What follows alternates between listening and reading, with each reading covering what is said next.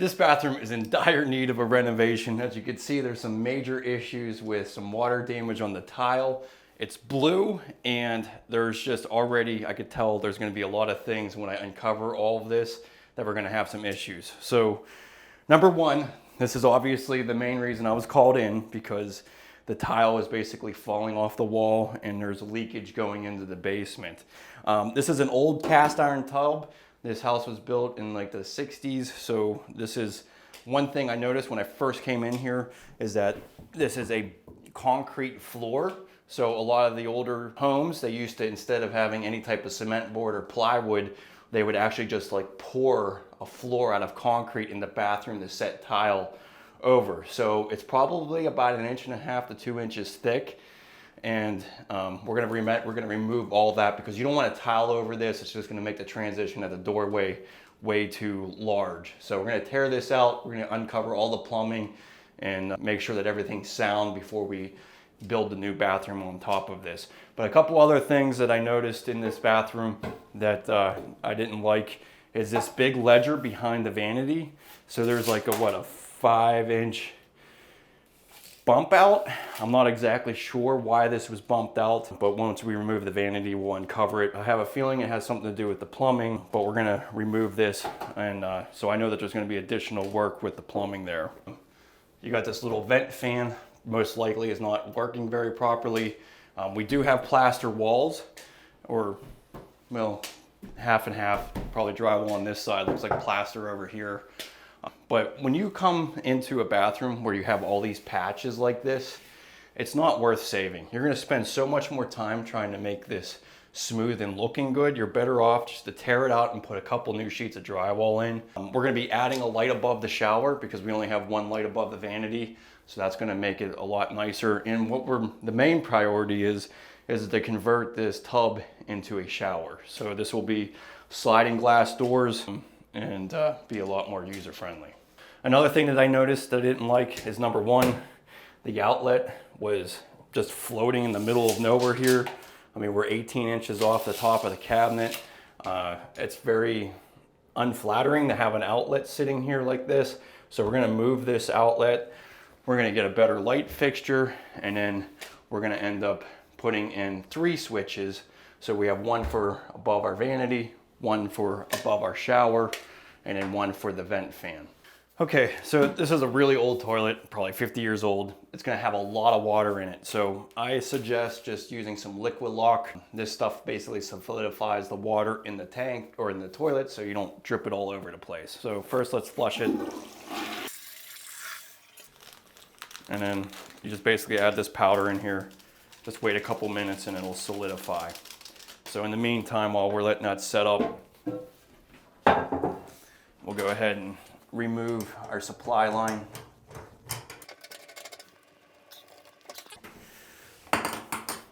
And then I don't even try using the bolts or try to even take these bolts off. I just cut them off with a grinder.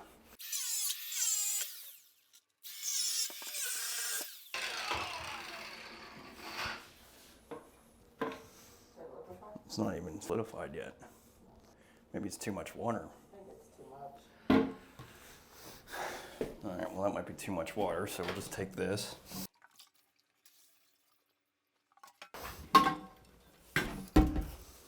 Okay, so this is definitely not the way you want to be installing a wax ring. This is a double wax ring. They basically put, you can see here, I'm gonna pull this out. So there's one wax ring, and this is 2 wax rings. This is definitely not the way you want to build up your toilet flange. Now obviously it wasn't leaking, so it did work, but most of the time you're gonna end up getting failures this way. So never do 2 wax rings. You always wanna use extension rings or put a whole new flange on, one or the other. You don't wanna be building this up like this, because most of the time it's problematic and will end up leaking. So double wax rings are definitely something you don't want to do. So we'll remove this, but now we're going to be removing this whole mud bed. So most likely we're going to be way down further. We'll be pretty much even with this existing flange, but most likely we're gonna end up having to put a new flange on. We could see a little bit of rust here, but yeah. The toilet stuff. Okay, so we'll just put a sponge in here for now. Okay, so the next thing is I want to remove this vanity just to get some space in here.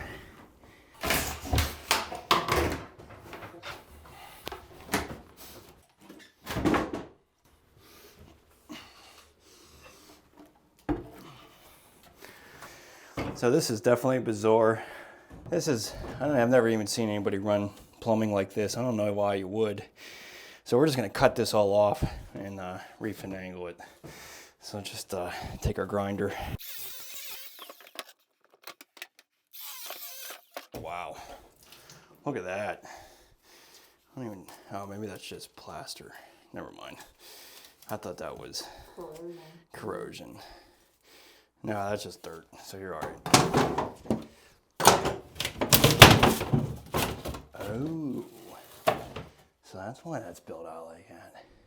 What is it? Looks like an old doorway or an old.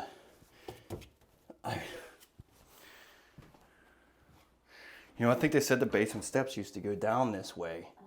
So that must be like an old false ceiling that came down. Very odd. Huh.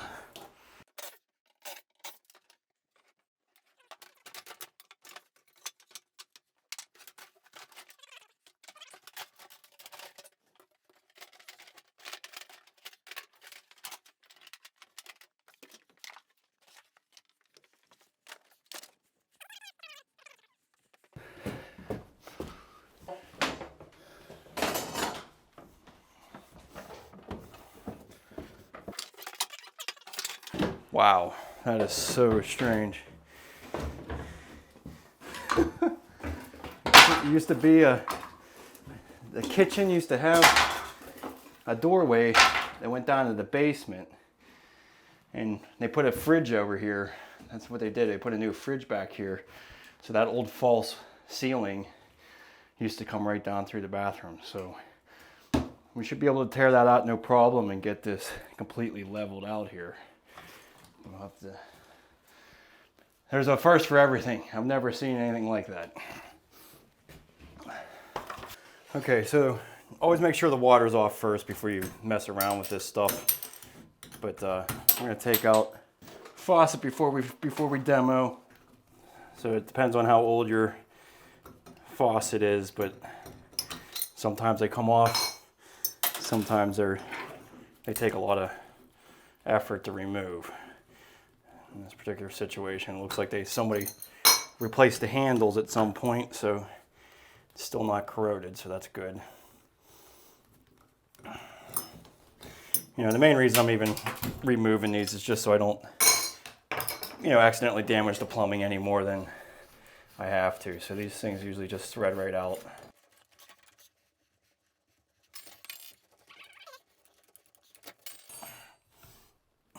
So if you can't get that to move, just cut it off with a Sawzall.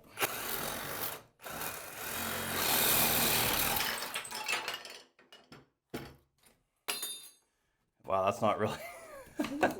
These towels are not really on here by much. There's not even any coverage on there. So this is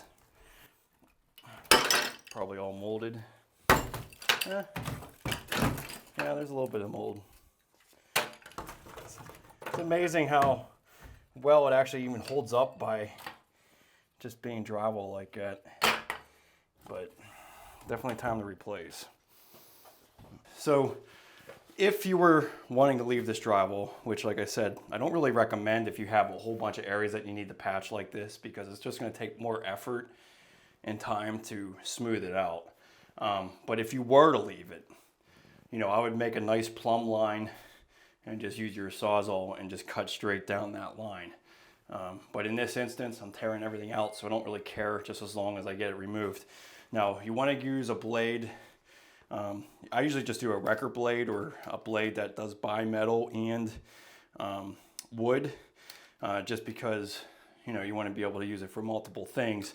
But just get the 9-inch blades. You don't want to get too far into the wall, because there might be electrical wires hanging around in there. There also might be plumbing. So Just be careful when you're using a Sawzall that you just don't go full in with the blade. Just try to keep it outside or just getting through the drywall area.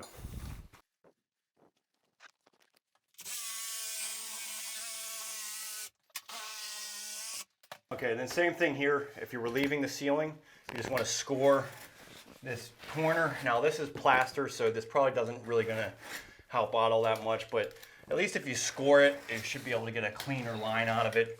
But I could feel that this top area is plaster. So plaster is tough to tell. Sometimes I use the metal lath in there.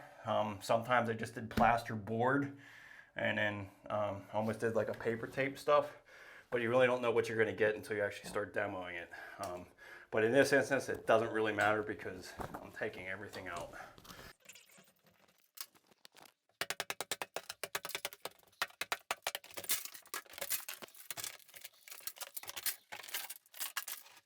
So this does have metal lath. So with metal lath, if you were keeping the ceiling, you just want to use a Sawzall and cut through that metal mesh, because otherwise you're going to just pull out a whole chunk of that ceiling. But this is only if you're going to leave the ceiling, and I'm not going to even do that. I'm putting all new drywall in. But I'll just demonstrate that right now with cutting it.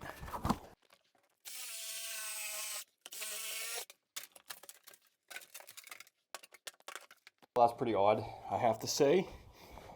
Look how thin that it's not even a 2x4. It's a 2.5 inches. So that's pretty odd. Hopefully my shower valve will be able to fit in that scenario. Most of the time you have 3.5 inches. So this is another odd thing. I don't know why you would have a 2.5 inch wall. I don't know the explanation of that one. I guess it's to save space. I'm not really sure. But you could tell they ripped it down with a table saw. So I really have no idea.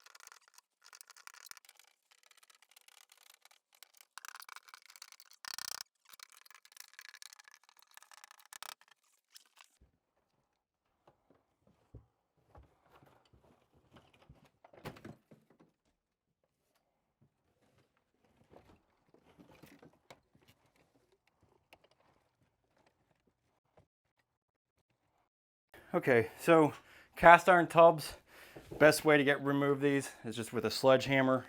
So you want to just make sure that you disconnect your overflow. Not that that really matters too much, but it's best to try to keep the existing plumbing intact so that you don't damage anything more than you have to. But once you actually remove or actually bust up the tub, it's not going to be a big deal because most likely it's just going to bust around the drain and everything. So, but disconnect this overflow. Okay, and then we'll just bust it out with the sledgehammer, just hitting it off the edge until it cracks. The cast iron breaks really easily.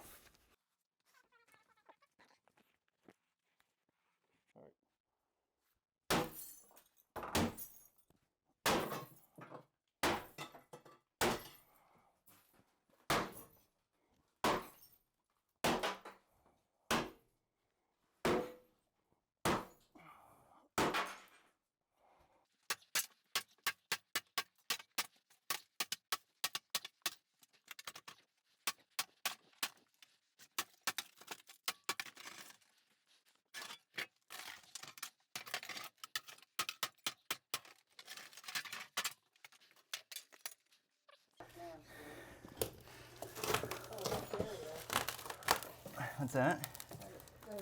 There were shards flying my way. I was like, Oh. yeah. No, it's just an old drum trap. I'm sure that doesn't flow very well at all. And it's 1.5 inches, so we're gonna have some refinangling to do a shower. So we're gonna have to rip up the rest of the subfloor to see what it's gonna take. But yeah, that's not good. You don't wanna leave something like that. I'm sure it's really slow draining.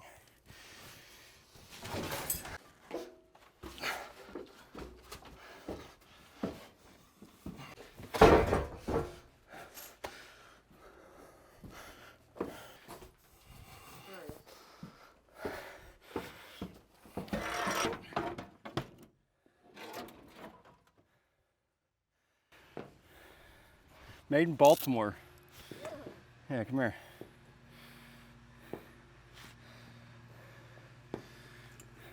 We really need to get back to this. Made in the United States of America, Baltimore, 1962. So everything back in the day was made in America. I mean, it's really, really awesome to see this older stuff. But we really have to get back to that.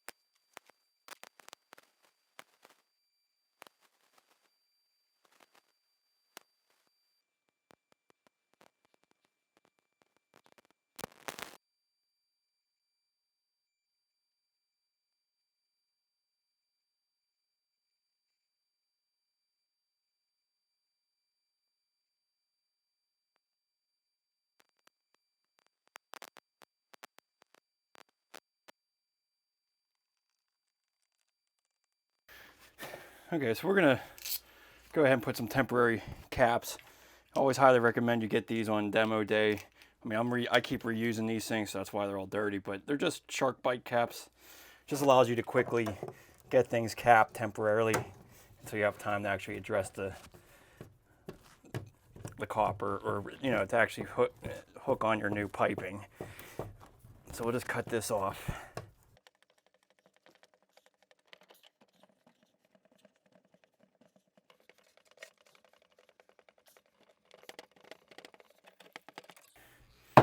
So when you see stuff like this, you want to replace that. It looks like that was going to go bad.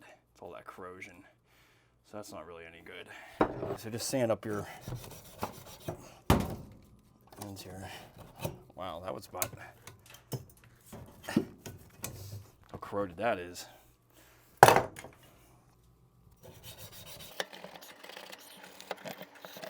Okay, then you want to take your deep burring tool.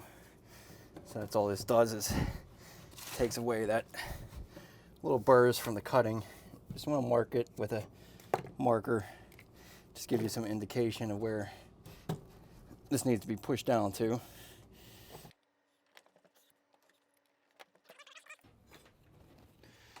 Okay, so we'll go ahead. We're going to refinangle all this. I'm not going to even keep any of this So we'll just we'll cap this down below here. Okay, so we'll just cut this stuff out.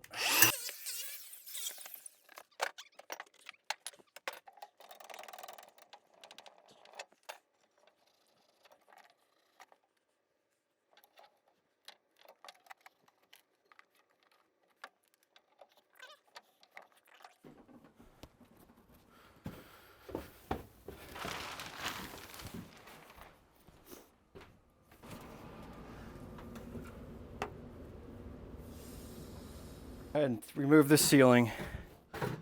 Nothing really fun about it. Hopefully the insulation isn't too loose up there, but if it is, it's just going to come down and you have to clean up the mess. So it's one of my biggest things I hate having to do, but you know, it's definitely going to be necessary. We want to probably move this vent fan a little bit closer to the shower, and we're going to get another light in there. And you know, trying to finish drywall against something like this is just an absolute nightmare. You always end up seeing where your drywall finishing was because this is a painted surface.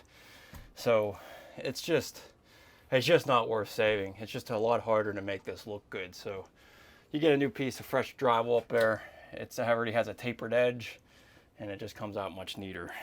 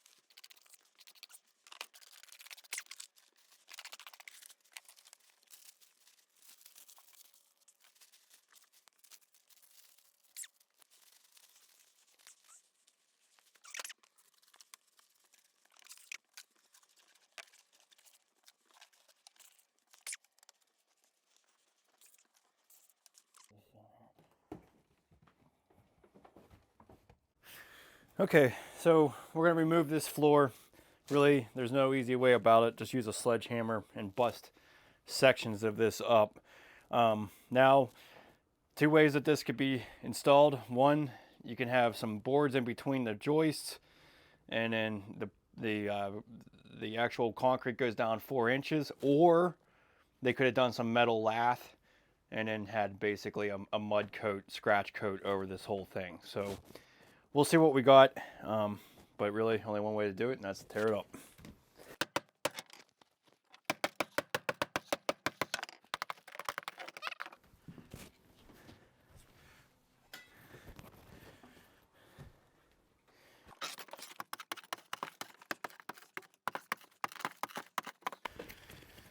So sometimes you can get a big bar underneath of it and start breaking it up in sections. So you can see I have metal lath in it. So they actually have some plywood underneath of this, and then they just put metal lath. So this is a little less thick than some of the older ones, but this is also could be a real pain in the neck to pull up because of all that metal lath.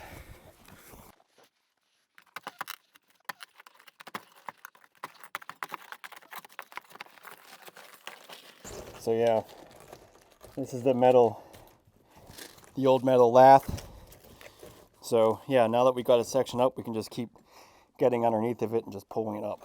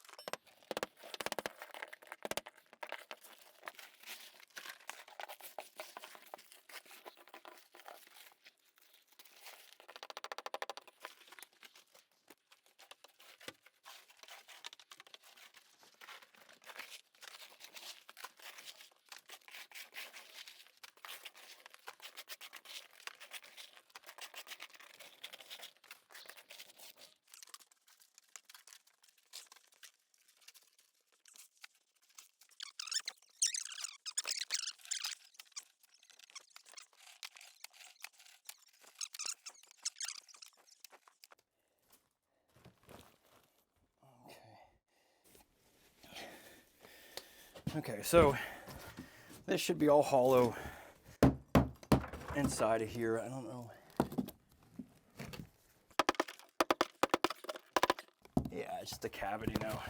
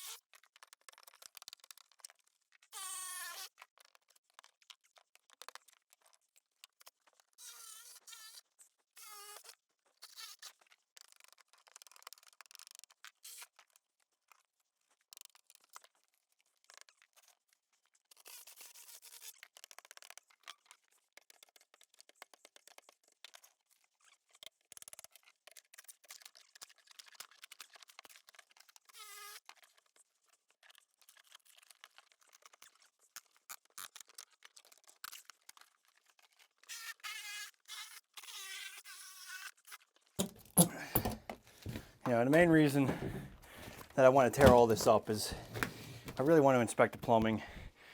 I still have to piece in stuff on the other side where the shower is. So in a 4x9 bathroom, it's like 2 to 3 sheets of plywood.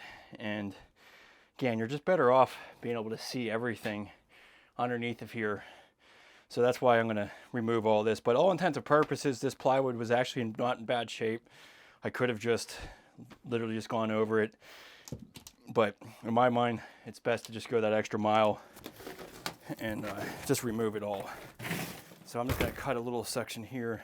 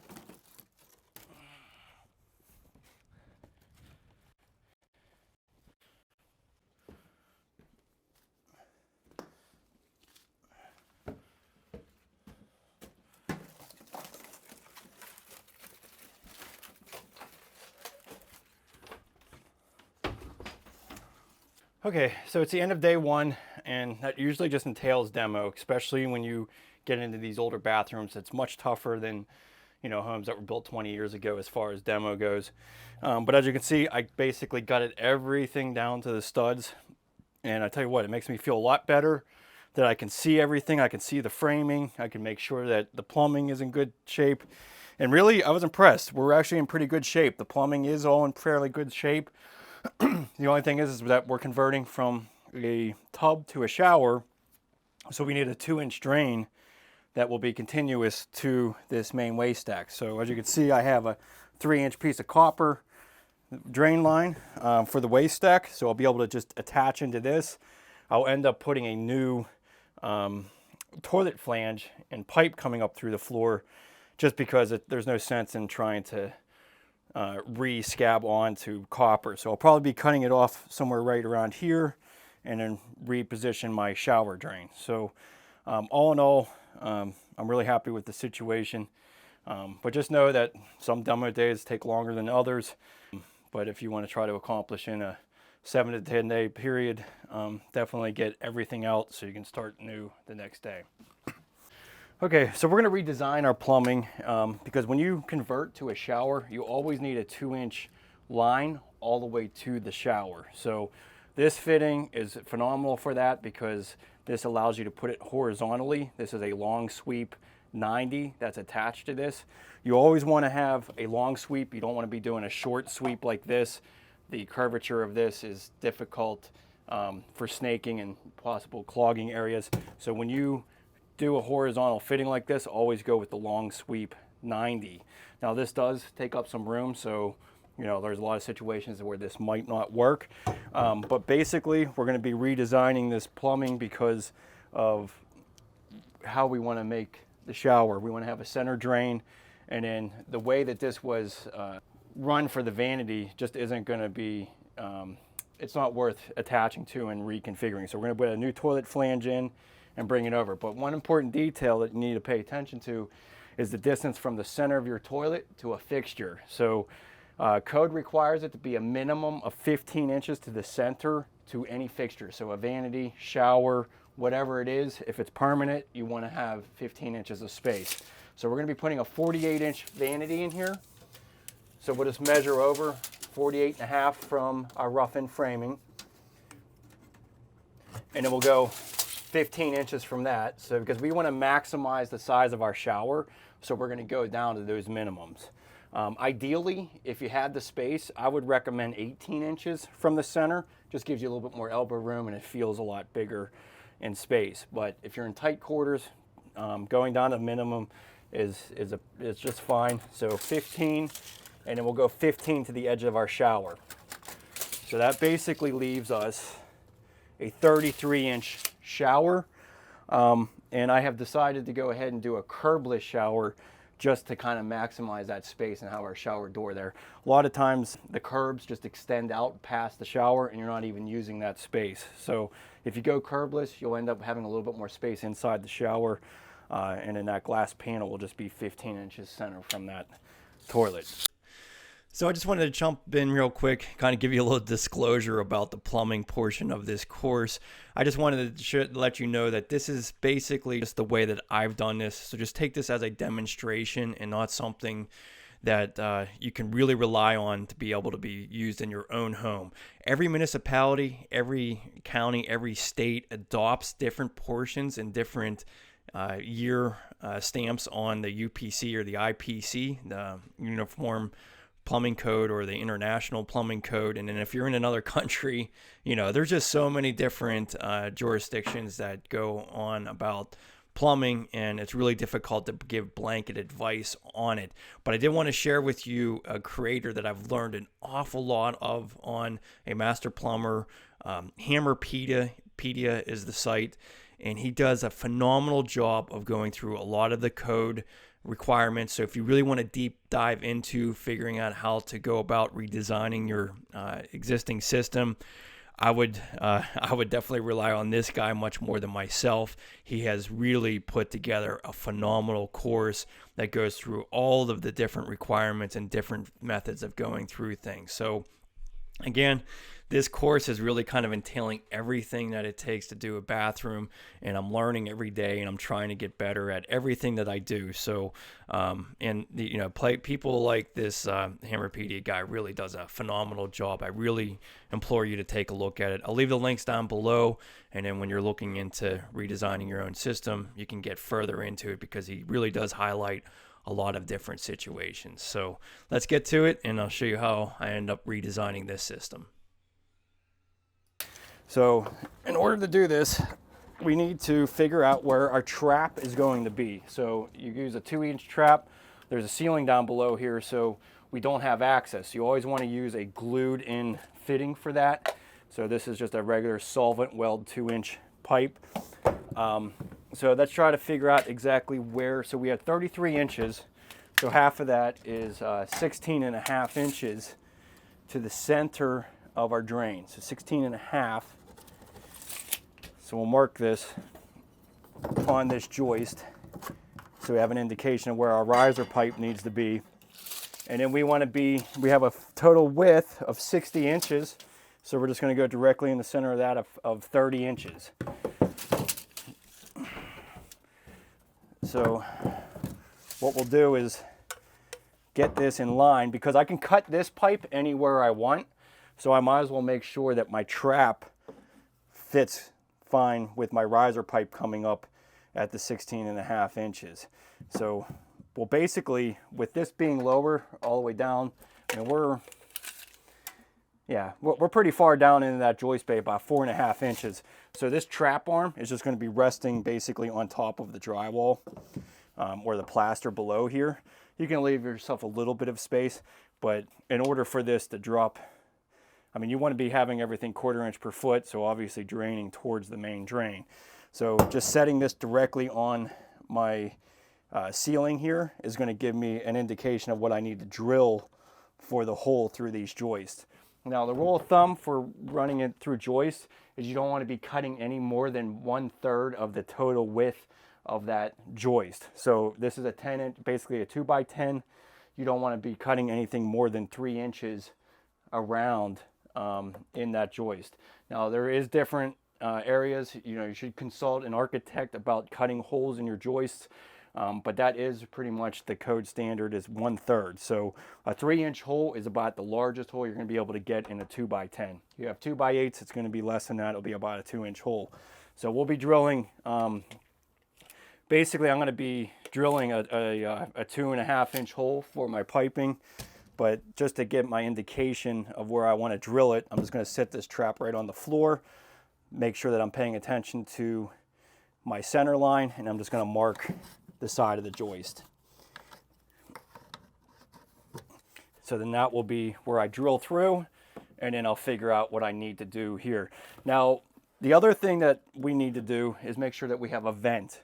So technically this would work in this scenario, but when you're using a toilet and you have a vanity, if you don't have a vent separate for the actual shower, when you're using those two fixtures, you're allowing water to go through, and you could potentially have a slow draining shower if you don't have its own vent. So you really do need to have your own vent. The way that we're going to accomplish that is using basically a fitting, a T with an 1.5-inch outlet, and we're going to be putting this on a 45-degree angle. You always want to have your vents, this would be considered a crown vent, basically being in line with your P-trap.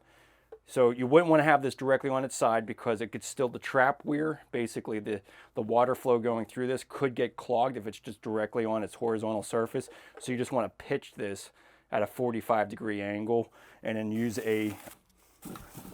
basically want to use a 45-degree fitting to bring your pipe over into the wall, and then we'll reconnect to our vent. So we'll get into this a little bit later, but for right now, let's just drill this hole where we need it.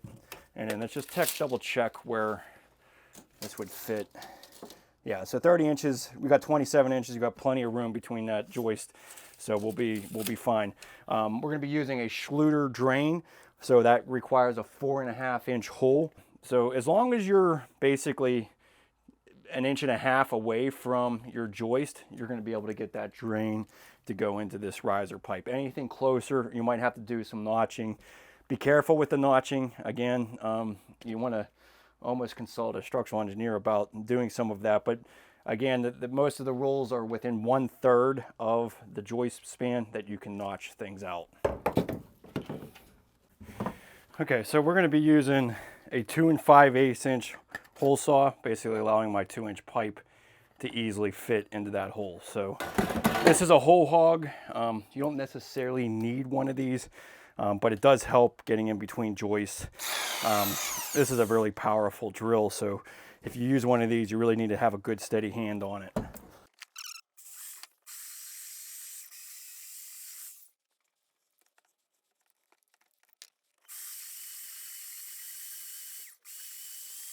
This it is a good idea to use a chop saw for your cuts so that they're nice and square. So I just always have this little saw for that. We'll just go something like that.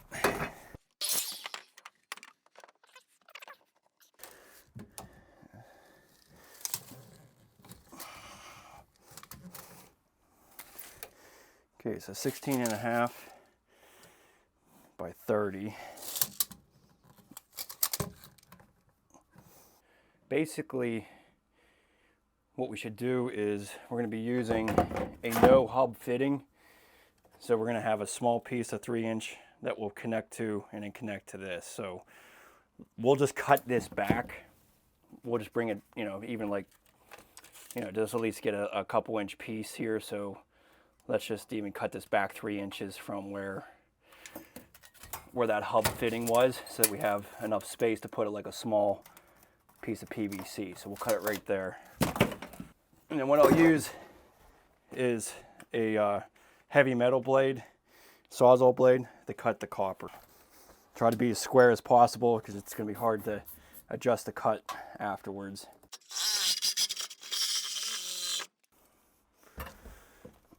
Okay, so all of this stuff can go out of here. I recommend just taking your utility knife and just scraping the side of this piping, getting burrs out of there. Just deburr it.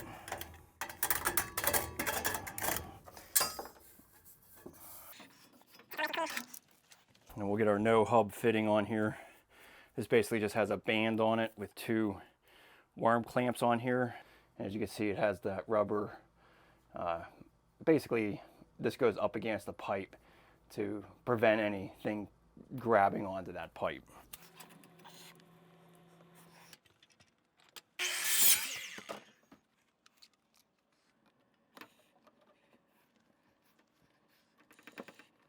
Okay, so remember when you glue stuff, when you dry fit things, things are going to go further into this fitting. So I'm a little bit on a longer length, but you just want to use the PVC and primer for this. It's just like a handy pack Wedi.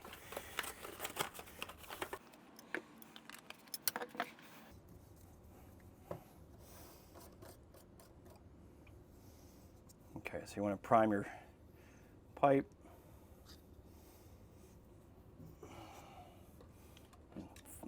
Prime your fitting.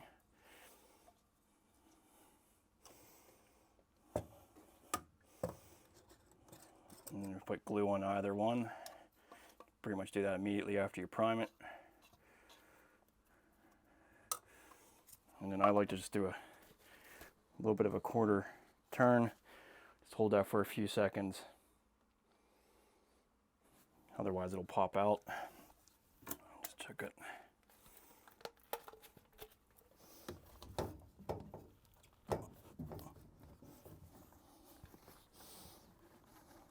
That should work.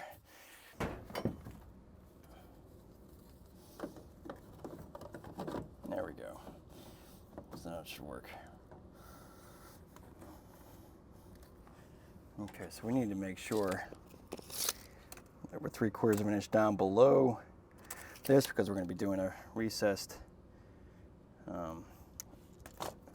subfloor for the curbless shower. So this is basically going to be hub to hub here. As long with your vent, with your crown vent, as long as this is on a 45 degrees so that you always have airflow going in here, you'll be in good shape.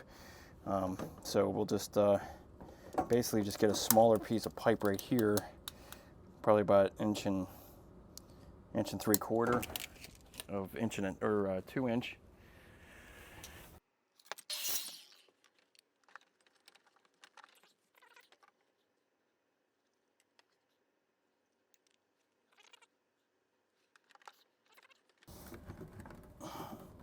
Okay, so that should work. All right, so remember, you're going to get a little bit more room when you glue it because it slides into that fitting better. So we'll go ahead and prime this whole thing here.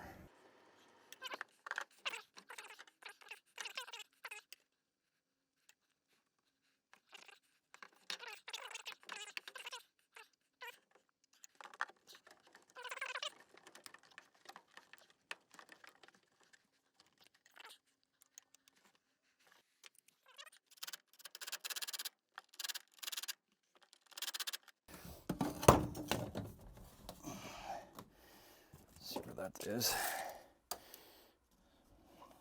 All right, so on this one, I'm going to prime this obviously and prime our fitting or our pipe.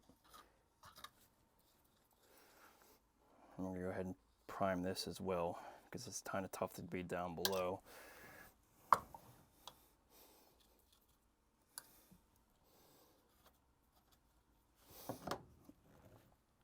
I'm going to just use a level to make sure that your riser pipe will stay plumb.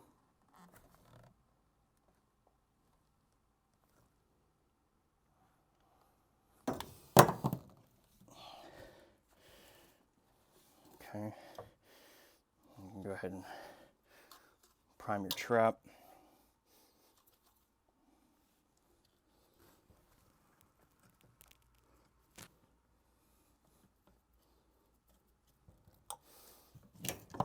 Okay, then you go ahead and glue this in. And you want to make sure you stay centered.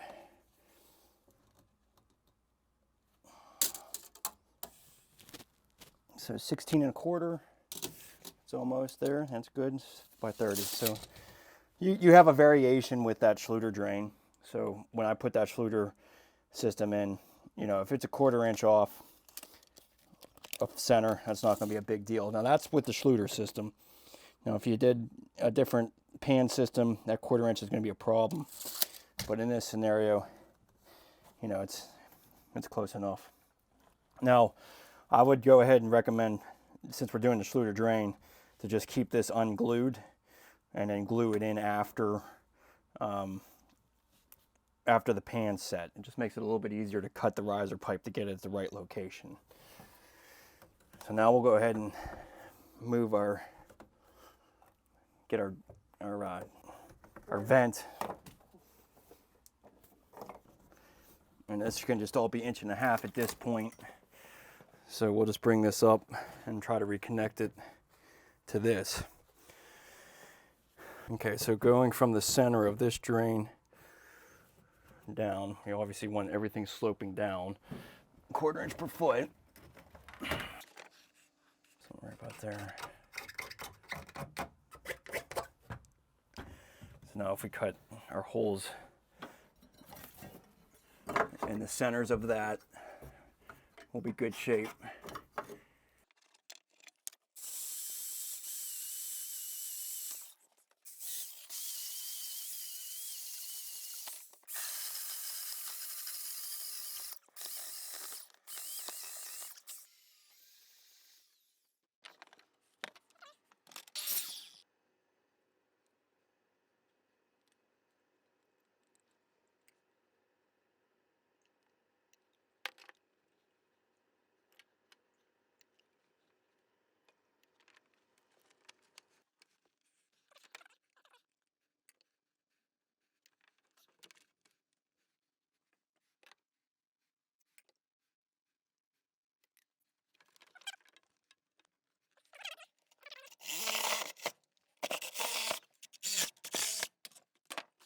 But on this guy, make sure you deburr it.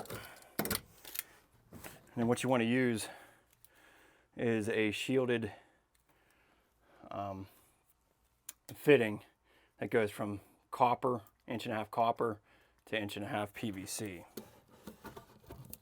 So one side has a thicker rubber membrane to go around the 1.5" copper, and then this one goes around the regular PVC.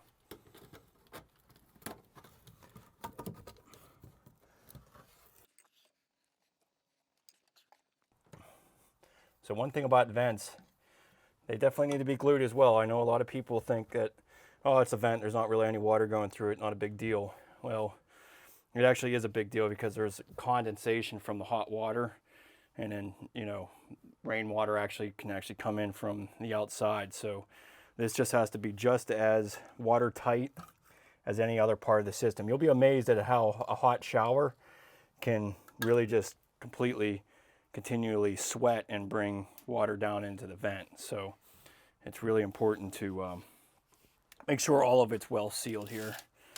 And then, so 6.5.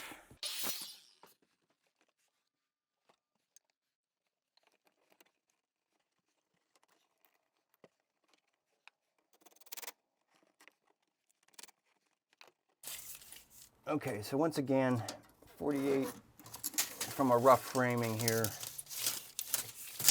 We're gonna be 48.5 to the edge of my vanity by the time I get the drywall on. Okay, and then, so from there, 15 inches, that's where this is gonna be the center of our toilet right here. Okay, so that's gonna be center. So what we're gonna do is just have basically a fitting that's gonna continue over for our vanity. So this is gonna sit right here. Now, the one thing that I'm not exactly happy with, but you know, 12 inches would be the best location for this piping for a rough end of a 12-inch, but I'm going to be a little bit further outside of that just because of the way this joist is positioned. I'd almost have to cut out a lot of that. Now, I can probably get an offset and notch this, but it's going to end up being too close to the wall that way, so you're kind of stuck in between two kind of bad scenarios. So what I'm going to do is just going to tuck this right up against the joist, and then I'll probably be like a 12.5-inch center. It's not going to be terrible. You're going to end up having just, you know, probably about an inch gap behind the toilet. Most toilets are going to be 12-inch rough ends. That's most of the ones that are at the stores, but you can get 10-inch and 14-inch. And unfortunately, just the way this framing is, now obviously you can restructure things to make this work, but all that additional labor and work is probably not worth it. So having an inch behind the toilet is not going to be the end of the world.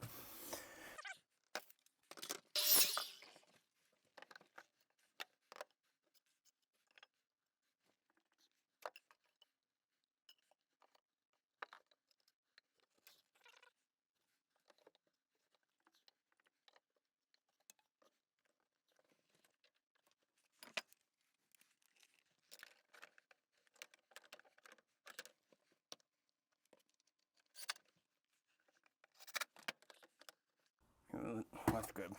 Okay, so that gets me to where I want to be. What we'll end up doing is getting a glued-in fitting that fits into this hub. And this one's made for sliding over 3-inch, but we're going to get one that goes into this fitting. So this won't work, but for right now, we'll just have this kind of extended up so that we know where our pipe should be.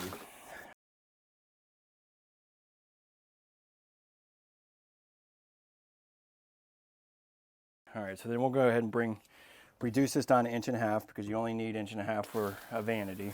So we'll get one of these reducers.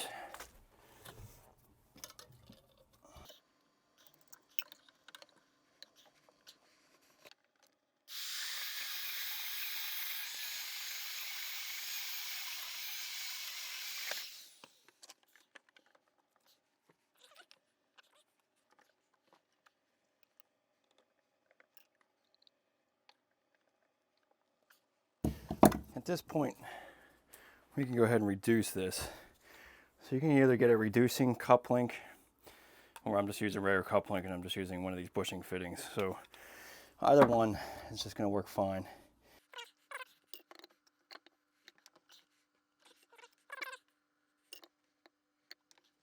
So then if you're going to make this a 90 on its side, either do a long sweep 90 like this, or you can just do two 45s like this.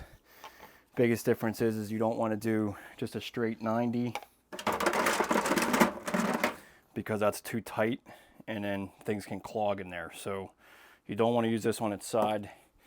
You want to use a long sweep 90, or just you can use two of these street 45s to create that. Or, you know, you can also bring them out like this, have pipes extended out. So just as long as you don't make the 90 too tight, that's all that really matters.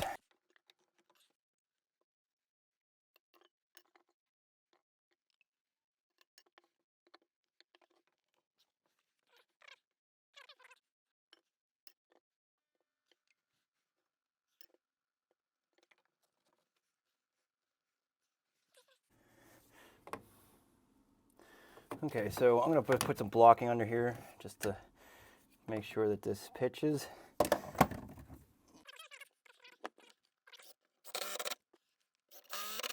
So I would recommend just going off of the floor 21 inches. So that's right to the bottom of this. So we're basically going to be right here. That's where we would probably want our T. So that's basically where this will be. Now this is a little odd. This used to be obviously a stairwell, so this really isn't that structural anymore. So I'll cut some of this out to allow this pipe to go through. But 21 inches to the center of your outlet is typically good for most vanities, but always double check what you're actually installing.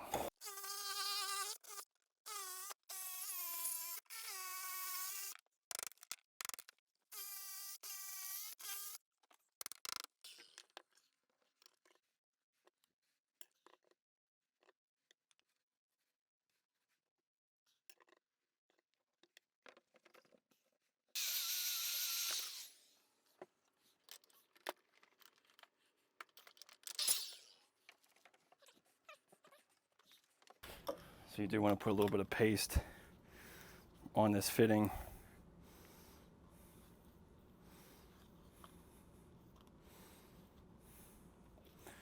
I don't know how real important that is for this, but you know, not a bad idea to make sure it's sealed. And then this goes on to 2-inch or 1.5 inches, so it makes it easy. But the biggest rule for this is just being above the flood rim of your sink. So your sink's going to be all the way down here. So as long as you're 6 inches above that. And this also can be done inside the cabinet too. But since we have access here, I'm just going to stick that here, and then that'll give me the vent for the vanity. So I just wanted to mention that an air admittance valve is definitely something that a lot of places will allow. You just need to have access to. So where I have this positioned is in an attic space, so somebody will be able to grab that and change that out if there was ever an issue. But this device basically just allows air to balance out the pressure system in the system without actually having to be vented through the roof. Now, I should mention that it is ideal to actually go all the way through the roof with your vents or tied into something that goes through your roof. But in this particular situation, it was going to take an incredible amount of a lot more work to be able to do that. Also probably create a penetration through the roof. And really, all of this plumbing was never really planned for this bathroom to begin with. I was not attempting to get into this level of stuff, and really the client didn't have the extra funds to be able to do that. So this is perfectly acceptable in my area. There's just a lot of areas that might frown against air admittance valves for things, but it's going to work great for this vanity situation. So just take that as a little disclosure there.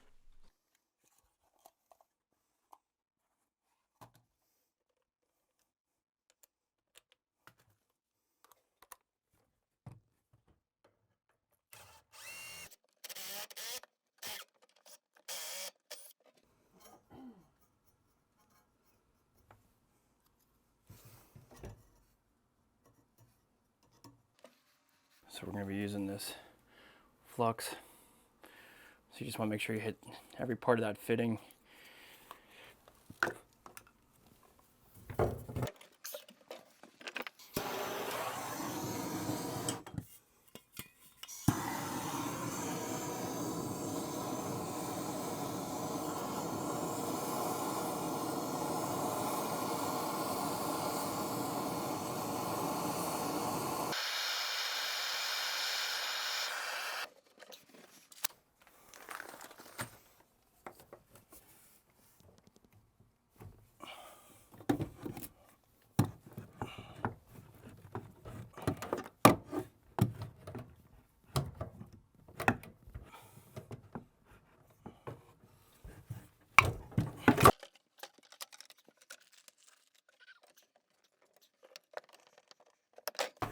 All right, since we have all this framing here, I'm going to loop my cold line all the way back around rather than notching out this joist.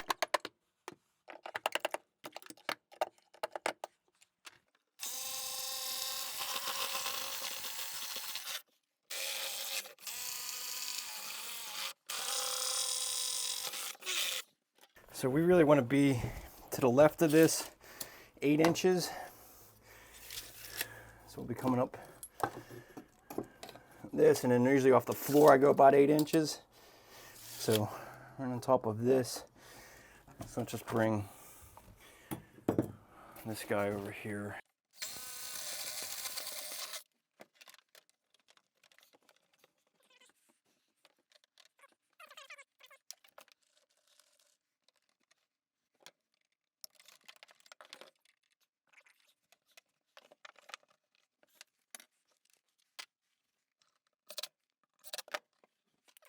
Really, you just want to make sure it doesn't interfere with your baseboard. There's nothing worse than having to notch around your baseboard. So really, by the time I'm done with my finished floor, I'll be about 8 inches on there, and then 8 inches, 8 or 9 inches from the center of this. You just need enough room so that you can connect your supply line.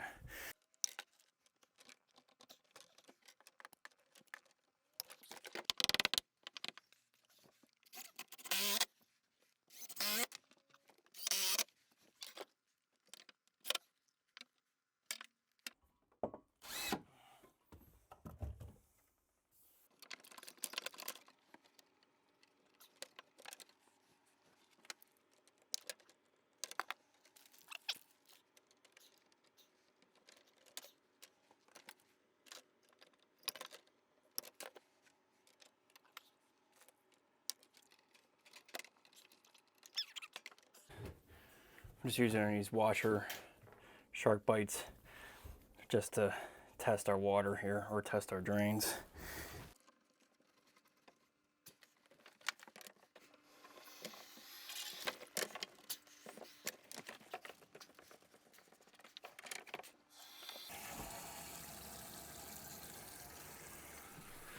So it's always a good idea to definitely test and make sure that you don't have any leaks in the plumbing that you just installed. Now, I would wait a few hours. Now, this was definitely a few hours after gluing everything. Most PVC glues will take that long. Now, you wouldn't be able to put any pressure on the PVC till the following day, but just doing a simple water test like this shouldn't be a problem. Now, the way I did this was as kind of a simplified short version of a test. I did not fill up all of the fittings. What ideally you want to do is be able to put a plug in a clean out, probably further down the line, probably in the basement somewhere potentially. A lot of times you don't even have any clean outs to be able to do this, but they have adapters that you can put in a plug and allow you to fill up the entire system. That would be the ideal way to go, and that is certainly the way a lot of inspectors want to see the job as well.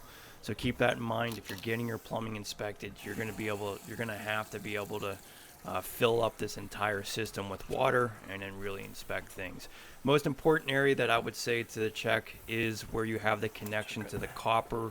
Typically that's usually the issue. Everything else that you have glued, as long as you glued it and primed it, you should be in good shape.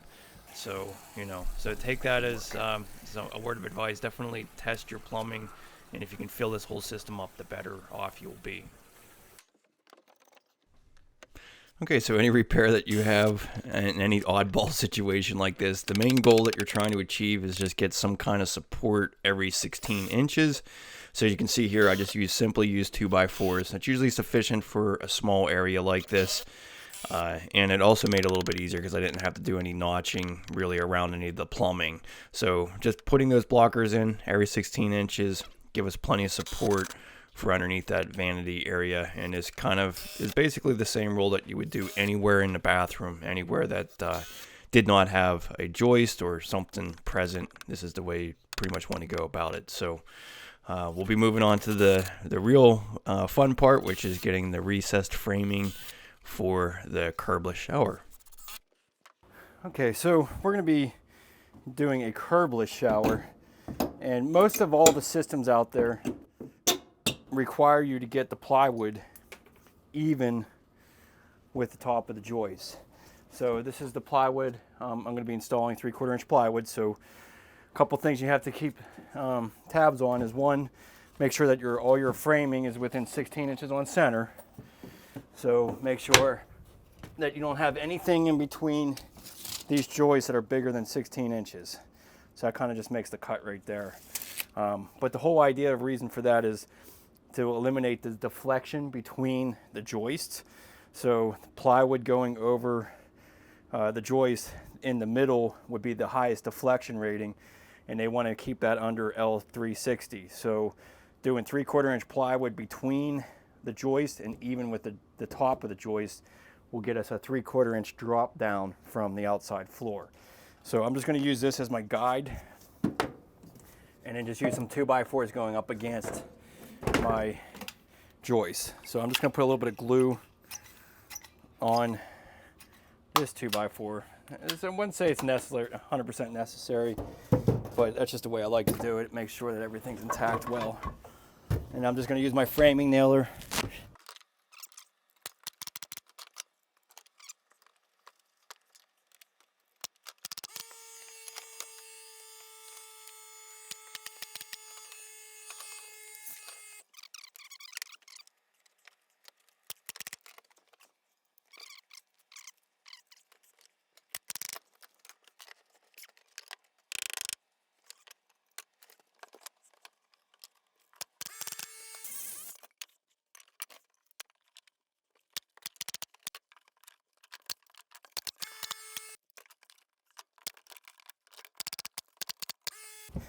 To get support underneath this part where the vent stack is going, I'm just going to basically notch out the joist a little bit so it can recess down in. So I'm probably not going to mess where the pipe is actually going through. I'm going to just go from here over. And I'll just use my oscillating tool to do that.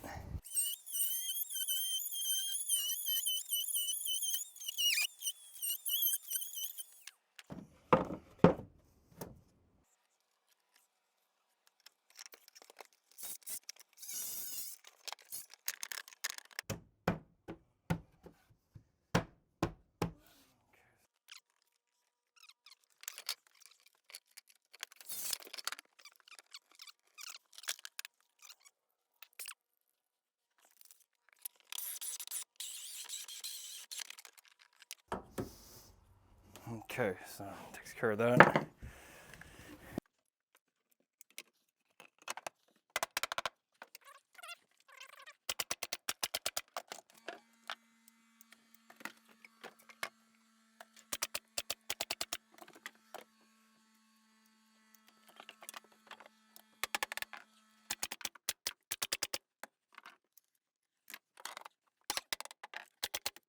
The Schluter pan that we're going to be installing is 1 1/8 inches thick. So we need to raise the floor on the outside of the floor to make this a curbless system.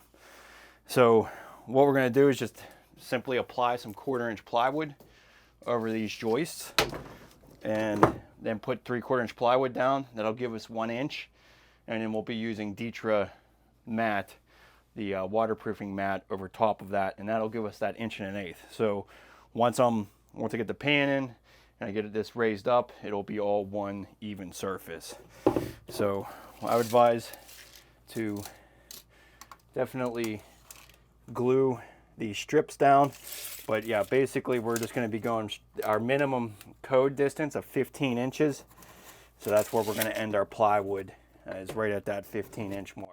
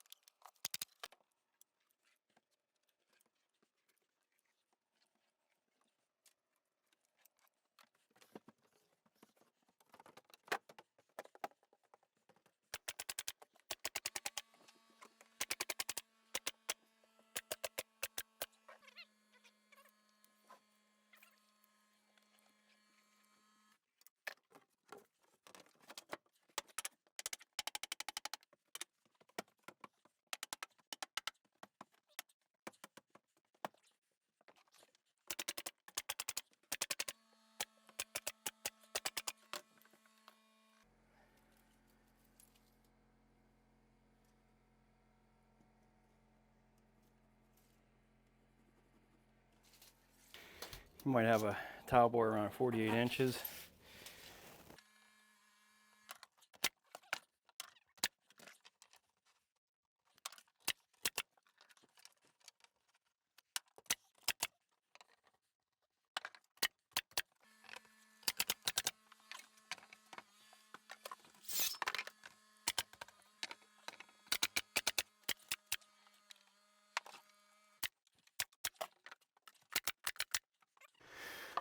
Okay, so we're going to be changing this out and put in a 3-switch gang box.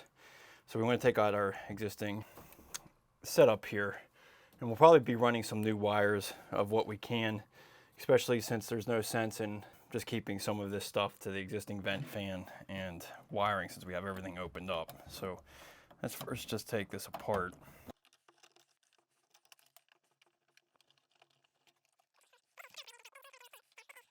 Now obviously, now this is a kind of a generic way to do this, but they got two lines together here. So this must go to somewhere else that this is directing power to. So just take note of that. So we can trace our wires now that we have everything opened up and see where these go. So this one is going up across here and then up to our light. So we're gonna just eliminate this one completely, because I'm gonna, well, not eliminate it, but we're gonna just replace it with a new wire. The way to get these staples out, I always found it easiest just to use these regular snips. Just try to grab a corner of it and pull those staples out. You have to just take the end of the snips and grab it and pull it. Okay, so this line here is my light. So let's just get rid of that. Now this is definitely not the way you connect wires, just using tape. I have no idea why they wouldn't have a wire nut for that. But, I mean, it obviously lasted for a long time.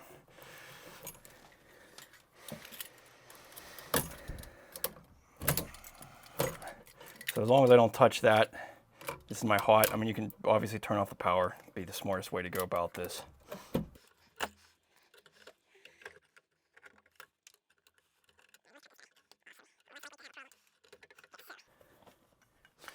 You know, and if you have a lot of wires in a box like this, it's not a bad idea to just take a picture of it so you know that what you're working with, and so you can get it back the way it was if you're not going to hire an electrician. And even if you are an electrician, you're going to want to take a picture of it anyways. There's no sense in trying to discover where all these go to. Just makes it easier. But this is a pretty easy configuration because all it really is just a light and fan, and then they just have a power lead, and then they have something else connected to it. So we'll just have to make sure that those wires stay together.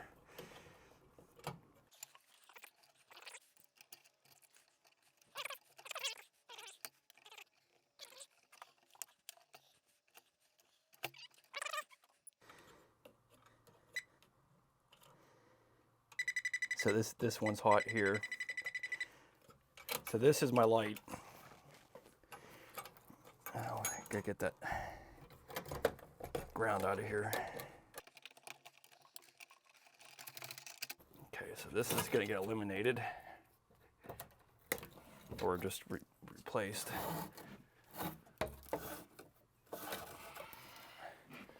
Okay, so let's just trace our fan.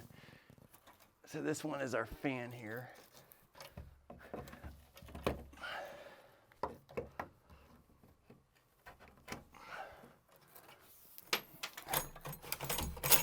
Okay, so this one we're going to replace too.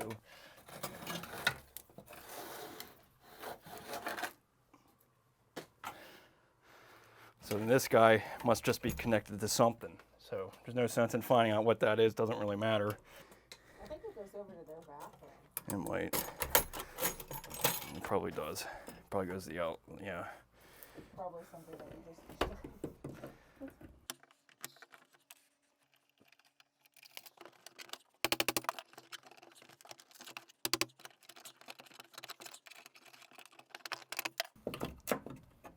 You can remember that. No. Okay, so these little tabs stick you out 1/2 inch for drywall. Pretty simple.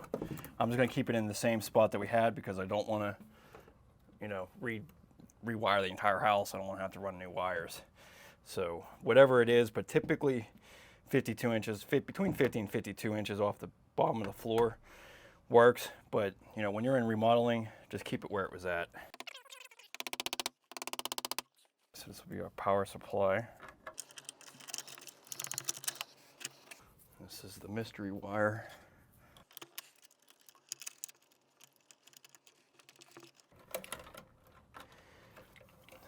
So we got 3 switches here. So we're going to put 3 pigtails because you want to have an individual power for each switch. So I would make these a lot longer. You can even like cut them back like 1.5 inches. Make them real long so you can connect them all together well.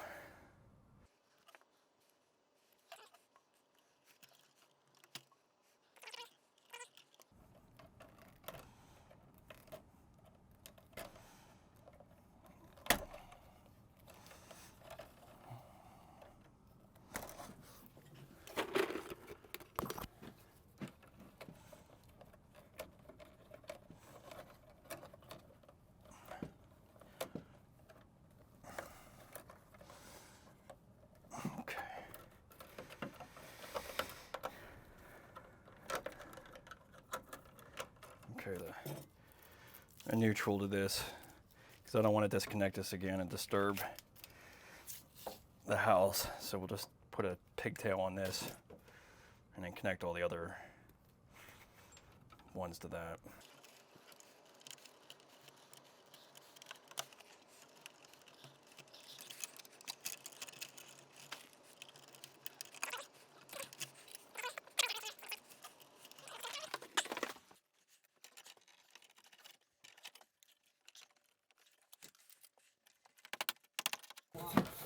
Yep.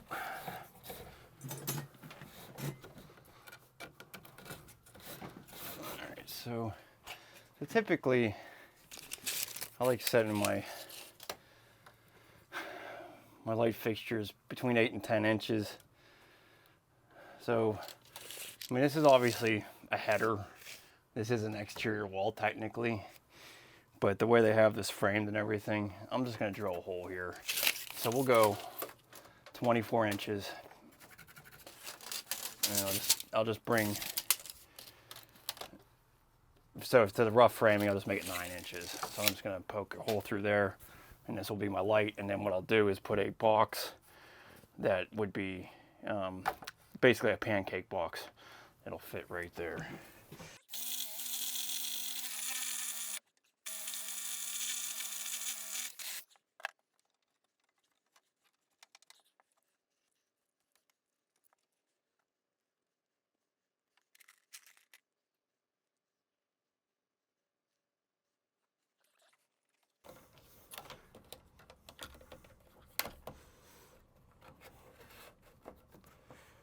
Okay, we'll temporarily set this one in. Just so we have some light in here while we're working. You know, and I usually don't put any of the switches on until after I get the drywall in, because I want to roto zip around this with the drywall. I don't want to have to take the switches out.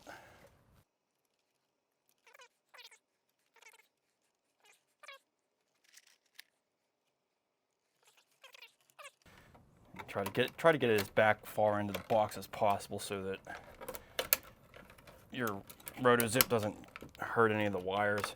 We still got 2 more wires to run, one for the recessed light above the shower, but we don't need to have those powered right away. We can just run them in here. Yeah, so as long as they stay back. That roto zip punctures in, it goes in about a 1/2 inch, so you just kind of want to stay away from it. But a lot of times when I roto zip, I just try to go to a location where there isn't wires, because you're really just running that roto zip around the outside of the box. I would recommend bumping this out so that you're not so close to the corner of the wall. So just put another stud here. And we can just use a box like this.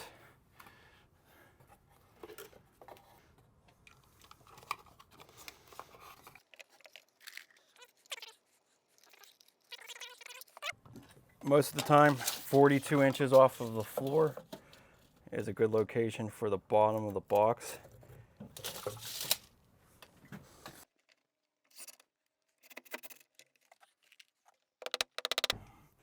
When you staple, it's just meant to keep it in place.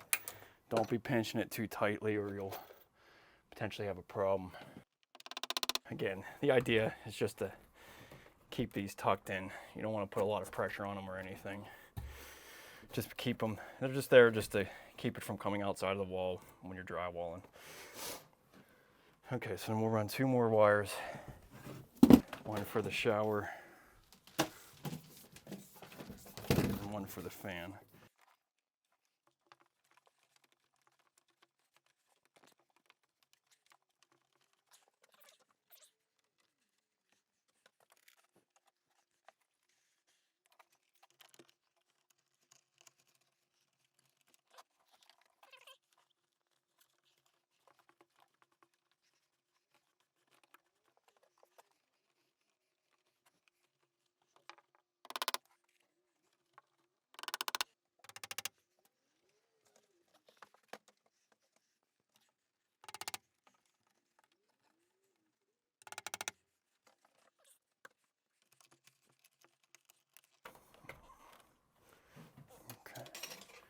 All right, so that's all set.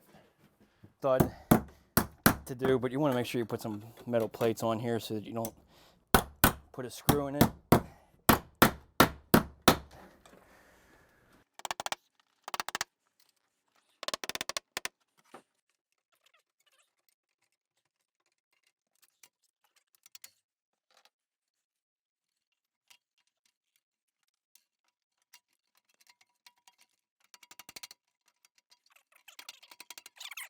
Okay, so our vent fan, obviously be best to center in the room.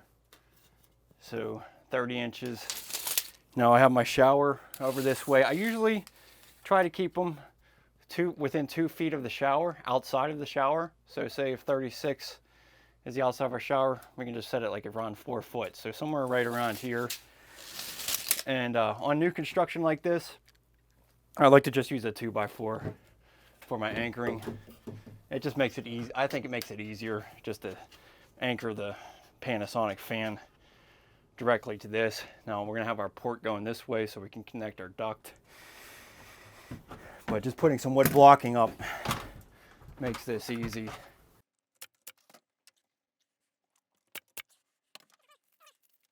30 inches to the center. The half the size of that fan is 10.5 inches, so we're within an inch, you know. But you don't want to be modifying anything with a truss, so you're gonna have to just stick with what we have. It'll be about 1 inch off of center, 1.5 inches off of center. But some circumstances there's not much you can do about it. But then, so all we'll do is anchor the fan here and here, and connect our wire and connect our duct. Okay, for the attic space, we're going to be using some 4-inch insulated pipe.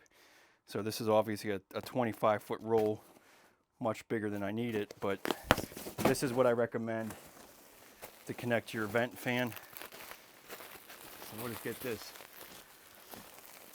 up there to grab when we drill our hole.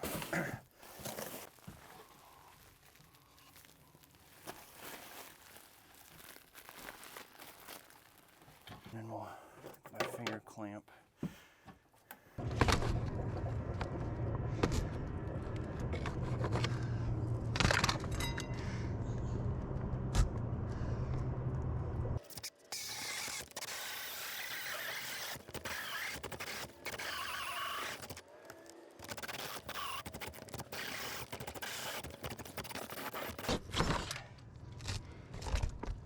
You got it?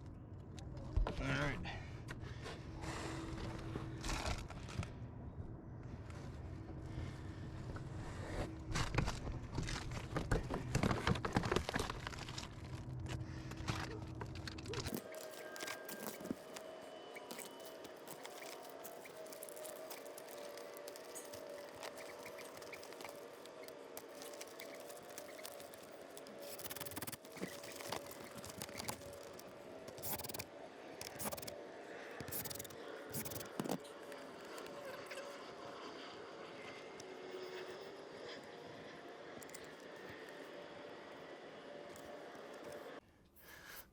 Okay, so I recommend using some foam insulation here. Just go all the way around this vent. This is just, I mean, it's for insulation purposes, but it's also keep bugs or anything else possibly getting in here.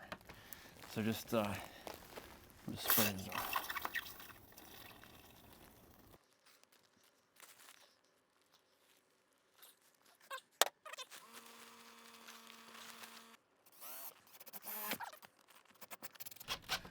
All right, so that'll hold that insulation around there. And then we can just cut this to fit to our vent fan when we're ready.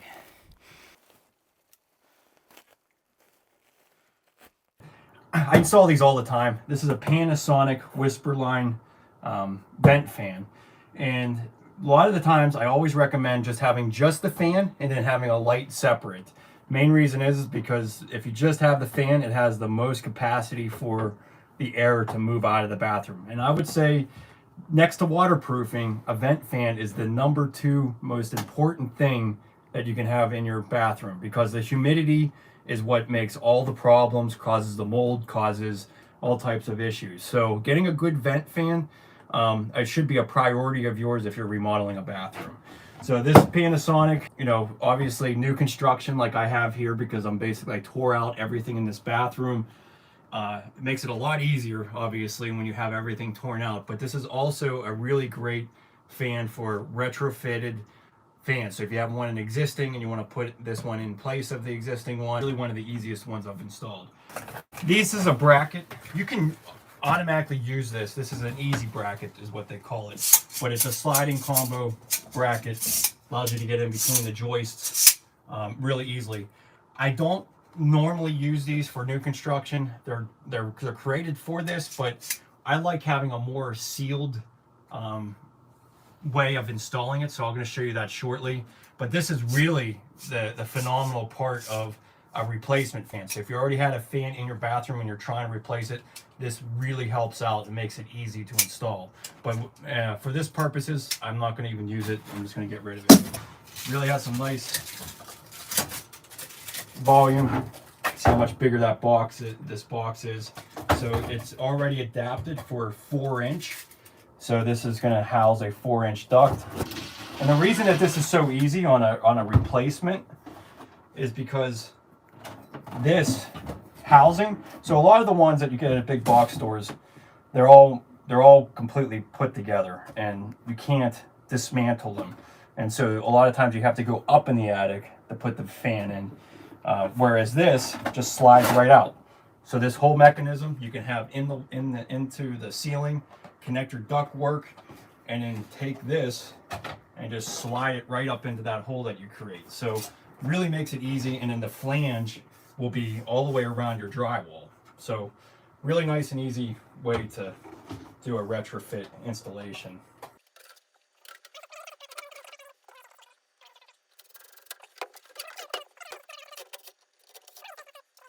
All right, and then we'll just take out one of these knockouts. And I like to use just these non-metallic 3/8 inch push-in connectors. I think it just makes it easy. So you just take one of these, it just press right into the knockout. And it takes a little bit of, yeah, there we go.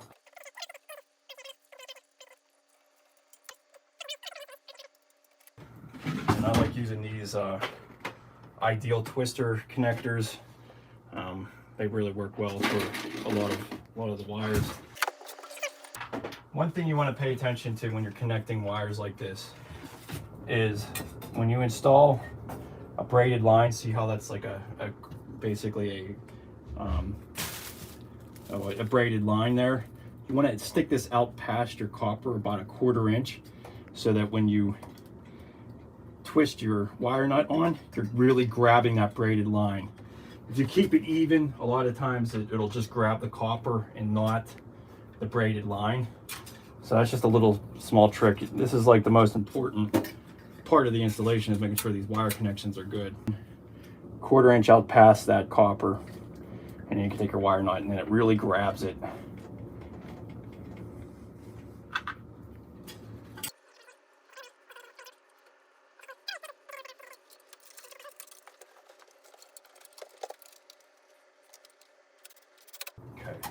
So now we have a sound electrical connection. Put this into place. I know this seems like a really simple installation, but I tell you what, there's a lot of cheap vent fans out there that make this a much harder installation. And the other thing I really like about this flange is that I can put I'm going to be gluing the drywall up, so I can put sealant all around here, and then when I put the drywall up, it seals it. So a lot of those cheaper vents, if you had a gap in between your drywall, you're going to be sucking air from the upstairs attic area. So it's just a small detail, makes it nice and easy. So then you want to use a worm clamp to connect your duct. So we'll just, I already have this ran outside to that gable that I mentioned. So I need to cut some of this excess off.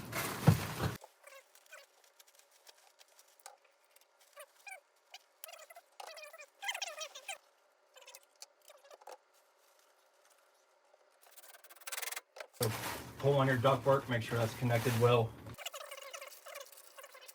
around everything. Just hold that up.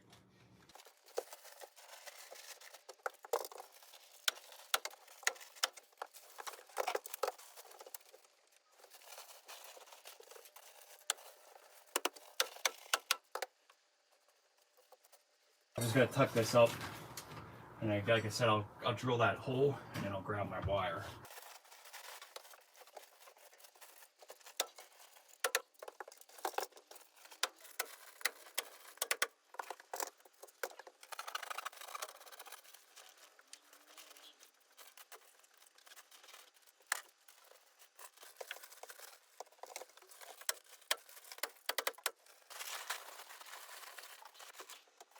Just, put a blocker up on the wall, keep it down by 1.5 inches or something. This is just helping to hold the board in place so it doesn't fall on your head when you're trying to install it.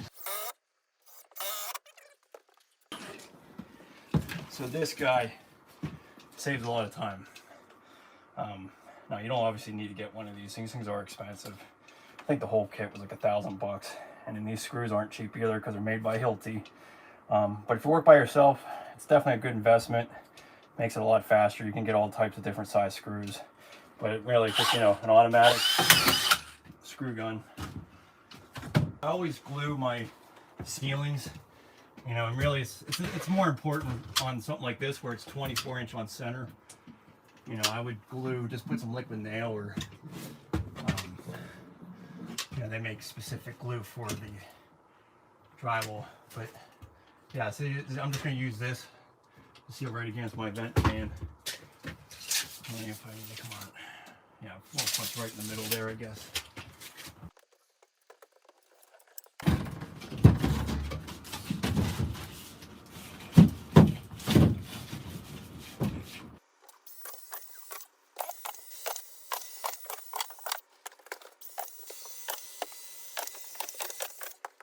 But you can see now this is nice and tight to my vent fan. And then what I'll do, I'm not going to do it live because it's going to be too noisy, but I'll just take a roto zip, I just zip it right out.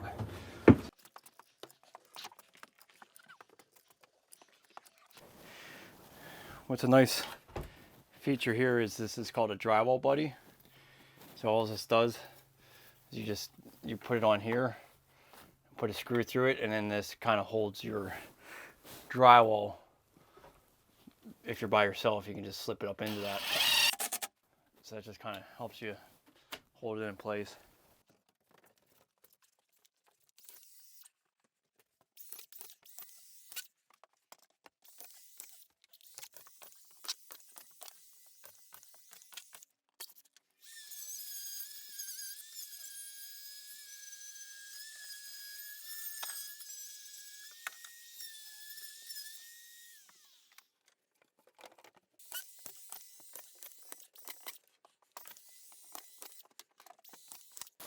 Mineral wool.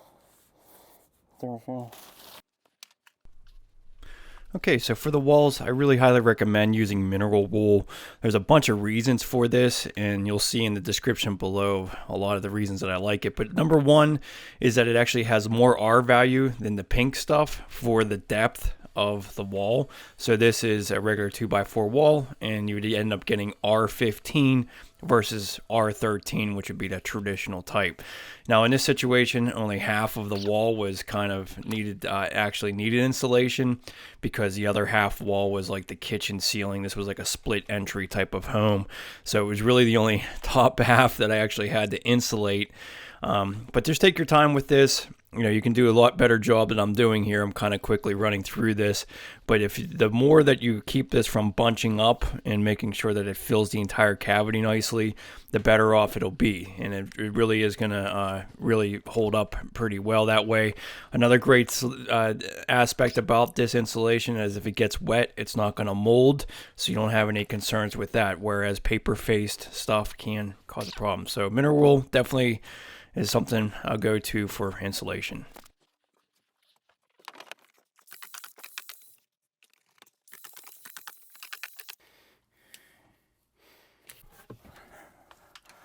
Okay, so this is going to be some blocking for the shower door.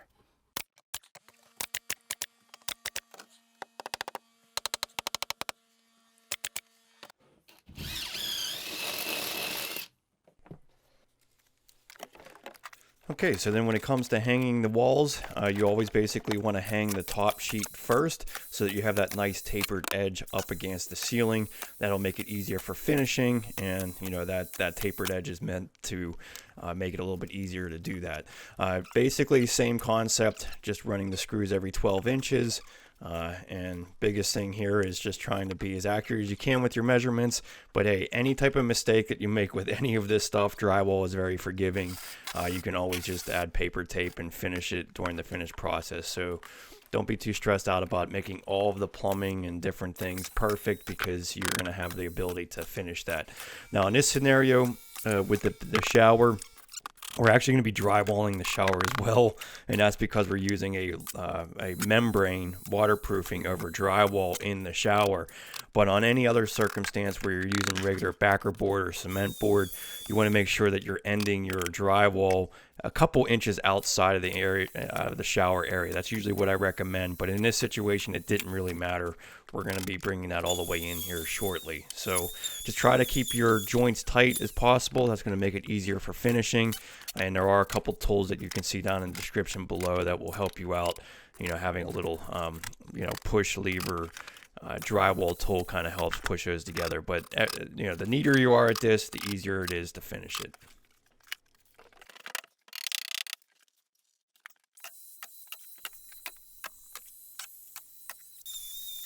And then, sorry I didn't get a better angle at this, but using that rotozip really helps out to cut around those outlets.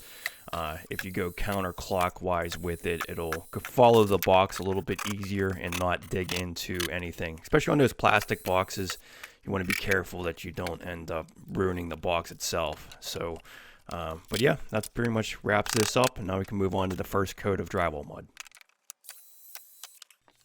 Okay, so now it's really starting to look like a bathroom. You got your drywall hung. I always try to get the first coat on the day that I hang the drywall.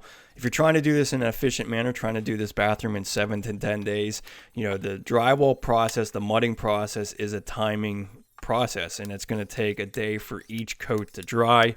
Typically you're doing 3 to 4 coats depending on, you know, your skill level. So you'll get better at this. The first coat is kind of a nice starter for you because, you know, it doesn't have to be perfect.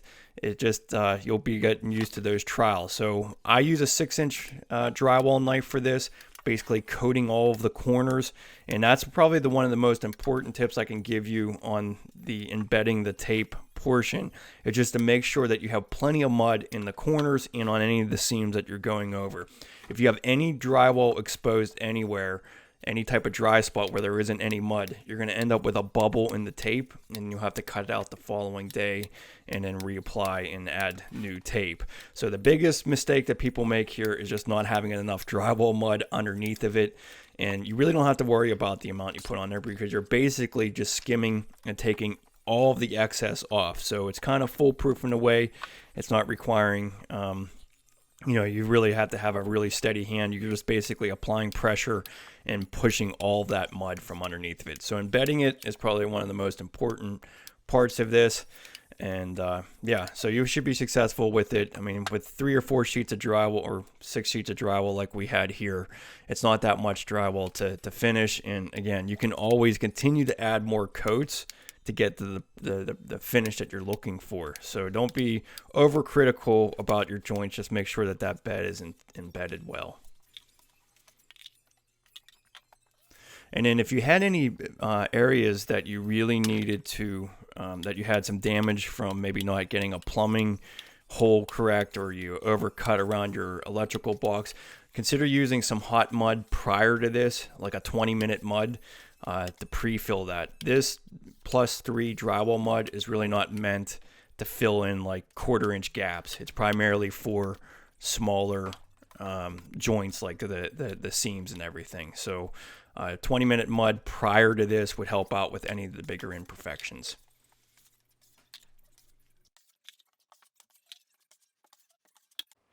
All right, so second coat. Really, I just like to do a light sanding with a sanding sponge. Just kind of get the crunchies off of it. And then you want to use 2 types of blades for your flat seams. So a 12-inch and a 16-inch usually does the best. And then we're going to do one side of the corners. So let's get into it. So I'm going to do a real light sanding, not taking much off. Just kind of making sure that there's nothing going to interfere when I go to mud it.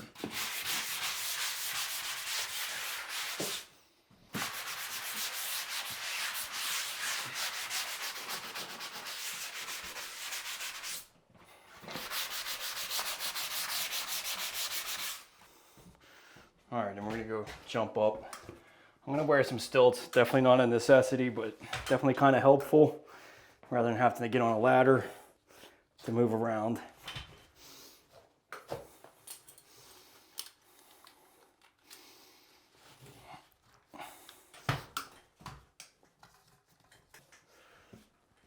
Okay, so just lightly sand this corner.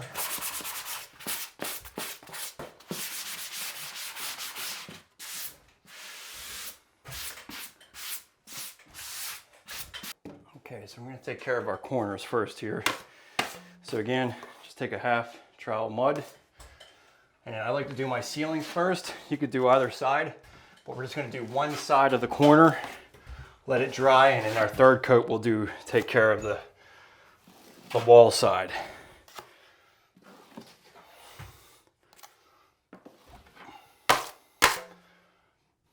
So just apply that.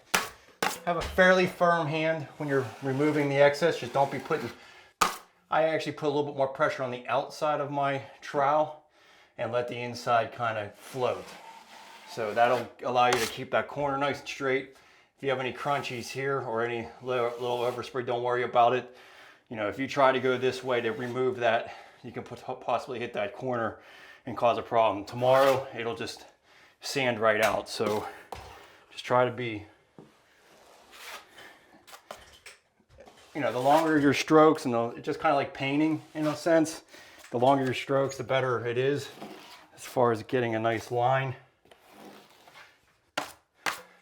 So even like that little bit there, don't worry about it. And then just put the pressure on the outside of your blade and just pull across. And then like anything like right this little crease here, you can just sand it off tomorrow.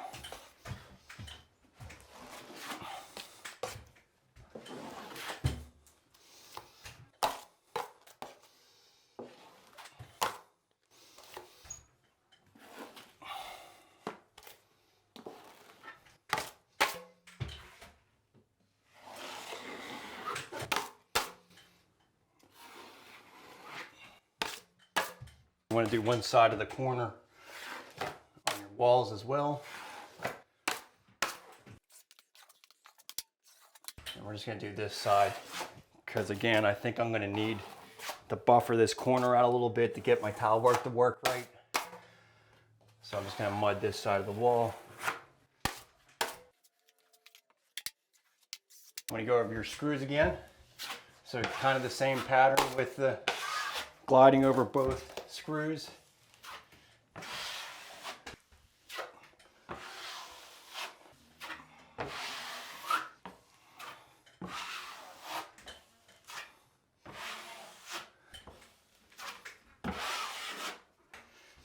These are 12-inch. So I cut the corners off here so that I can glide this mud and I don't get a bunch of stuff falling off. So then you just float this.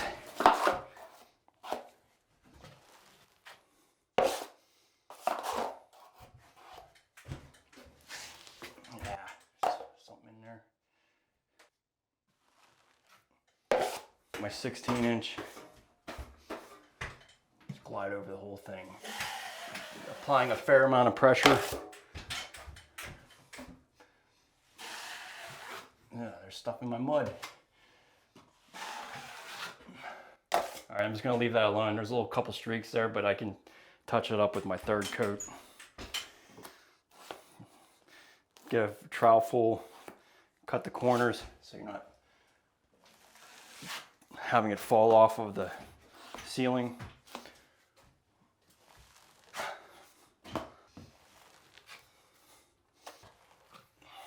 "16-inch, put a fair amount of pressure on there. Just wipe it off.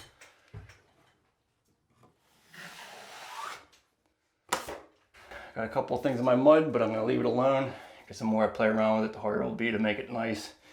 But I must have some kind of chunks in here.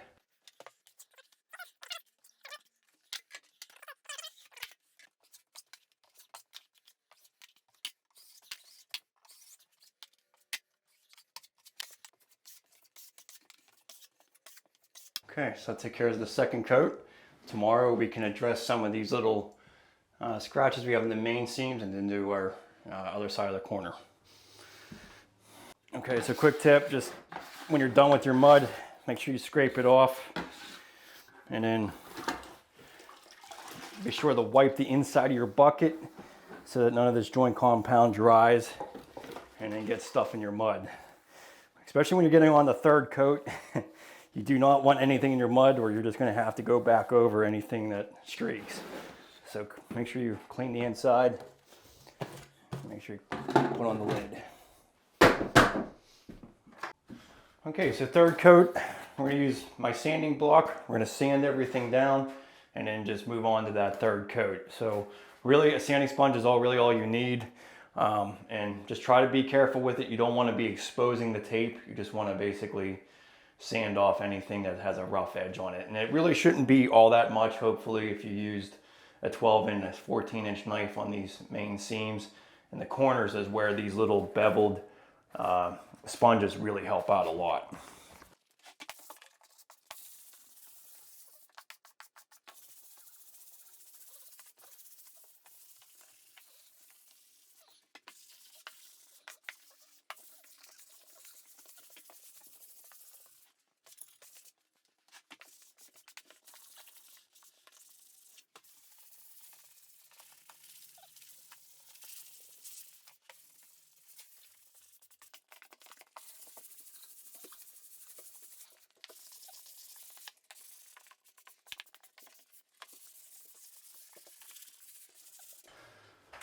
Okay, so third coat is really nothing more than coating that other side now. So let's just go ahead and get our half trowel mud, go right along the side, trying to put more pressure on the bottom part of your trowel than the actual corner.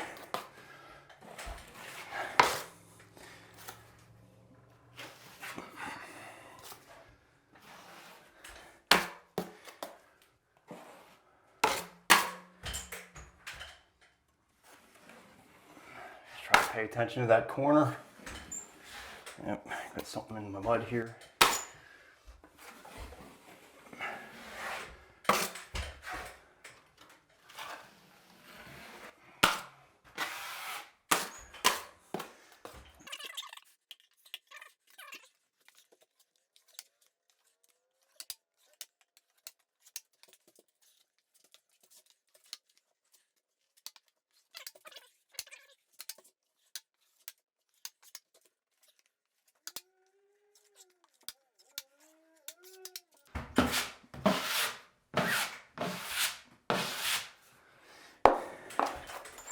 That's why you don't worry about too much about the streaks and stuff, because it's real easy to cover up the next day. Rather than stress yourself out trying to get the perfect seam, you can just go over it the next day on the third coat. Not going to waste any time, and you know, why frustrate yourself if you're not getting the perfect lines that you want. You know, mudding is one of those things where some days are good, some days it just fights you. So, you know, you have to know your strengths and know when to just move on with the project, because maybe mudding isn't your thing that day, and you can move on the next day to make up for it. But yeah, touching this stuff up, not a difficult thing to do. And that's why it's one thing I always recommend when people, you know, are doing bathrooms, to gut everything down to the studs, because you really want to check out all that plumbing, electrical. You want to modify things to make sure that you can custom make it to your custom bathroom. It makes everything a lot easier if you get your plumbing in the right location. If you're, you know, reroute that outlet for your vanity and you put it in the place that you want it, all of that customization is going to be well worth it. And really, to take all these walls down is really not that big of a deal. You know, we got basically 6 sheets of drywall in here, and to finish it, you know, it just takes a little bit of time. But, you know, even if you have never done this before, it's just going to take a bunch of different coats to get it to the finish that you want. But it's all, you know, it's all able to be achieved by, you know, anybody who's never even touched this stuff before. And it's just because it's, you know, it's just a matter of applying the mud, sanding it down, and then getting it to that finish that you wanted at. Okay, so same thing on the flat seams. Third coat is just a matter of just kind of taking all the mud off of it, just touching up some spaces that you might have not been able to get good the day before. That's why it's not worth fighting.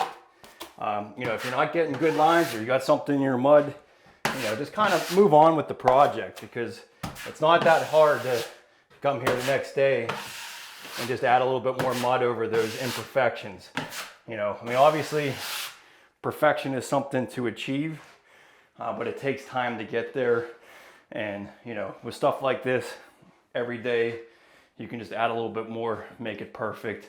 So you might not be able to get there where you can just do it, you know, the first time and everything's great, but, you know, over time you'll learn those skills and, you know, basically just don't stress the small stuff. Move on with the rest of your project. Don't feel defeated just because you can't, you know, just because you had a bad day with the mud. You know, mud is one of those things where, you know, you have your good days and bad days, and it's really, it requires a steady hand. So, you know, something like around this outlet, real kind of a pain in the neck. It's going to take me probably another coat to get this the way I want it to look, just because, you know, I don't have a lot of room here to work with. So sanding drywall, not a big deal. Covering up your mistakes, not a big deal either.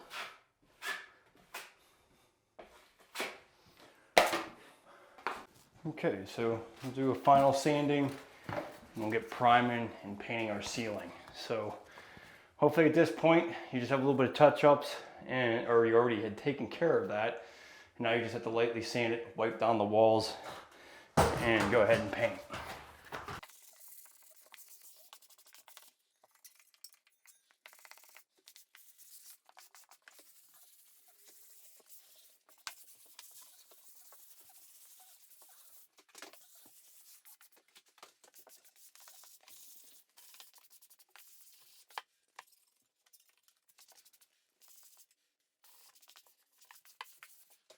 Okay, so before you go painting, it's a good idea to take a damp sponge and just wipe down your ceiling, get all those dust balls off of there, because otherwise you'll get that mixing in with the paint and get little dust balls on the ceiling or the walls. So wipe them all off, and then you can go ahead and start priming.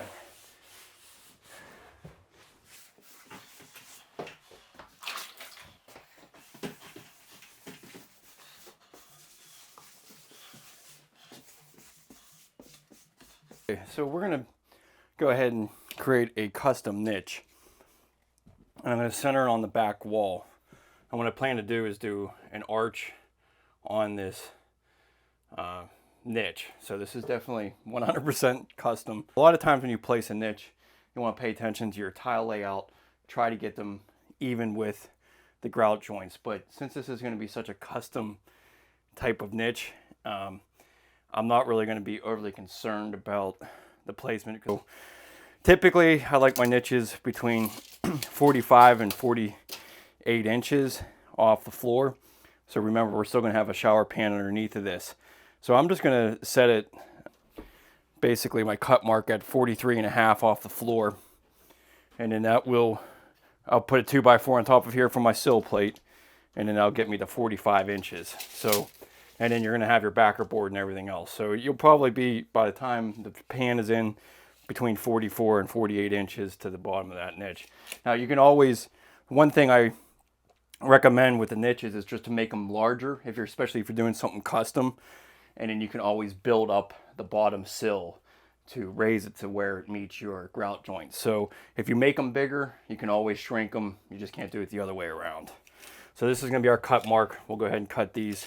And I'm going to center this niche, obviously. So 60 inches, 30 inches would be the center.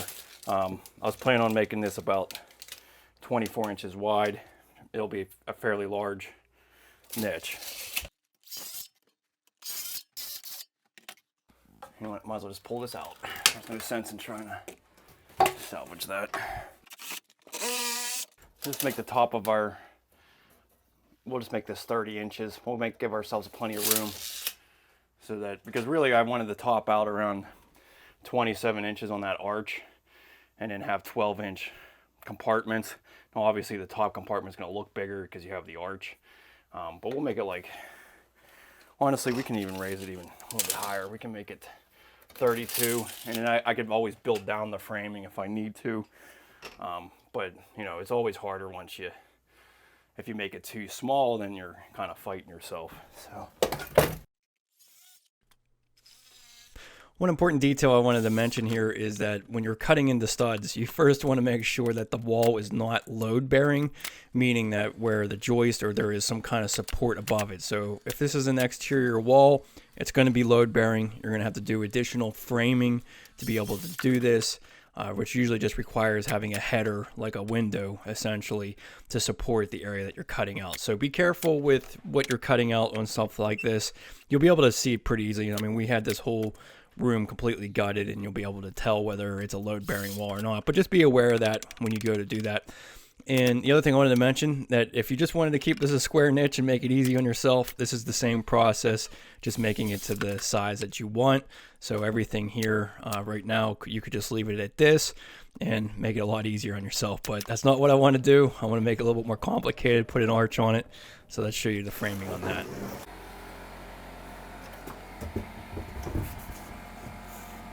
Okay, so I'm just going to kind of map this out, make it look 25 and a half is 12 and a half, 12 and 3/4 to the center. So we're just going to, this is our center mark. I'm just going to put a string on it, and we're just going to see what this looks like.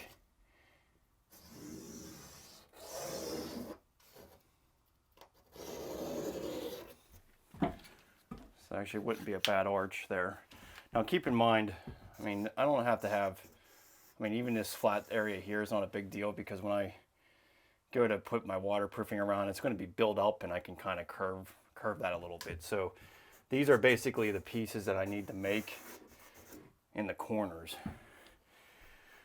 So these little slivers here are what I need to make out of blocking.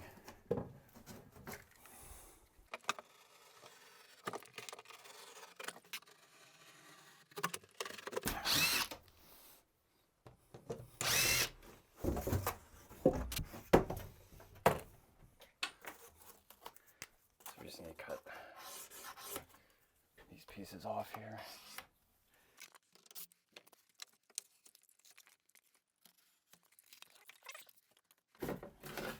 Got it? Okay, so this is what we'll basically create. Make 4 of these.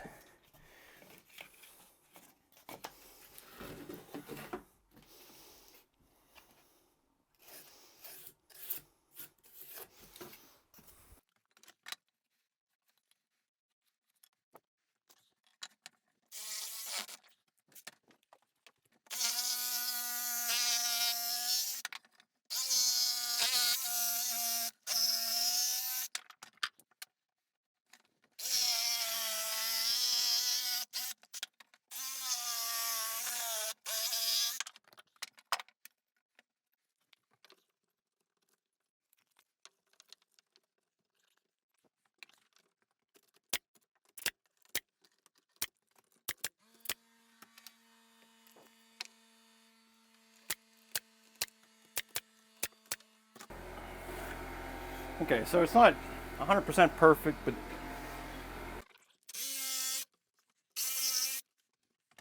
we're going to be bending some of either this Kerdi Board or drywall within there, so you'll be able to feather that out to make it round.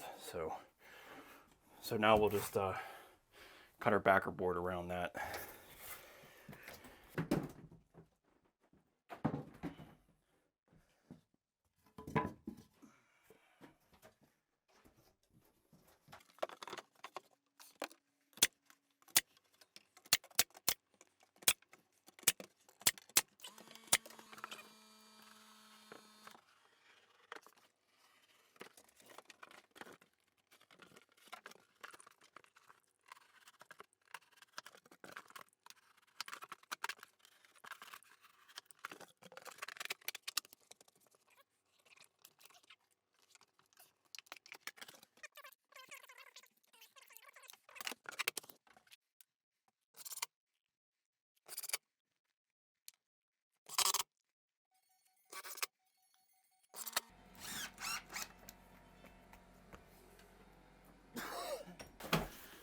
Okay, so we're gonna go, so what we're gonna do is we're gonna put drywall on this wall. I know that seems crazy in a shower, but we're gonna be using the Schluter membrane over everything. But even if you were to use Kerdi Board, this is even more important. But with drywall, you know, any backer board, you just need to make sure that the wall is even with each other. So use like a 6-foot straight edge and just take a look at all your studs. Make sure that they're in line.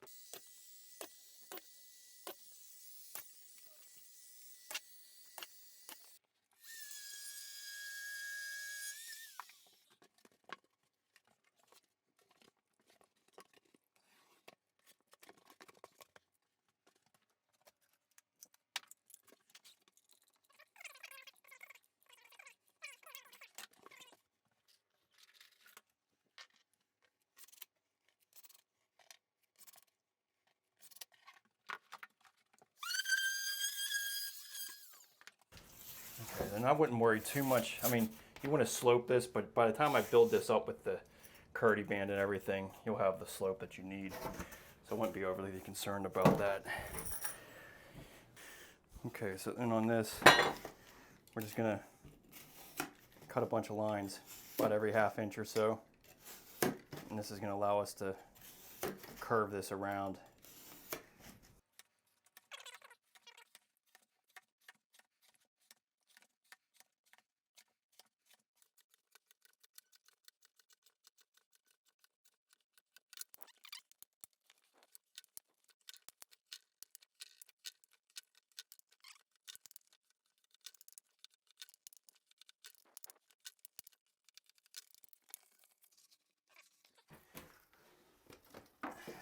So I'm gonna put sealant all in here. Now remember, I still got Kerdi band I have to wrap around all of this with thin set, so I still have time to adjust the curvature. You know, I can add more thin set underneath the Kerdi band when I get on this, and that'll make it a little bit more round if I wanted it to.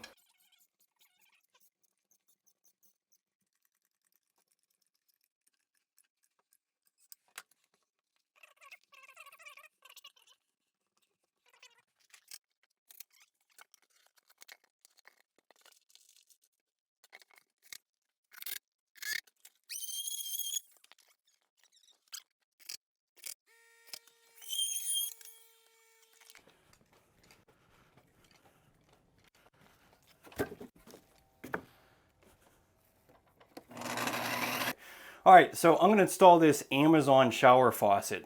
I've been skeptical of these things for years, but so far I'm pretty impressed. So make sure that you check in my description for the link to this.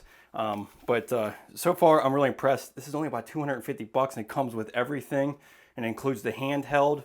It's got a large rain shower head that we'll be installing. But just the fact that it has the diverter valve and the mixing valve all in one little case like this looks phenomenal. I'm really excited to install this. I think it's great. I always love shower systems that have these boxes on there like this because you can seal your waterproofing all the way around it, and it's like, you know, it's bomb proof. You know, it could definitely makes it really nice and waterproof. So excellent. It also even has integral valves on it, shut off valves, so that you can shut off at your fixture. So I don't know, it's pretty awesome. So let's go ahead and get this installed. They just have indication marks on the side here that represent where you want the tile layer. Have the tiles within these blue lines, essentially. So that's what I'm going to pretty much have by the time I'm done, because I'm going to have 3/8 inch tile. You usually account for about 1/8 of an inch for a thin set, and then I'm going to have 1/2 inch backer board on the back of this. So that gives me like a total of 1 inch of depth. So if I put this up on my blocking and we measure out 1 inch, I should be right in between those blue lines with my finished wall. Most of the time, I mean, I'm using larger tile. I'm going to be using 8 by 24 tile. So most likely I'll have a thicker thin set layer than 1/8 of an inch. So this is going to work out great. So just making sure that you always have this in the correct depth is really important. So we're just going to be we're going to be using PEX. I find it to be the simplest installation is just using PEX. So just I'm using all brass female adapters. Actually do come in a case where you can get like 25 of them or something like that. But really, it's going to be as simple as just Teflon taping these and threading it into the actual valve. So all I did was just put some Teflon tape, 4 to 5 revolutions around this. You want to go clockwise so that when you're threading it into your fitting, you're not back threading the Teflon tape. And you want to use a little bit of pipe sealant. This gives you extra insurance to make sure that you're not going to have any leaks.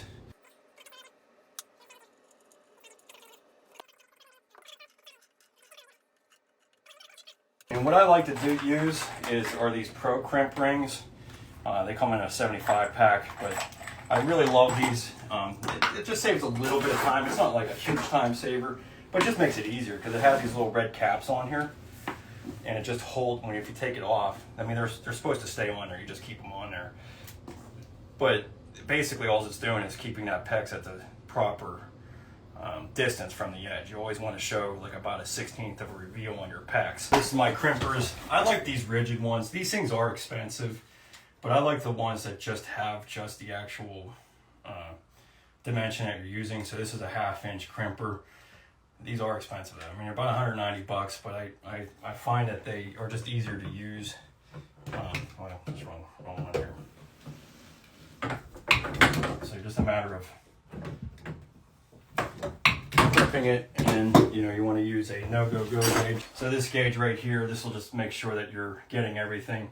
One of the things that, this just kind of keeps you honest with what you're doing. And plus, most of the time when I have a leak with PEX, it's because I forgot to crimp it. Typically around 48 inches is a normal height.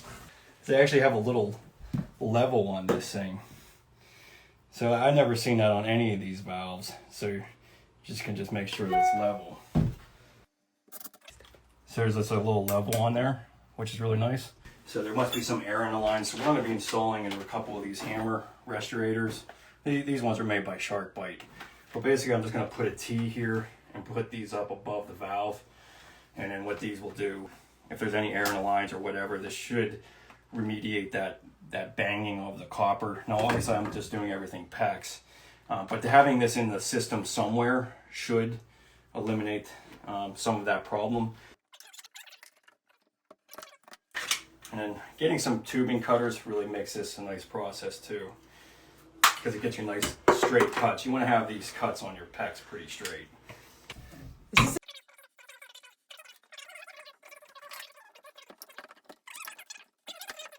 You got all this extra space.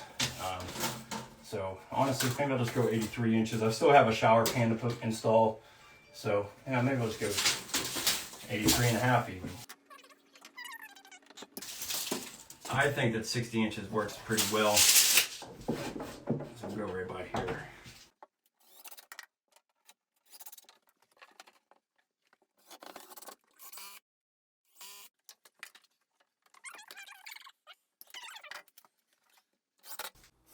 Okay, so anytime that you have plumbing that's with really this close to the edge of your framing, you want to put some nail guards on it, just to prevent you from putting any screws in it.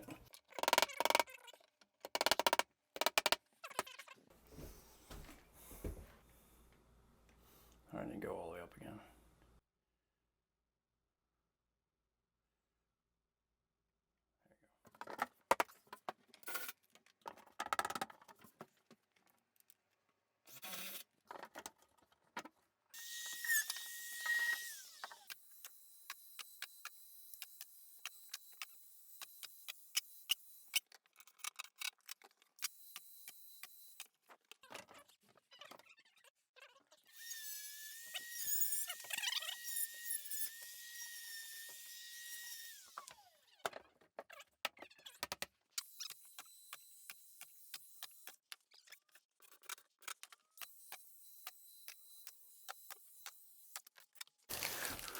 Okay, so we're going to be using Schluter's all set, thin set for adhering our membrane. So most important thing you can do is make sure you mix the right ratio for this. So follow the bed directions at the back of the bag, but it's basically 8.5 quarts.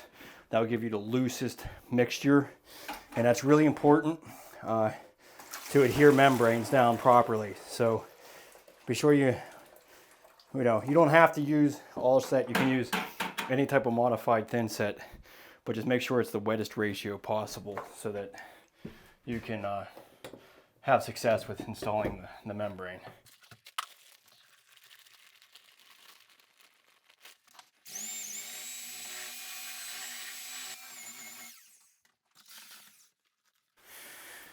Okay, so if you want to save yourself some money, I would recommend just doing the Kerdi membrane over drywall. So believe it or not, they actually do recommend it to be over drywall versus cement board.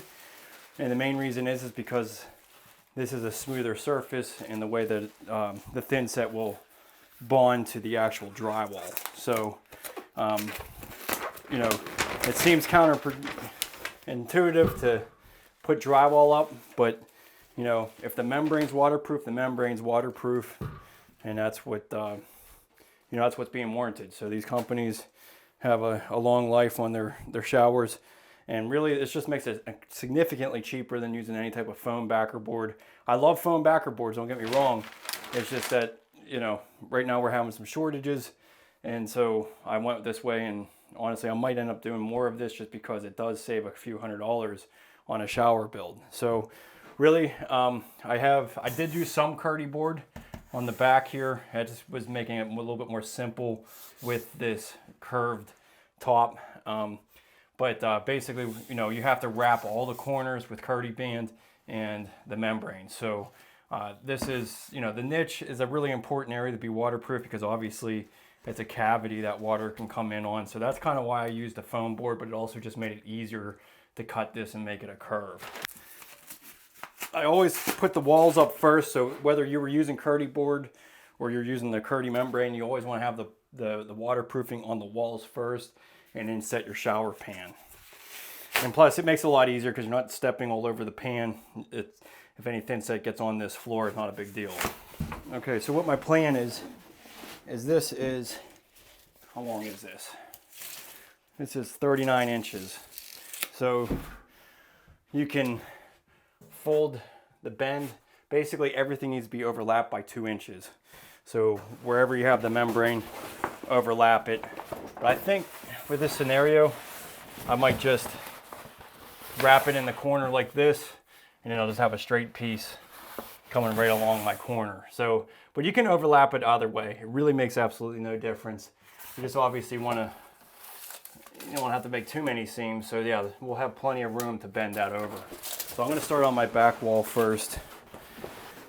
And you have to make sure that you get a Kerdi trowel. So this is an 1/8 by 1/8 inch square notch trowel.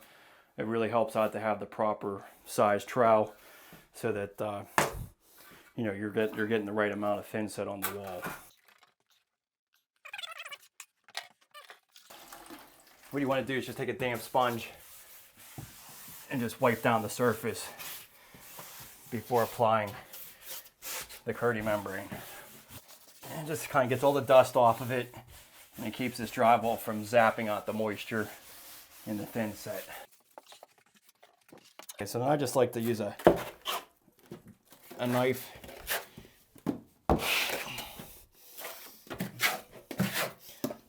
just to spread it on the wall, kind of like a joint compound. Don't worry about the excess that gets on the floor.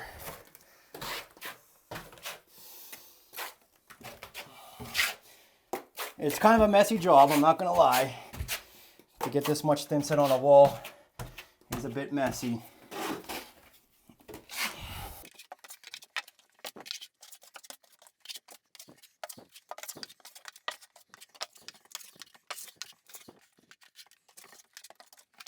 And then you just notch it. This directional troweling.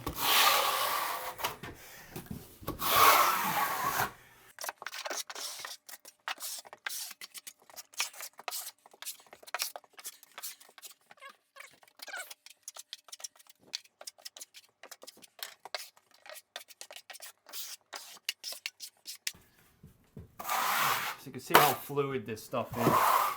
It's very, very, very fluid. And we'll just hang it like wallpaper, essentially. So I want to bend that into that corner so that I can just put a straight piece on the side.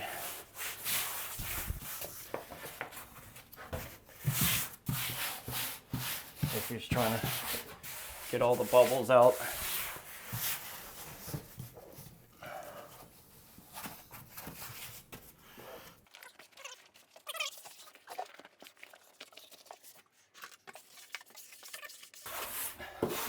Feather this out, get all those air bubbles out of there.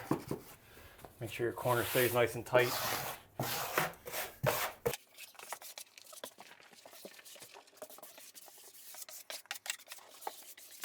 And it's just like wallpaper, essentially. You just try to get all the air bubbles out of it.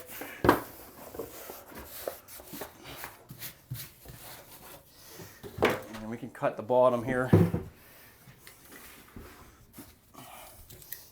Because this doesn't have to be completely tight to the floor because we're still having the shower pan to install. So even if you're like an inch off the ground, it's not a big deal.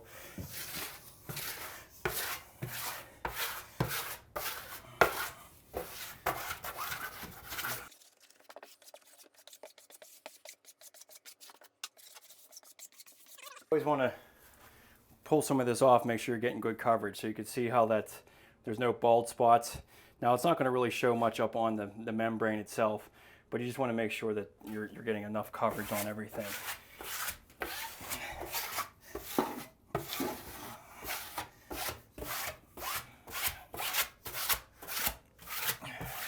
And again, just really feel for any air bubbles. And right at this corner, I'm just going to cut this at diagonal. Now this is a little odd. So we're going to wrap this up.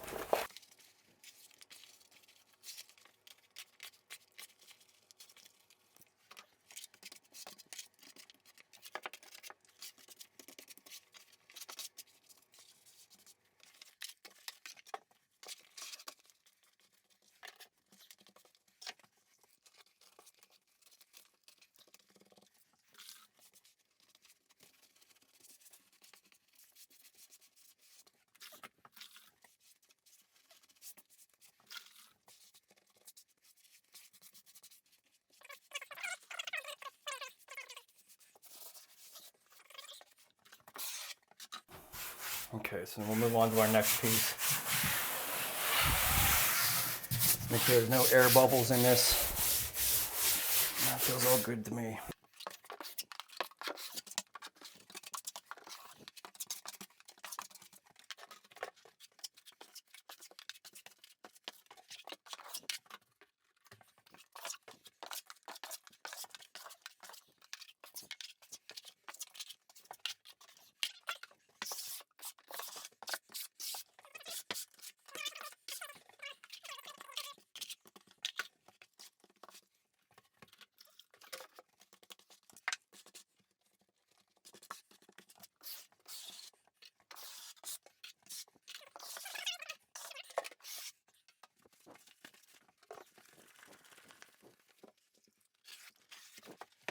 So it's overlapping this by 2 inches. So we're going to let this fold in the corner the way it needs to.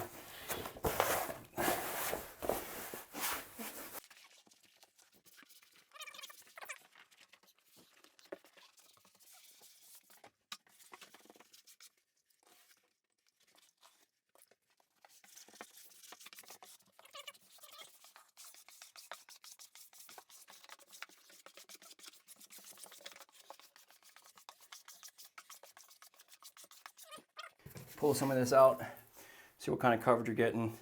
So like I said, sometimes you're not gonna see it all over the actual membrane itself, but when you see it all kind of, I don't know what you want to call that, but it basically suctioning off of there isn't any bald spots. That's your main concern. If you have bald spots, then you're not gonna have a good adhesion. But as you can see, everything is uniform, so you're in good shape. And most of the time, the problems arise with the thin set being too dry. You know, so that's why you want it to be the wettest allowable amount so that you can easily bond to it.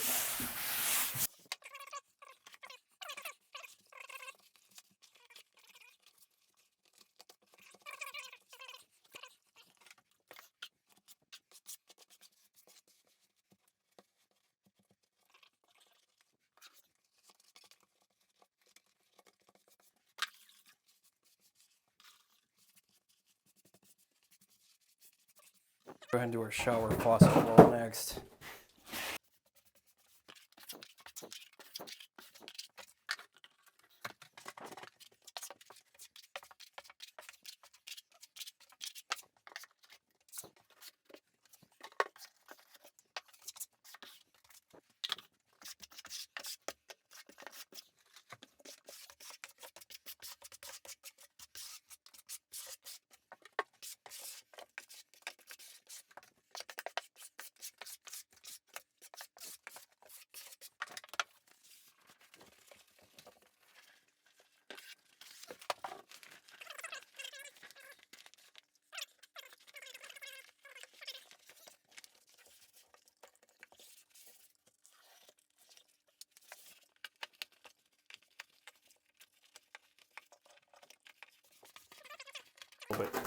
A little bit accurate on here. You can always add more around here if you don't get the cuts right. It's not a big deal. But it'd be best if you can try to get this tight around here.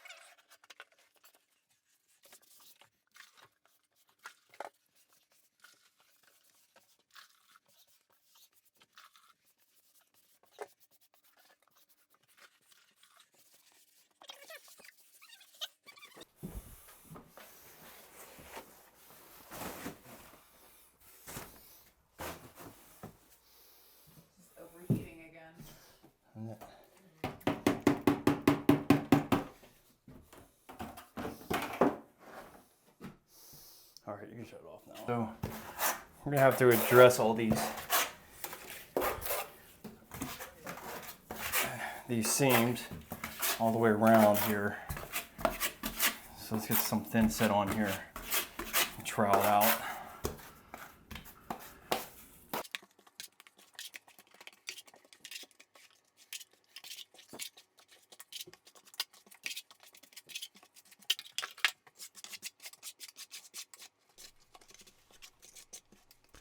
Okay, so this is where Schluter does become a little cumbersome, and that is in these little small areas. You're basically providing a waterproof seam in the corners by using that Kerdi band. So all of the corners are going to need to be coated. basically the rule of thumb is 2 inches overlap on anything Kerdi. That's what prevents any water penetration going into any of those seams. So going over the arch, it's primarily going to be taking 6 to 8 inch pieces and then just creating that curvature. Now the nice thing was about using this Kerdi membrane on the outside wall, since we were able to cut all those individual areas, you don't have to go on the outside corners of the niche since they're already folded in. So it's just the inside corners at this point. And yeah, so it really does create a little bit of buildup all the way around. That's why you want to make this niche bigger than you need, so that you have the ability to overcome any of this unevenness.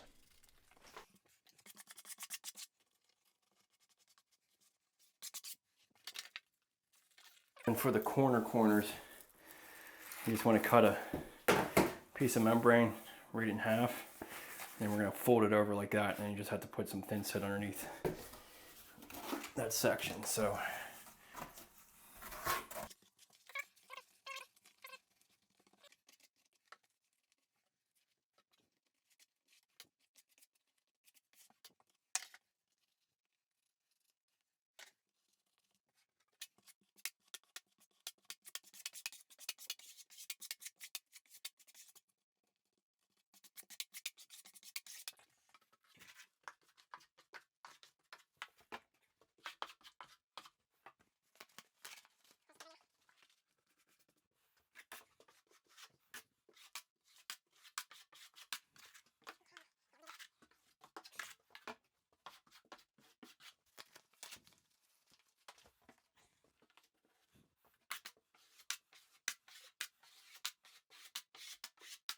okay, so what we got was a 36 by 60 inch Schluter pan. And like I said, this is 1.125 inch thick all the way around the perimeter. So we're gonna have to cut this down to fit this space.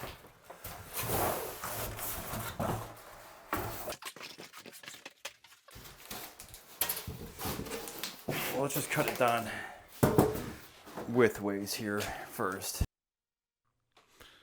So I forgot to turn on my audio, so I'm just going to explain what I'm doing here. So you want to make sure that you put your riser pipe in and measure to your actual pipe, because you can always cut out the hole larger to make this fit. So make sure you put that riser pipe in, and as you can tell, I left that riser pipe loose because it's going to be easier to actually install the drain. So basically install the pan first and then the drain itself. So you can just simply measure off the center of that pan. They have a little bit of indicators around that little donut in the middle to make it easy for you. But keep in mind, this doesn't have to be 100% accurate either. If you're even a ½ inch off on your cuts, it's not a big deal. You can fill that in with thin set and be able to make this work. So that's one of the main reasons I really like the Schluter pans, because they can really are versatile. And hey, you know, if you mess up, if you don't have a nice straight cut, it's not a big deal.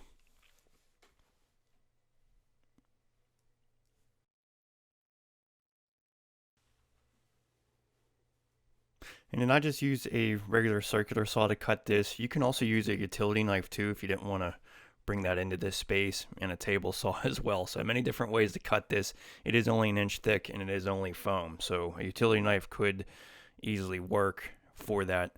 So, but it's just a matter of whatever is quick and most efficient for you. And then just dry fit it, make sure it fits in. You don't want to be fighting this when you're getting into the thin set portion of this. So make sure that it fits and you have plenty of room to make that work.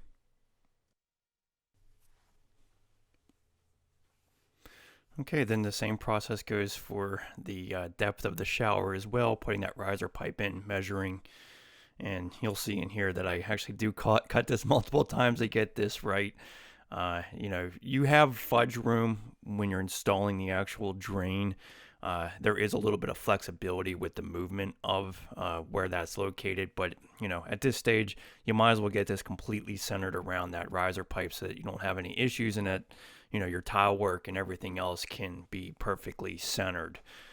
But yeah, sometimes you have to cut it down a couple of times to get this to fit into place. And again, if you miscut, not a big deal. You can always fill things with a little bit of thin set.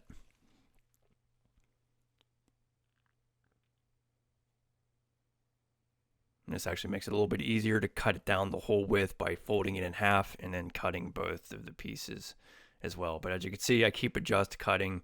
Everything's not completely square either. Anyways, let's go ahead and pull this out. Like I said, I already have this fit. Everything's fairly tight.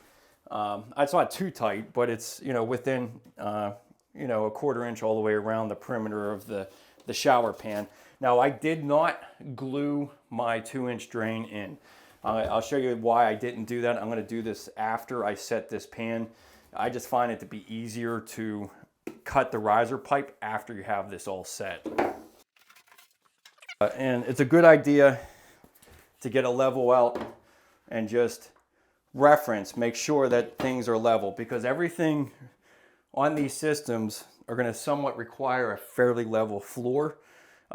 I would say anything within a 1/4 inch. If you're over a 1/4 inch out in any fashion, you're going to want to address the framing and make this level. And there's a couple ways you could do that. I mean, you could floor level, or after you get this plywood in like this, I could floor level this area if I was like really low in one corner. But really the ultimate way would have been, when I ran all this plywood, is just to raise my blockers up to make it all level. So like I had basically 2x4s scabbed onto the side of the joist, and I could have just raised it a little bit on one side or the other so that my plywood could be level all the way across. So in other words, just make sure that you're fairly level within reason. A 1/4 inch is pretty much within reason in a 5-foot space. And then you're going to want to use a 1/4 inch by 3/8 inch square notch trowel for setting the tray. So I already have some thin set mixed up. I used Schluter's All Set. It's a modified thin set. Over plywood, you want to use a modified thin set. So if you don't have the availability to get the Schluter All Set, get some form of modified thin set. So the first thing I'm going to do is just take a damp sponge, wipe down the surface, and this just gets all the dust off, but it also keeps this thin set from wicking into the plywood immediately. Okay, so this is basically, the thin set is made for the membranes, so it's a fairly loose consistency, because right after I set the pan, I'm going to start using the banding that go around it. But the first step is just to get this thin set applied properly. You want to use the flat side of your trowel to burn the thin set into the substrate. This will do two things. It first helps get a good nice trowel lines, but also it just makes sure that you have this thin set well bonded to the actual substrate. And you want to do this on any type of towel installation on the floor. Just always use the back side of your trowel and just work it into the substrate. You want to just do directional troweling.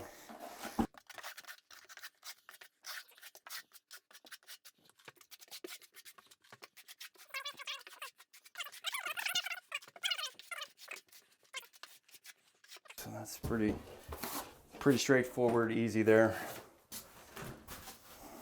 And we just want to set our pan.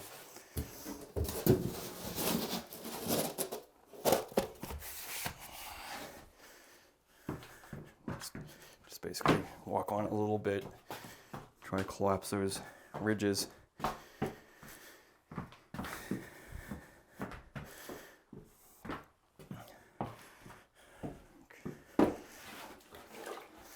Okay, then you could even see here, I'm pretty much even with the plywood, but I'm just at that extra 1/4 inch above.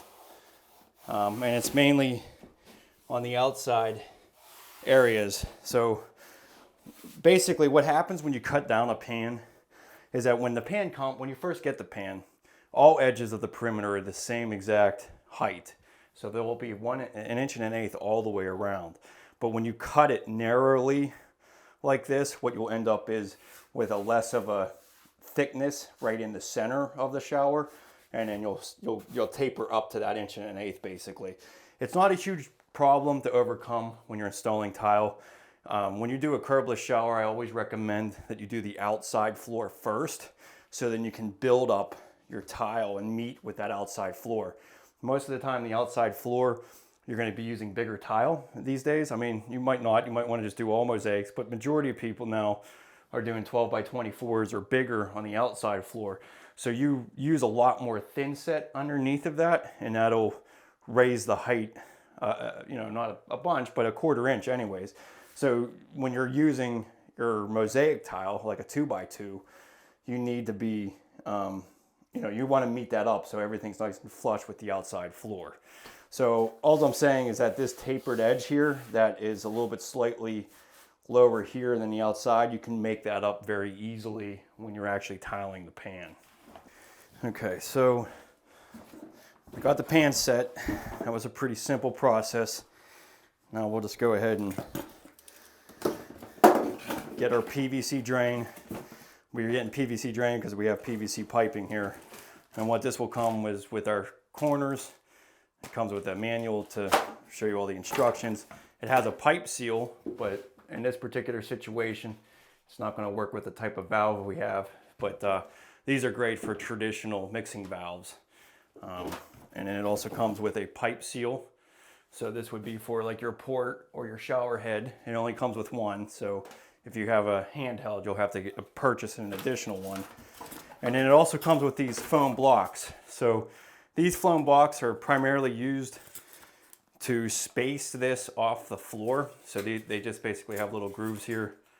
And then you just put 4 on either side. So this is kind of, if you had a plumber come out and install this, because he's going to probably want to have the actual drain assembly glued to his actual piping, then that's where you would have him use these spacers so that you have enough room to put this out. But in this circumstance, I find it to be easiest just to put the pan in first, measure down, and then set it in place. So you won't need these foam spacers unless you're having somebody else set the drain for you. Okay, so then I just basically stick my pipe into my trap. Now this is dry fitting. Remember that when you dry fit plumbing, you typically can't get it to completely go all the way down to the hub of your fitting. It usually goes down like another 1/16 or 1/8 of an inch. Just because once it's glued together, it can really be pushed together. So most of the time I just cut it at that measurement because the thin set layer and then the additional piping that comes together will do it. But so anyways, so we got 8 inches.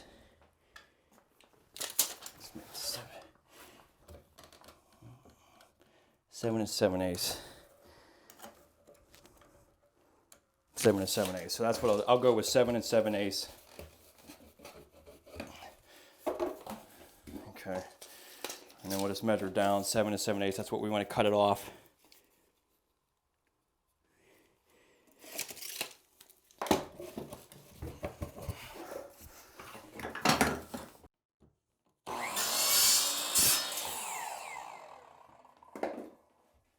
So just dry fit this, see what this looks like.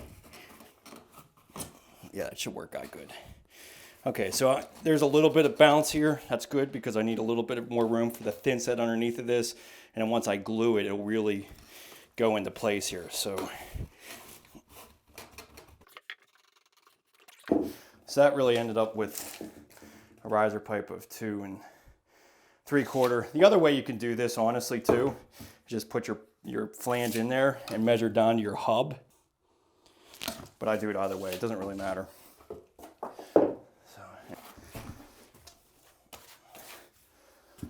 Okay, so you want to get thin set all the way around this flange.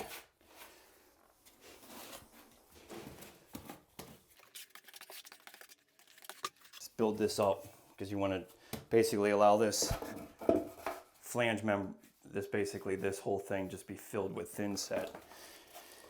So be generous around the drain here. Our fitting on their flange.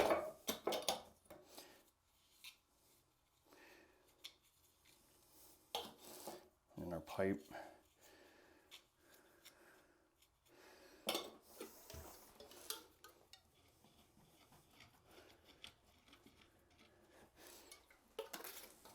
And we get our glue for our PVC.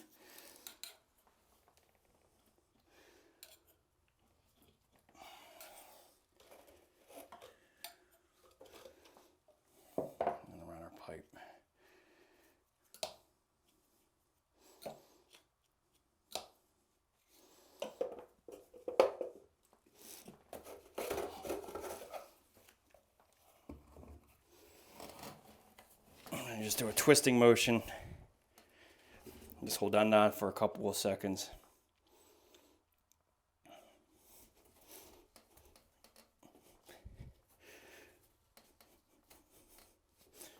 Okay. So you can see how much excess thin set I have on here.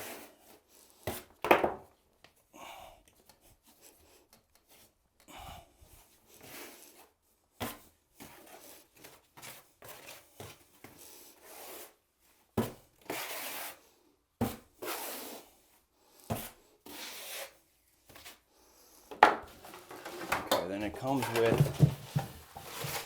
with this little donut with the pan, and this is basically just the membrane that goes around this flange.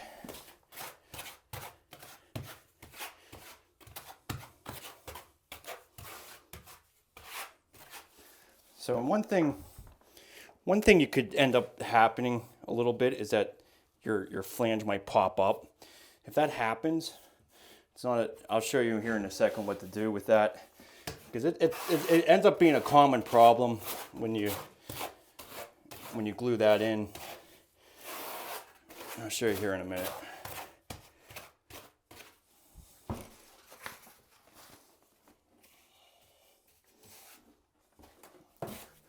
So this just gets thin setted down.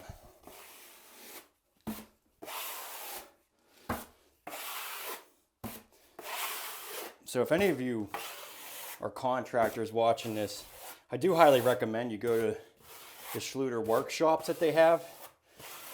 If you just look up, if you go to schluter.com, they have a bunch of these conferences that you can schedule and go, and it's like a 2-day event, and it just goes over everything about all of their products. You know, you can even get to do an actual installation of their products. Ask any questions you may have. Really great resource. They give you lunch. If you're out of state, they pay for you to come there and stay over. You'll just learn an enormous amount.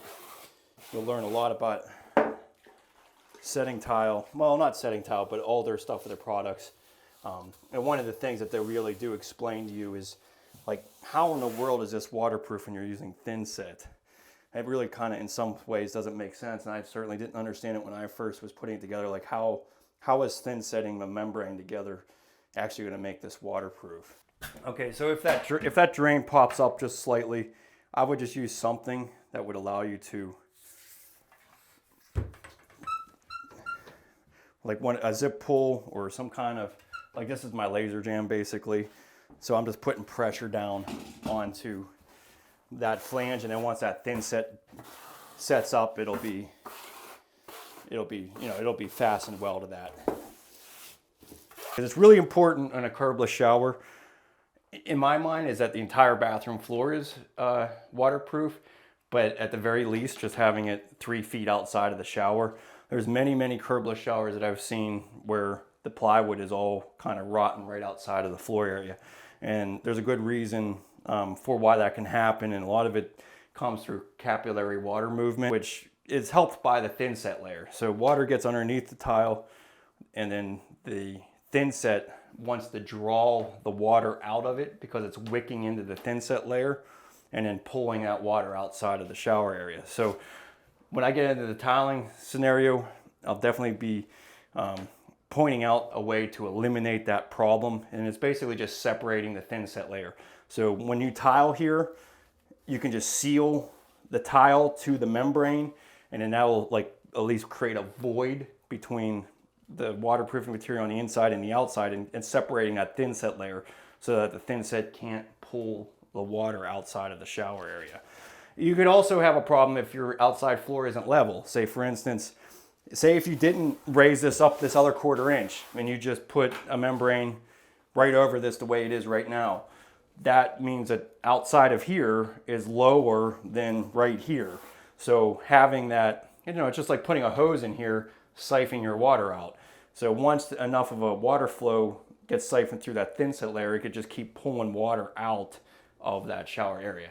And it's not going to be a lot. It's just going to accumulate every day. If you're taking a shower every single day, multiple showers a day, you know, that adds up and then it becomes a problem. So it's not like it happens all at once. It usually, you end up having problems 3 months down the line. And I'm saying this from experience because I've had some curbless shower systems that had not necessarily failed in the pan itself, but where there was water underneath the tile outside of the floor. And it seemed impossible that can happen, but it can. And the main reason is if the water is not escaping underneath of this tile and you're getting buildup of water in that system, it's just going to go to the lowest point. And then once it gets an avenue of how to do that, it'll just keep pulling it out of the shower, and then you'll end up with water on the outside of your shower. So I hope I explained that well enough. I can get into more details on that on a more pointed video, but it's just something you really have to pay attention to with the curbless showers. If you have a curb shower, no issues there. You have basically a 4-inch wall that you're preventing anything from coming over. All right, so we're going to lay our detra down. This is going to basically waterproof our outside floor here. And like I said, I really highly recommend you waterproof the entire outside floor, especially in a smaller bathroom like this. You don't want to be skipping on the waterproofing when it comes to a curbless shower.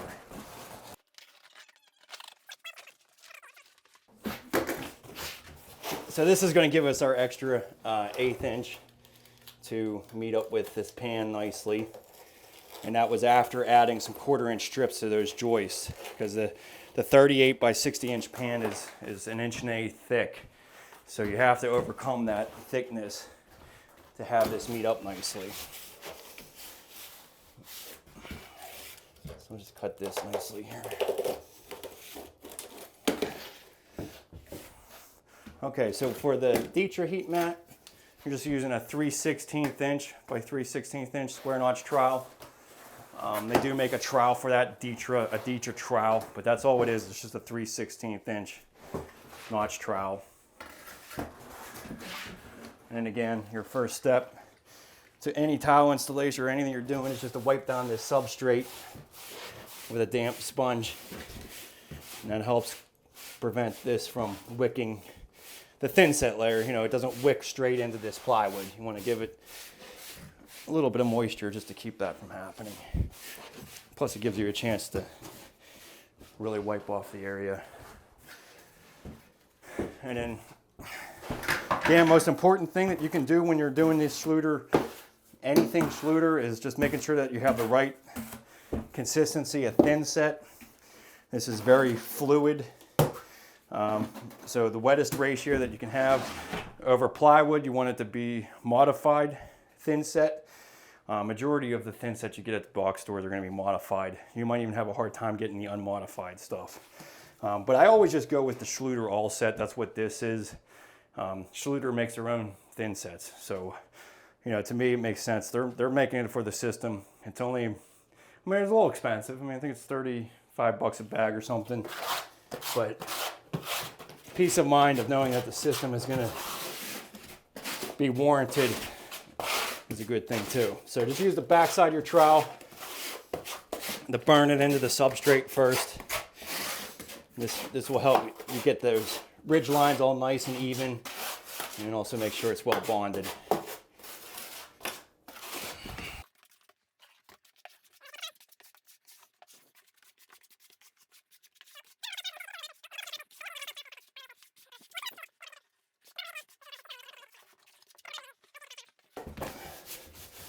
All right, so they state that they want you to have a 1/4 inch of reveal around the perimeter of the room for expansion and contraction.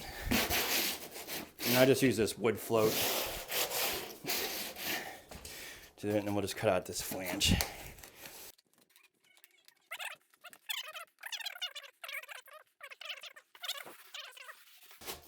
Okay, so it's always a good idea to pull this up, make sure you got good coverage. It's all pretty good. I'm just gonna get a little bit more right at this corner because I didn't have that there. But basically, you want to avoid any major bald spots or anything. But you know, it's a good idea to always pull this up and check in areas.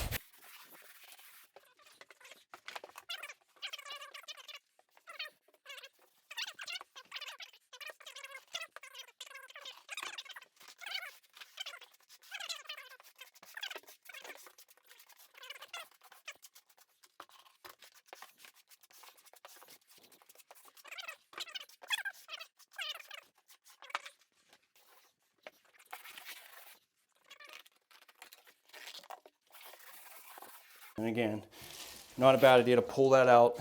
Just make sure that you're getting good coverage. And it looks pretty good. And the coverage is really going to come in with you mixing this properly. If you mix it too thick, you're not going to get a good bond. It just won't happen.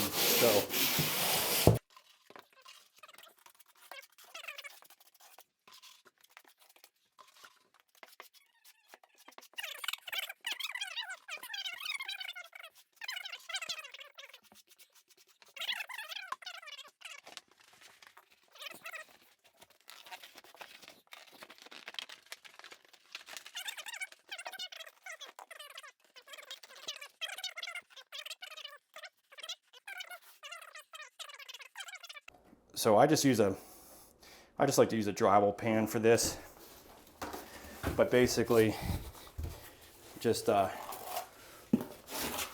spread it around the corners, and then we're just going to use that Kerdi membrane. So then you want to use your Kerdi trowel, which is just a 1/8 by 1/8 inch square notch trowel, and then just trowel everything to make sure that you have a consistent layer of thin set. That's basically what that's for. And then we'll just use Kerdi membrane.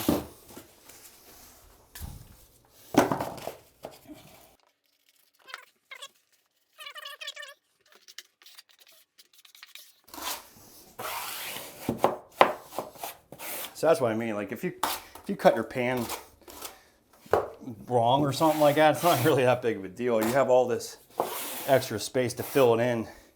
And if you had some kind of odd size shower, it's also nice because you could just fill in the edging with a mud bed mix or something like that to just fill it in, and then just use the membrane over top of it. So Schluter really does make it pretty versatile.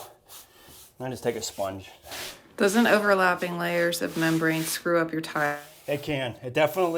It can be problematic in the corners. That's another. So like every one of these systems have their pros and cons. If there was one system that I'd say that was the best and just do it on everything, I would. But I don't. Every single one of them has their own problems. And that's one of these. That's what this is. I mean, all these corners here, it's just pain in the ass. It just ends up, especially in the corners, it just builds up. So you just have to kind of overcome it with thin set. Sometimes when you're doing real intricate tile work, I also just take that grinder blade that I use and grind down the back of the tile to overcome that. But yeah, no doubt. I mean, almost every single corner that you deal with ends up being raised a little bit, and that's just from layering. Because I'm going to layer another one over now, and then I'm going to be putting my corners in there. So you've got 3 layers. Yeah, it's annoying. It's definitely not ideal. But you'll find that even the Wedi system is going to have, with the sealant system and stuff, is going to have some issues. You're not going to get everything 100% even in the corner. So, and a lot of times, maybe this first row of tile, I'm going to have to scribe cut it because most likely my tile will taper up a little bit, and I'll just, and to get a consistent grout joint at the floor, I'll just have to scribe cut that corner. So it's stuff that takes a little bit more time to work with, but it's not a huge deal. But I'm just going to overlap this. But basically what I'm going to do here is once I get out of the shower, I'm going to run this corner all the way along the drywall, all the way along the entire part of the room. And I think that's just it's a nice extra piece of insurance to have this membrane up against the corner all the way out. But if you were just at the bare minimum of this, I would at least draw this out 3 feet or get behind the toilet area with this. But yeah, once I do this, I'm gonna overlap it and bring it all the way down that corner.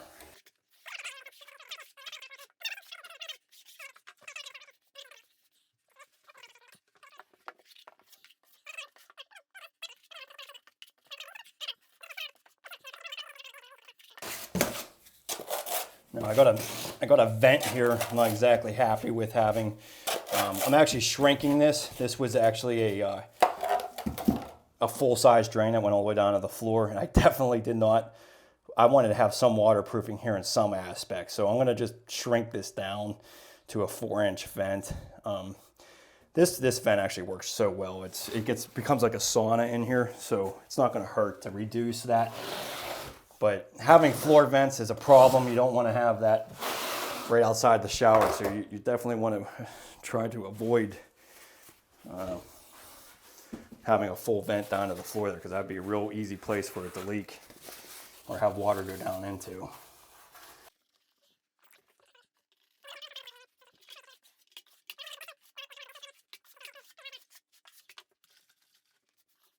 Okay, so the drain itself comes with inside corners and outside corners, mainly because they traditionally expected you to have a curb. Originally had planned to do a curb, but then once I got into the space between where my toilet was and my shower, I was like, I got to go curbless, because I didn't want to have this extra space coming into the shower, making this even smaller. So the curbless showers really do kind of make the size of the shower feel a little bit bigger, and then you don't have that defined space either. So, and really it's honestly cheaper to go curbless, believe it or not. I mean, not on a labor standpoint, but on a standpoint of buying that curb, because you're gonna have to buy a curb top, you know, on top of that. That could be $100, $200.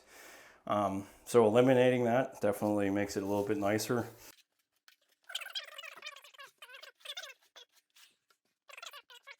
You just have to be careful when you're doing a curbless shower. You just want to make sure that your shower system, your shower doors are going to make sure that that water stays within that space. And a lot of the ones that have it, you know, they're frameless, but they at least have a U-channel that comes down and along the floor, and that'll be a better seal than just doing the ones with the glass clamps. So, all right, so then these corners, simple, just go right here in the corner. This gives you that little bit of buildup that you don't really normally want, but there's nothing you can do about it. It will pitch a little bit in that corner because of this, but it's not going to leak either. So,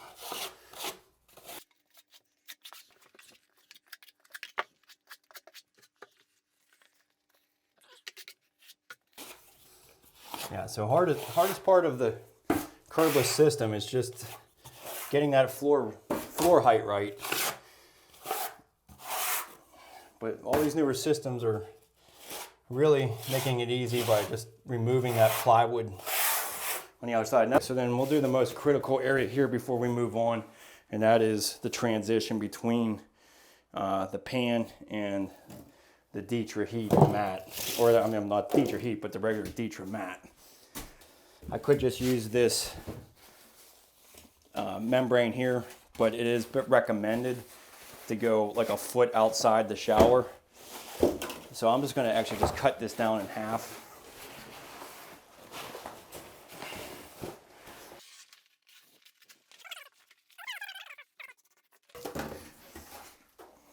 Ooh, that's a little too much. Oh well.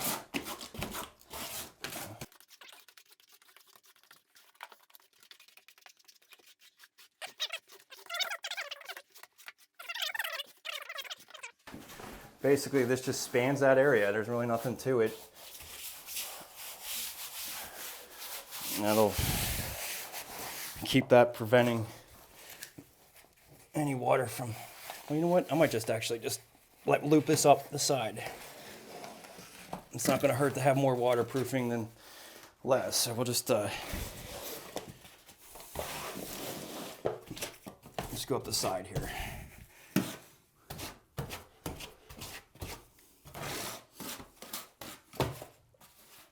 Okay, so where's the,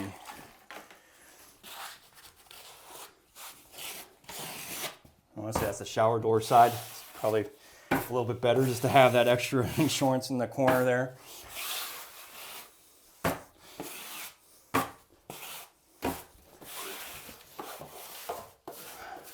All right, so then what we'll do here, just taking this membrane, this Kerdi membrane here, and then just going right up the corner here and going all the way down across the edge of that.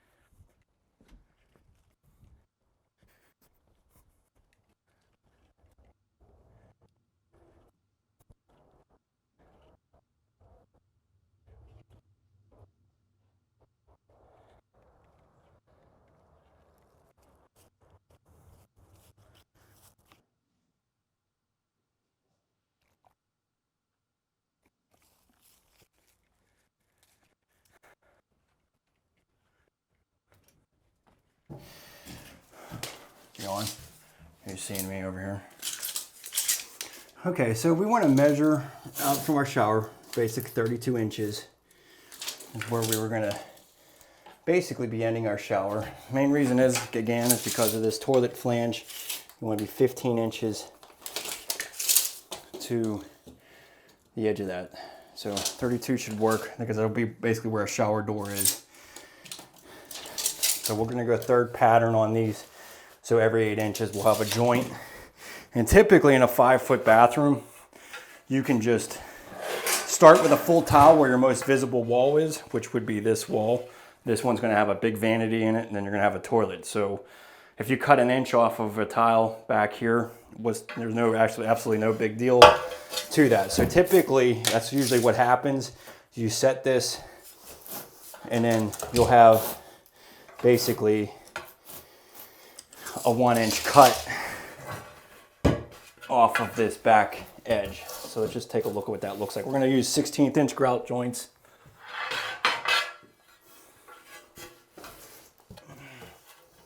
Yeah, so we're basically going to be taking a 1/2 inch off of one of these tile to go up here. So this cut side where the vanity is, that's where I'm going to do it. I'd rather just have a nice straight piece coming down along the side here.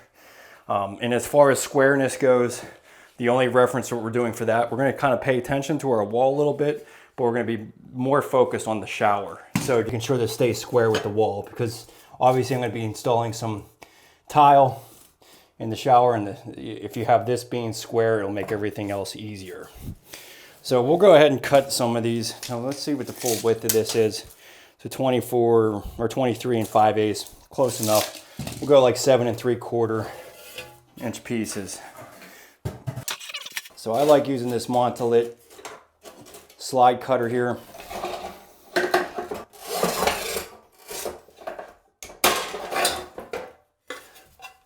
So we'll just go something like this. This. So the other thing I'll just pay attention to is where this ends up with my doorway, because I obviously don't want anything really small at my doorway coming in here. So that leaves 7 3/4 inch piece. So that's going to work out fine. You'll have pretty much even cuts on either side. I'll be coming into the doorway just a little bit more, but we're gonna have our transition right at the doorway. We're gonna be putting a Schluter edge right against the edge, so that'll work out just fine.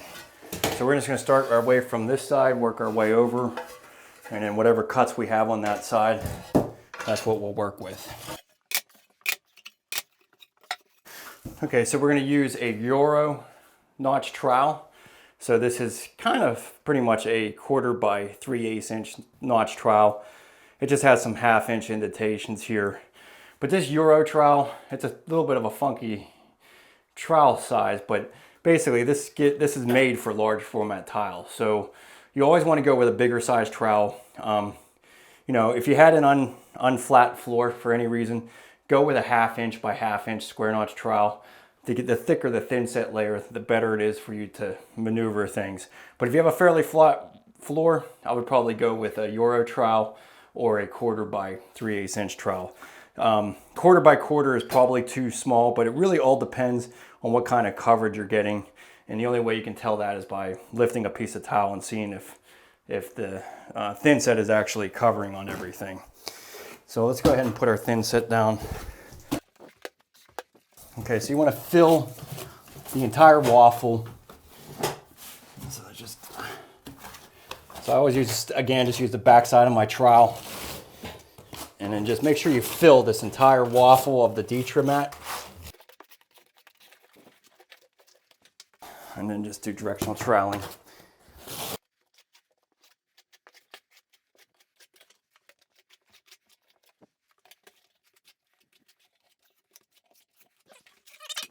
Just using the flat side of the trowel and just coating that whole back.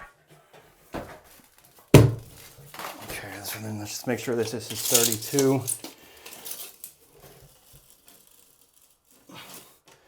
Okay, that's 32. Okay, then you just want to make sure you stay square with your pan. That's the most important thing, because you don't want to and just make it, make it harder for you to do the shower pan if you're not square with this. And then we're going to be using T-lock leveling clips. So this is just a clip and wedge system. It helps keep that lippage in between the tiles even.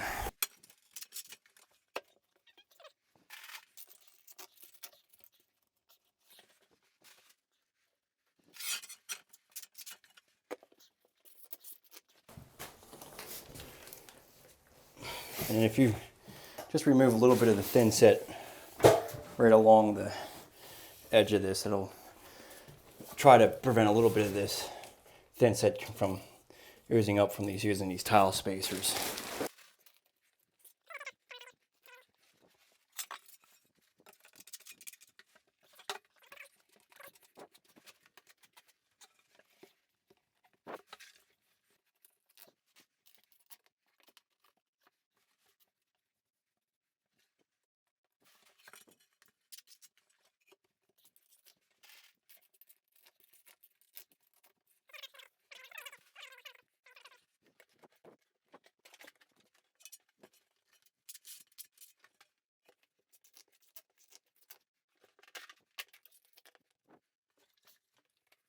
Okay, so we'll be using this Schluter deck.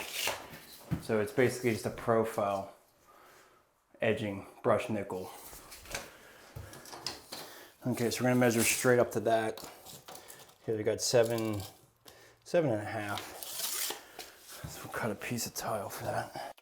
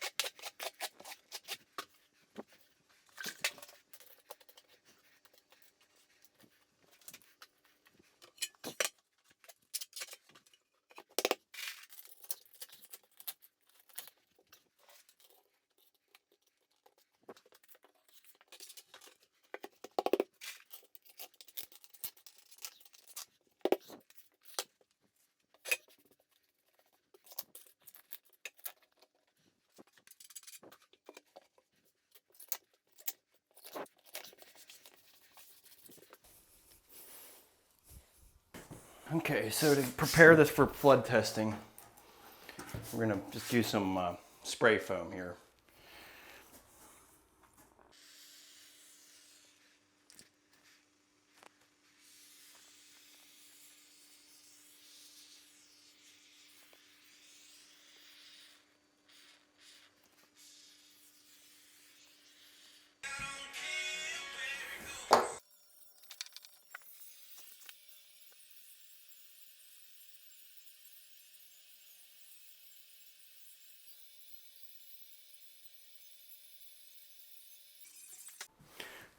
Okay, so then you want to just double check your water level, make sure you don't see any air bubbles, everything looks good.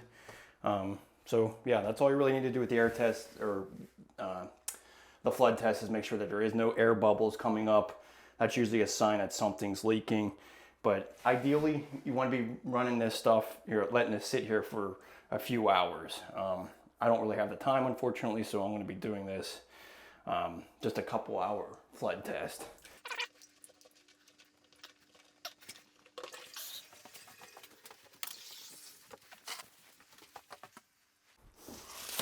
And this stuff should just come right off of here.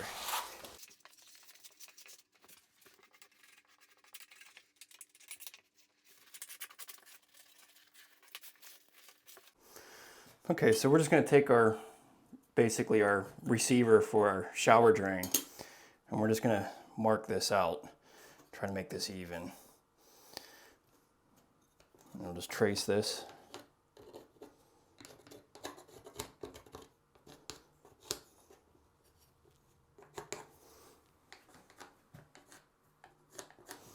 Okay. Then I like using this Squadro blade. This is made by Montolit. It's a really tiny blade and it allows you to get closer to these corners.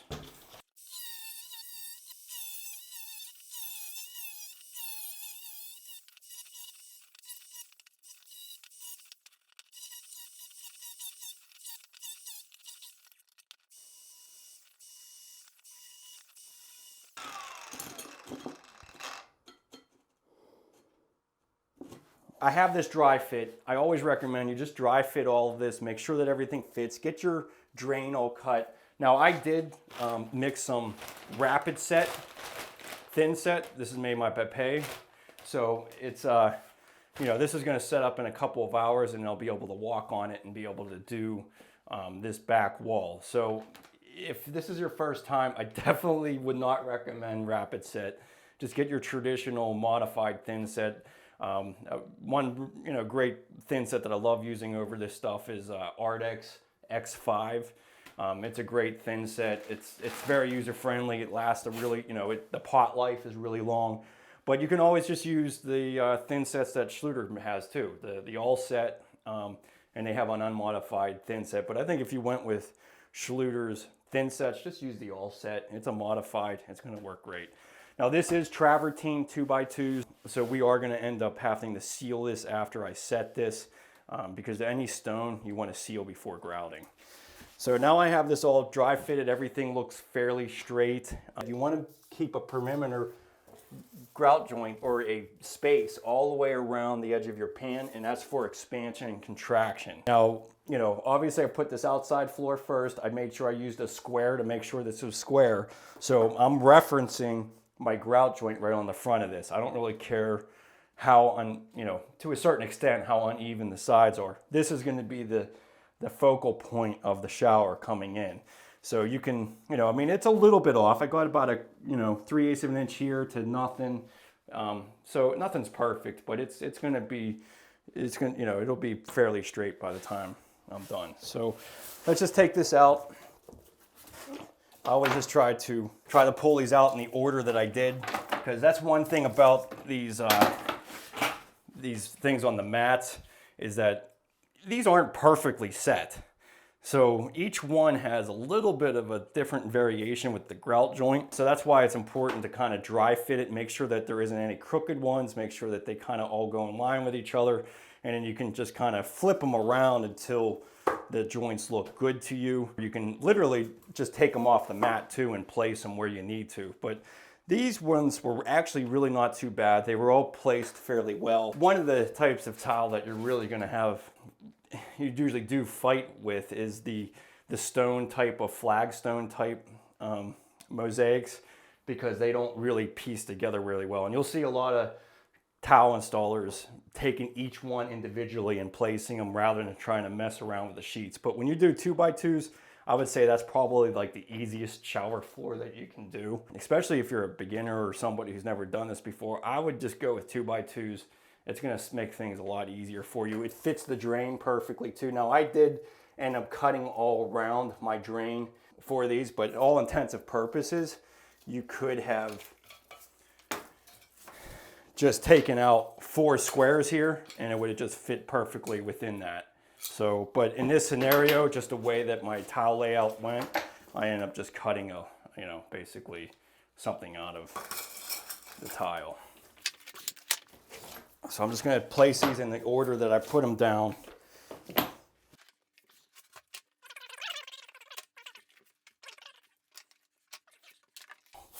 Anything stone related, travertine, marble, I mean, even, well, I guess I wouldn't really, slate is obviously a stone, but anything like that's like kind of a lighter color stone, you really want to use a white thin set, and that's just to prevent, basically darkening of the tile. So if you're using marble, definitely use white thin set. But this, you could have kind of went either way, honestly. I mean, this stuff already has a little bit of grays in it, so the worst that would happen is just going to end up darkening this a little bit more. But I have a feeling that probably wouldn't even happen either. But to be safe, using a white thin set is the way to go. So I'm just going to set this with a 1/4 by 1/4 inch square notch trowel. A lot of times, now this isn't necessarily the way that you would evaluate what trowel size you would use, but for the most part, as long as the trowel ridges aren't thicker than the tile or the same, that's pretty much what you want to go with. But it really all depends on the actual coverage that you're getting on the back of the tile. Now I know these mosaics 1/4 by 1/4 and it's going to be definitely sufficient. It's just that if larger tile, you would want to use a larger trowel, and you kind of have to gauge the coverage that's on the back of the tile, and if you're not getting enough, then you want to go with a larger trowel size. So most of the time when you're doing a bathroom, you're going to at least need 3 to 4 different size trowels to accomplish your goals, especially if you're doing the Schluter system, because you need a smaller trowel to adhere the membranes down. You need a bigger one for the pan, and then we're doing this. We had these big 12 by 24s on the outside. So for those, I like to use the Euro trowel or a 1/2 by 1/2 inch trowel. And then for the mosaics, you want to use like a 1/4 by 1/4. So,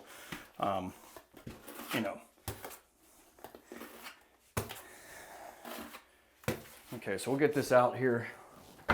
And then again, like any towel installation, you just take the back side of your trowel and you burn it into the substrate. Now, I did flood test this morning, so normally I would take a damp sponge and wipe this all down, but this is still a little bit damp from the flood test. So, when you do flood test, I did have a fan in here and I wanted to dry this up as much as possible. You don't want to have any puddled water or any water that's like sitting on the pan in any fashion. You want to be fairly dry so that this thin set can bond to it properly.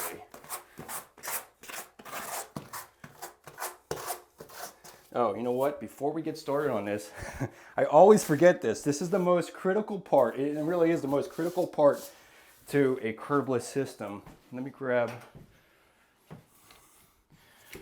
Okay, so in a curbless system, there's obviously no wall. It's just everything is waterproof outside of the shower floor. But you're going to have a thin set layer that is continuous from here all the way out. And there can be problems with that thin set layer. The thin set layer can actually absorb water from the shower and suck it out of the shower through capillary water movement. So the way to address that, and I don't really see too many people addressing this, and I think it's really important because I've had a personal experience where I've had water come outside of the shower floor.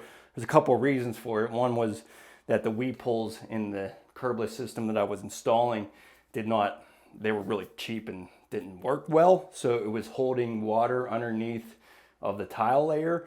But what it also did was absorb out of the thin set layer and into the outside floor. My outside floor wasn't 100% level, so it kind of siphoned it out. So what you do, I'm just using this Wedi sealant, but you can use Kerdi Fix. You could even use silicone. I do recommend you use a polyurethane sealant. Main reason is that, you know, the thin set will actually bond to this. So all you have to do is just separate this thin set layer by just putting a bead of this right against the tile to the Schluter membrane or whatever waterproofing system that you're using. And that's it. I mean, it's as simple as that. It's a very simple solution to a really big problem that could potentially happen. So I've had 2 scenarios that I was really shocked to have a problem. And this doesn't happen right away. Like when you have an issue with capillary water movement, it's like 3, 5, even a year down the line. It's something that accumulates over time. And then, you know, once the water has a pathway to siphon out, it'll just get every single shower you take, just a little bit more comes out, a little bit more comes out. But I had 2 scenarios where I had an issue with it. And one, there was a whole bunch of water in the middle of this giant, I did a big bathroom. It was pretty much like 20 by 20. And the outside floor was not level in the center. And I think it had to do with the structure of the house that had a big dip in it. But anyways, it ended at 6 months, 8 months later, there was water underneath the tile on the outside of the floor. And that's what it was. So all I did was I removed the grout at the joint between here and the outside floor. And I just used a siliconized caulk and it solved the issue. The second one was I had actually water leaking out the front, back, or the entrance to the bathroom because I used Ditra mat all the way through, and the room was unlevel from this way to, you know, the shower was level, but the outside floor sloped towards the outside, the entry door. And so water was siphoning through that layer of thin set and then at the entrance of the door leaking down into the basement. Same situation. All I had to do was simply caulk this joint down to the waterproofing. So this is really, I mean, it really is a critical point. I'm not sure why the TCNA does not have any real specifications on this. If you're a contractor that's part of the NTCA or the, you know, or certified, whatever, I'd love to have a discussion with you and understand why that's not being done. But I think this is a really important aspect to the curbless shower. So, and it's a really simple thing to do. For the most part, as long as the trowel ridges aren't thicker than the tile or the same, that's pretty much what you want to go with. But it really all depends on the actual coverage that you're getting on the back of the tile. Now I know these mosaics quarter by quarter and it's going to be definitely sufficient. It's just that if you know, larger tile, you would want to use a larger trowel, and you kind of have to gauge the coverage that's on the back of the tile. And if you're not getting enough, then you want to go with a larger trowel size. So most of the time when you're doing a bathroom, you're going to at least need 3 to 4 different size trowels to accomplish your goals. Especially if you're doing the Schluter system, because you need a smaller trowel to adhere the membranes down. You need a bigger one for the pan, and then, you know, we're doing this. We had these big 12 by 24s on the outside. So for those, I like to use the Euro trowel or a 1/2 by 1/2 inch trowel. And then for the mosaics, you want to use like a 1/4 by 1/4. So, you know. And then again, like any towel installation, you just take the back side of your trowel and you burn it into the substrate. Now I did flood test this morning, so normally I would take a damp sponge and wipe this all down, but this is still a little bit damp from the flood test. So, you know, when you do flood test, I did have a fan in here and I wanted to dry this up as much as possible. You don't want to have any puddled water or any water that's like sitting on the pan in any fashion. You want to be fairly, you know, fairly dry so that this thin set can bond to it properly.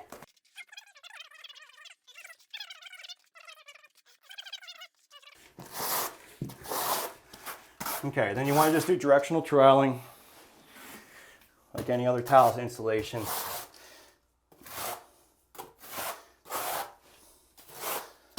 Just making sure these ridge lines are all nice. So when you're mixing thin set too for a shower floor, you don't want to make it too dry. You want to, I would always recommend going right in the middle of whatever the ratio is that they're recommending. But I would just go with the medium amount of water, because the worst thing that can happen is not having it being too dry, and then it won't stick to your tile properly. And the other thing you want to pay attention to is if you're cutting this tile on a wet saw, you have to allow this to dry, or wipe it off with a rag. You don't want to be setting wet tile onto thin set, or it won't bond. It just doesn't simply bond. The water just kind of creates a bond breaker, and it doesn't bond well. And these are unfortunately lessons I've learned the hard way.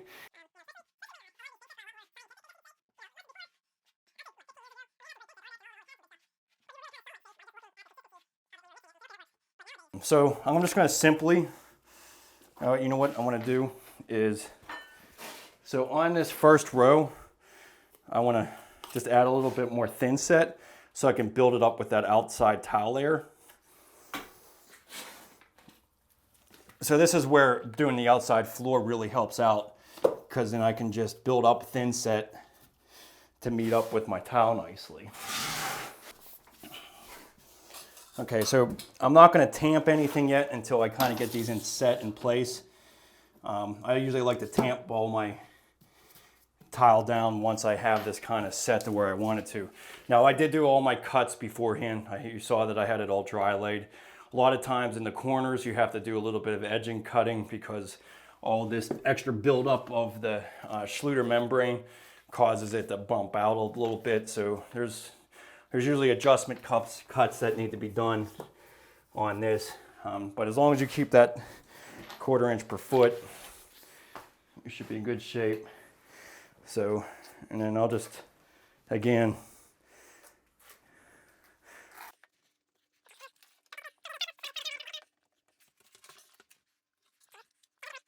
and it's not bad, it's really not a bad thing to have the tile on the outside being a little bit too high, because really it's just better for the entrance of this shower to have it more pitched, because when my shower doors are right here, at least you have a little bit more pitch going into the shower, which is nice. Okay, so this Schluter drain, it basically just has this little collar. It comes in 3 pieces when you pull it out of the box, but this slides into this little housing here. And then this is the tiling flange, and this is what's adjustable. So this is what's going to allow you to push this up or push it down to meet up with the top of your tile. I recommend just kind of going somewhere in the middle, and then it's really important that you put thin set all the way around this drain. Now this is going to get a little bit messy, because you're going to have all this thin set ooze out of here, but you want to support this flange. If you don't, later on you can be stepping in the middle of the drain, and then it'll push down and ruin the grout joints. So just make sure that you have that completely encapsulated with thin set around here.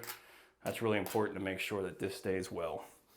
And I'm probably going to just put a little bit more thin set in my drain here. Try not to get it in there, because I should have left my plug in there, but that's all right.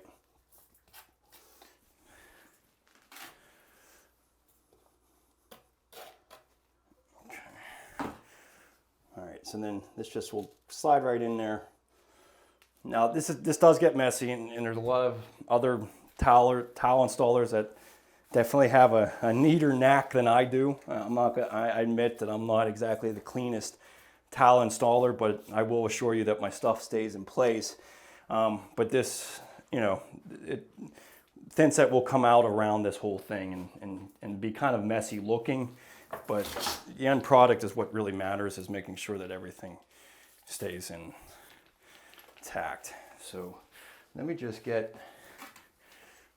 this tiling flange even here with thin set. Okay.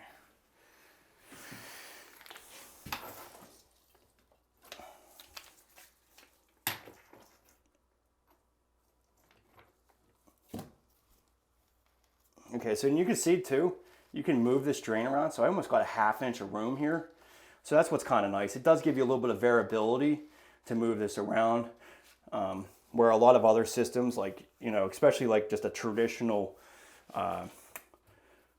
your traditional rubber liner type of drain, clamp drain, you can't move it. There's no moving that at all. This at least during your tiling process, you at least have a ½ inch of room that you can move it around. So that's kind of a really nice benefit to this type of drain. And if you're doing a mud bed, I would recommend you just use a Schluter drain so that everything's topical, and you know, it just makes it an easier time and less problems over time, because, you know, really all the waterproofing is right at the top layer of the tile. So I'm going to set the rest of this before I mess around in that drain. I know that's going to take me a little bit more time.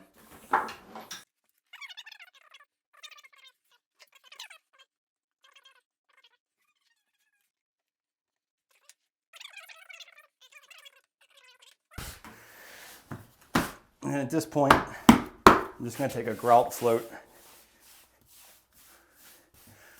and just tamp this in.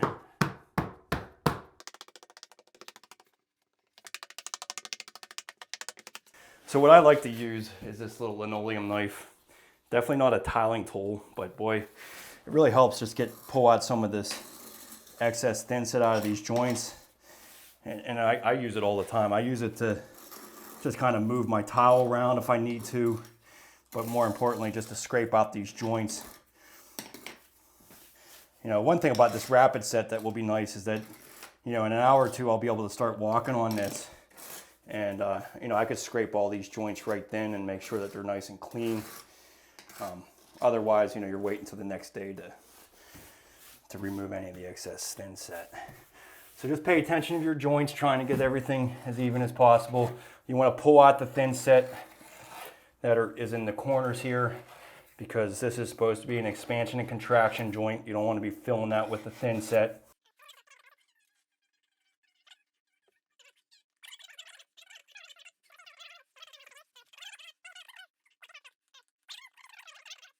Okay, so now the fun part, going around the drain here.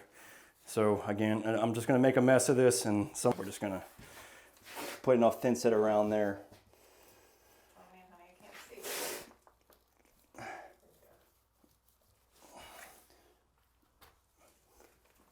see. So that movement of that shower drain really helps out. And then you can just press the whole thing down. And you really want to have this drain just slightly below the tile. To get my little level here, because I want to make sure that this sits well. So yeah, I know this is kind of a mess here, but I'll be scraping this all out to make sure that, there we go.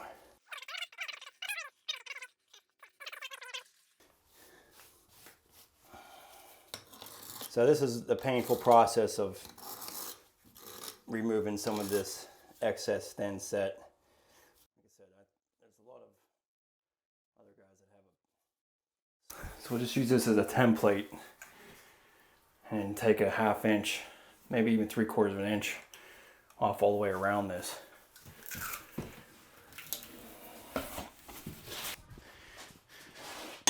Okay, so this is the same size as that opening. So the first thing I want to do is just trace this.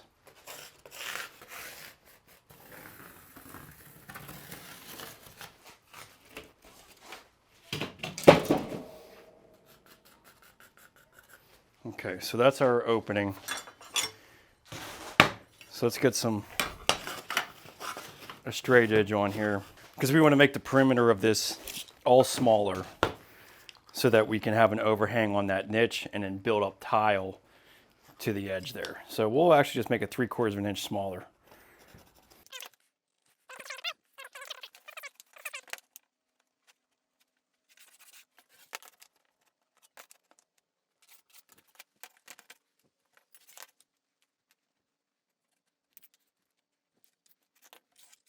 Gonna shrink it down a whole inch.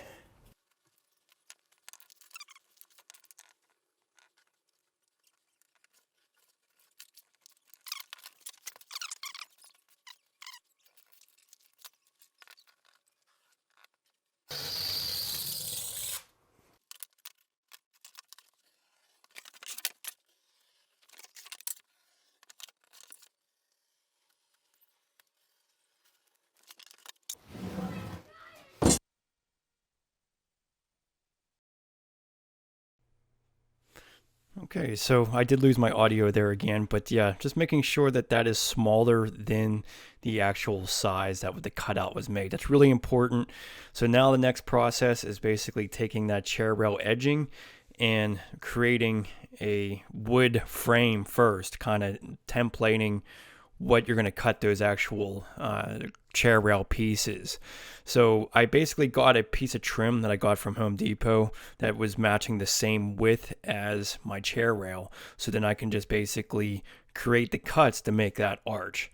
Now, whatever size your arch is, it's going to be different as far as what the angles were to do that. It all depends on the shape of your arch as well.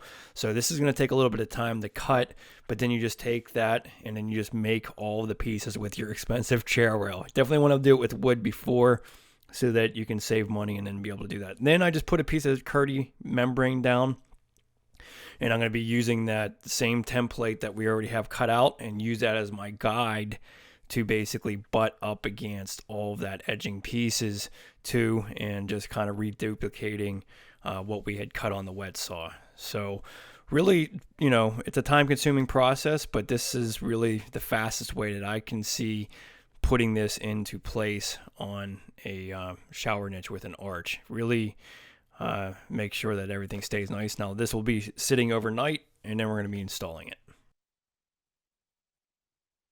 So first thing I want to do is cut out or remove my centerpiece here. So let me just score this.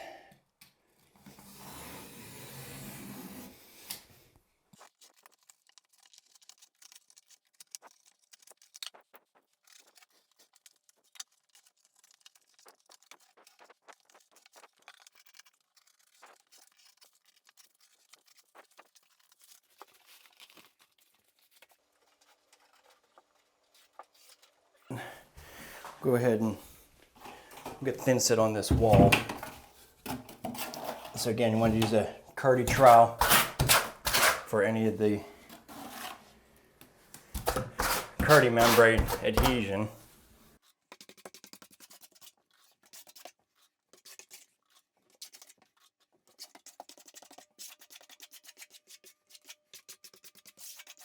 Okay, so this is going to be the main way that this gets adhered here. So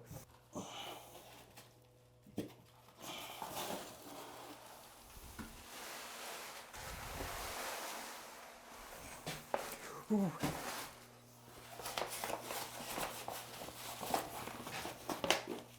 Oh shit. All right, babe, come closer.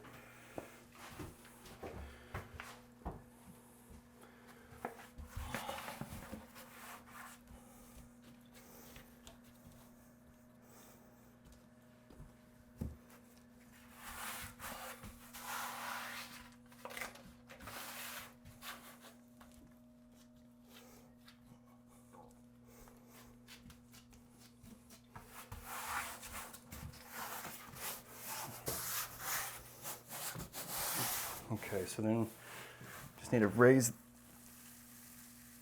this up to our laser.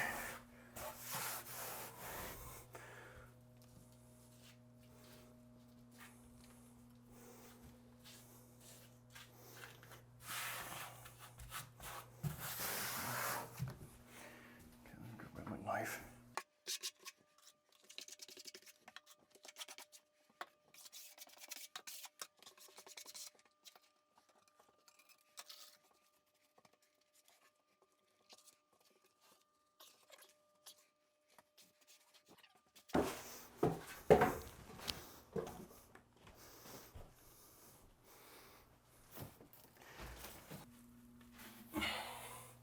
Just want to make sure everything's level, obviously. It's not gonna look great. Still does need to be slightly pulled over.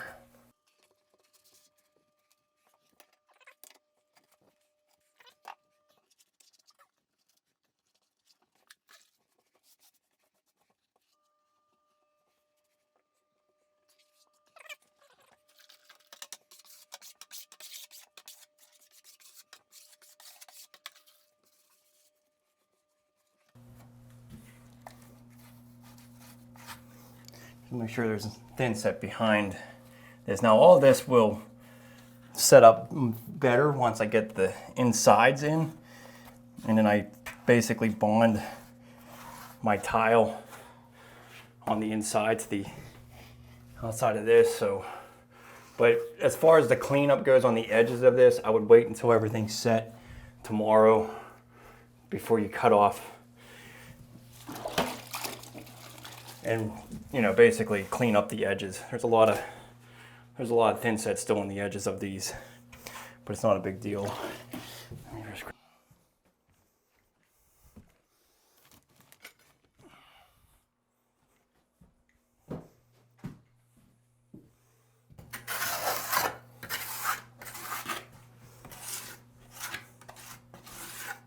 So just make sure you got thin set bonded to the fleece right at the corners.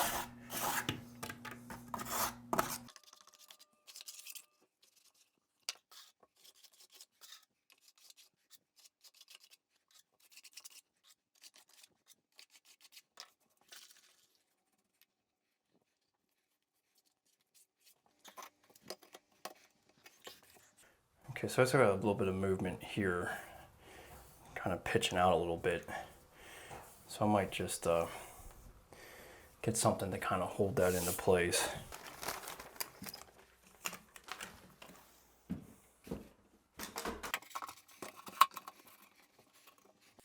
Okay, so I'm just gonna put some shims here just to make sure that this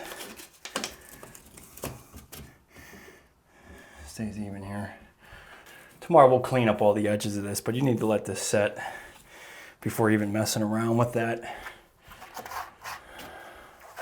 And then once I get the tile on the sides and I put more thin set up against this, that'll really make sure that everything stays nice and tight. Okay, so we're gonna be using these 8 by 20 inch tile. We're gonna go vertically, kind of gives a little bit more of a, somewhat of a modern look, I guess you could say.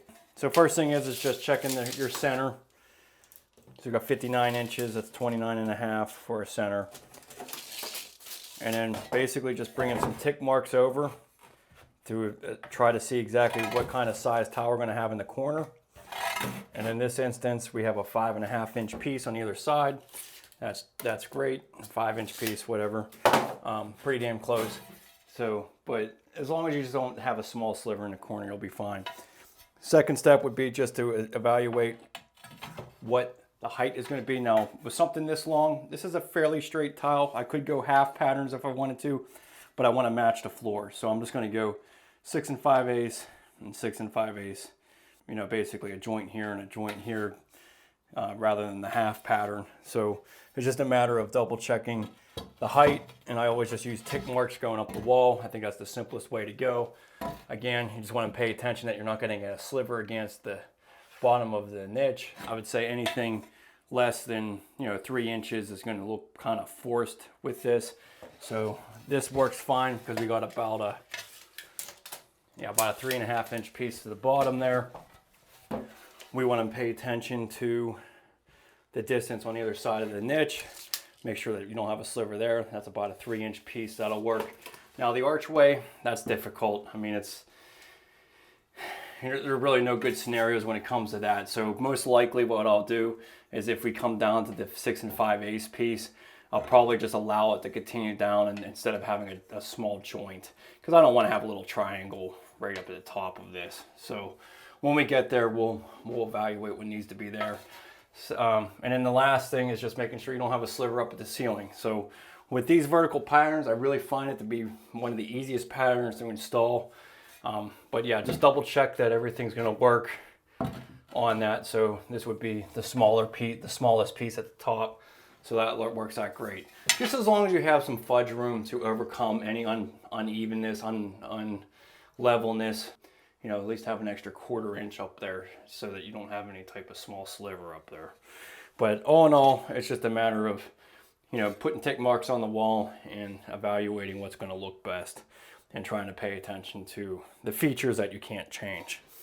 So, all right, we'll get started. Basically, I just have my plumb line up here. So I'm going to go straight off of that. And Once you get one plumb line over, you can just run all the tiles straight over. It'll be really easy. Okay, so we're gonna use a Euro notch trowel. This is one of my favorite trowels for the bigger tile. So, but you always want to pay attention to the coverage you're getting. So we'll pull off a tile just to make sure that we're getting good coverage. So first thing is just to use the flat side of the trowel and burn the thin set into the substrate.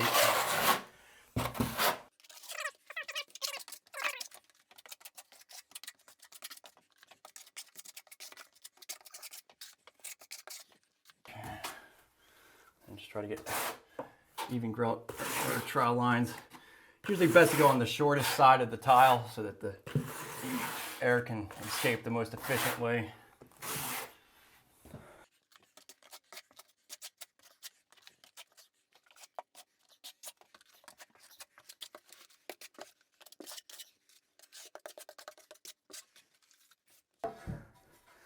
Back buttering these tiles.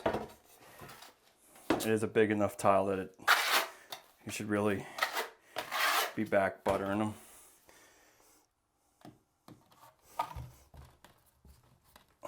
Okay, so on the first row, you always want to put expansion contraction joint underneath your first row of tiles. So just use these horseshoe shims to make sure that this stays level.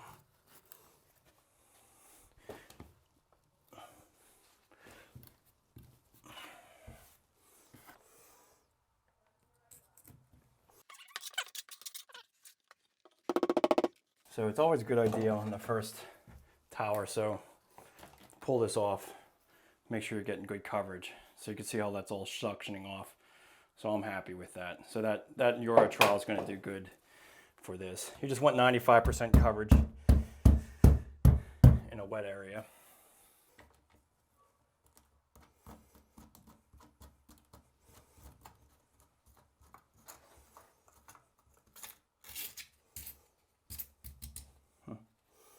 Not bad.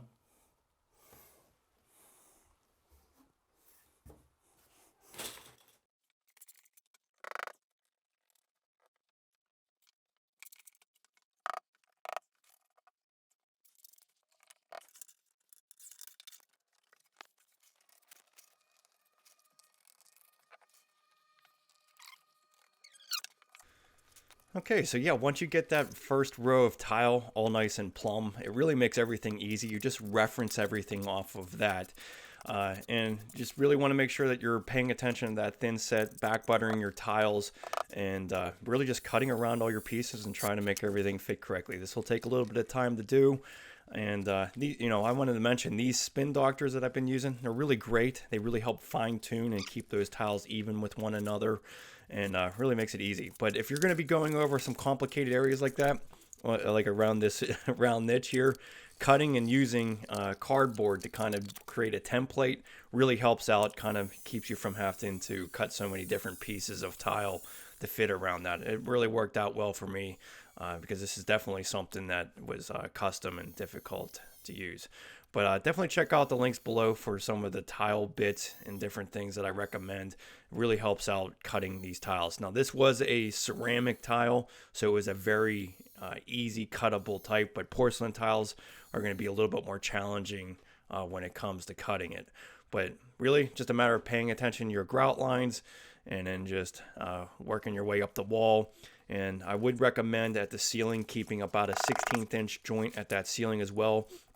Main reason is because once you go to do some caulking there, the caulking will go into that joint and then create a nice strong bond. Otherwise, you're just kind of smearing it between the ceiling and the tile. So leave a little bit of a gap there. Same for the floor and same for anything around the niche as well, because once you grout it, you want to be able to fill in that gap around the niche.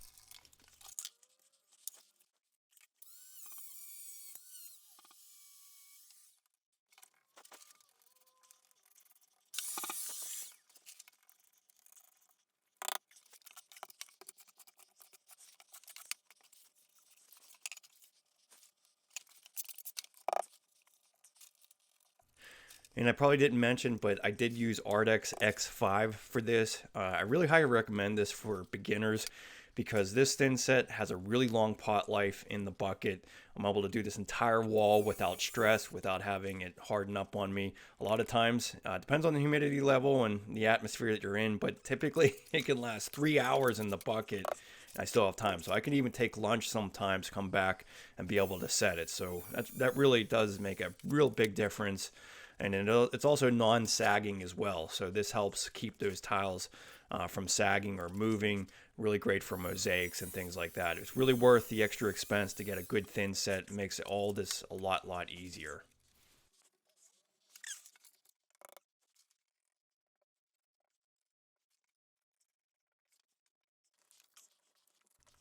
Okay, so then when it comes to putting some shelving in, really just a matter of marking it where the location of where you want it to and cutting around that. Now, I will mention on most of these shelves, I like to notch the outside corner slightly so that it overlaps the tile, so that so you can see here I'm kind of just cutting this so that it allows the tile to slide behind that so that you have a nice joint. It's really tough to kind of create the curve around the edge of the tile, so make sure that you make that cut on the tile a little bit shorter, and then obviously paying attention to levelness. You don't want any water sitting in the back of these shelving units.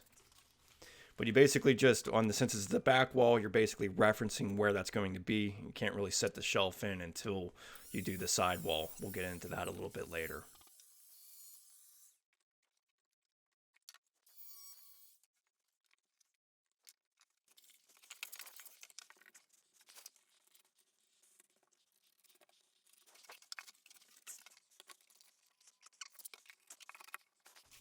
And those little spin doctors, they definitely kind of help keep all these tiles held together. So it's really great for things like this. The leveling system, it has really been a game changer. Really makes it a lot easier to get professional results.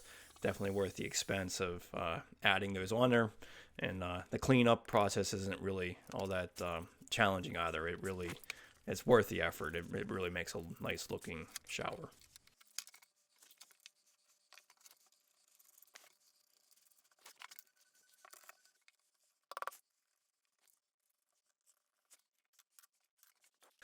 Okay, so you're pretty much a pro at this point. It's just a matter of making sure you get good thin set application.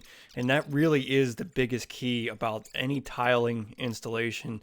And that's just making sure that you have plenty of coverage, plenty of bondage to the actual tile. So if you spend the time spreading that thin set properly and make sure you're back buttering the tile, you should be really in good shape.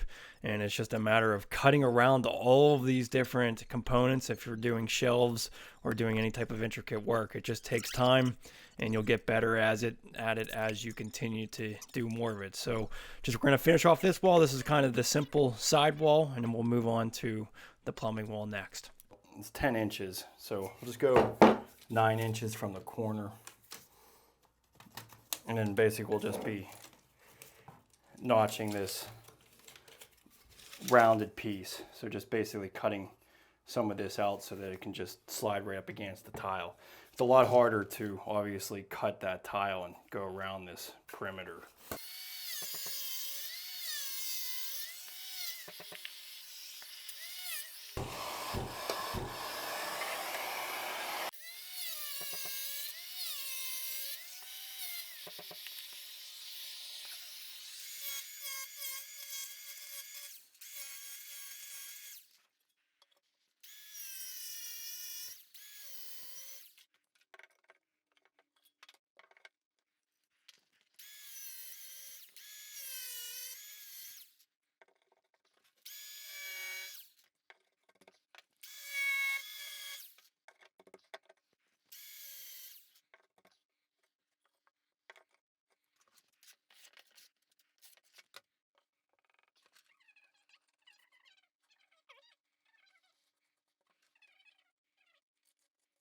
That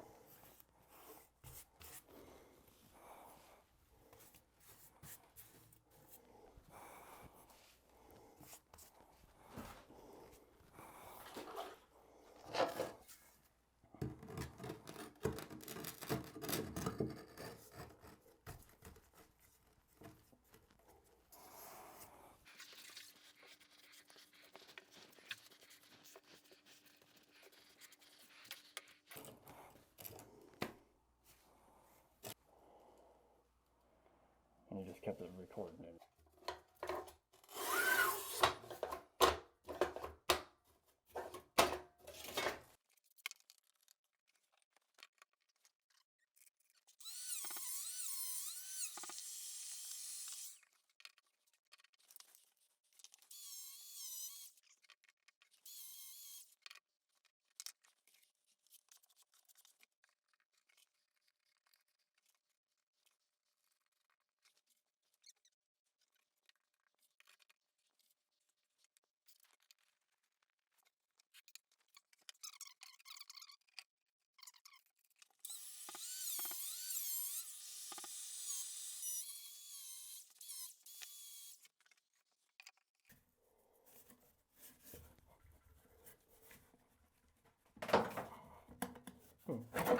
Oh, damn it.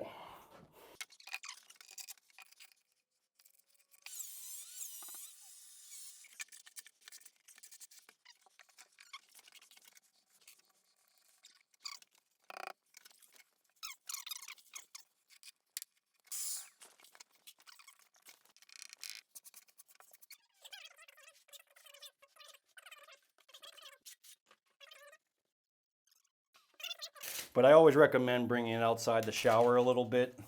So we're just gonna go basically 1.5 inches outside of our shower because I need some room for my shower doors to mount. And I'm really not 100% sure how it mounts. So, you know, you wanna just give yourself a little bit of room there.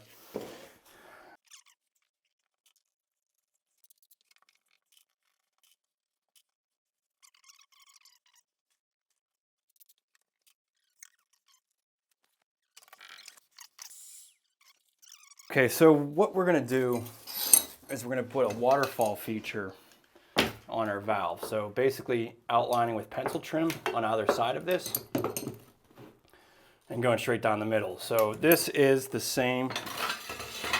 Now I could have obviously made this the full width of my 12-inch pieces of mosaic, but I wanted to match the pattern to be even with my tile.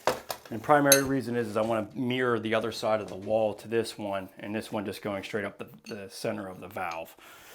So with doing that, I'm going to have the same pieces over here, the 3-inch, and then like a 6-inch on the outside of the shower. So I'm going to just start with my full tile here, work my border, and work my way over. But you just want to pay attention to your pattern again. So we're gonna be mirroring the corners. So you'll start out with a 6 1/4. We'll go to a 3/4, and then full tile, and then back down to the 6 1/4. So we're gonna start out with a full tile on this back portion here. Might have a little bit of scribe cutting to do to the floor to make that even. Was X5? It didn't have the same. Yeah. With the corner shelves. That'll be a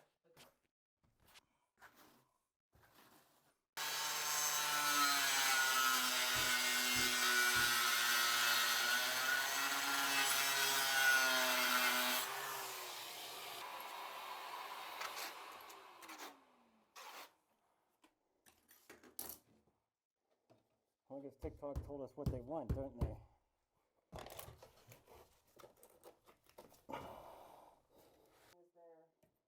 Really? Oh. That's pretty fucked up that she died when she was there. Sandy's a good soul, though. At least she would.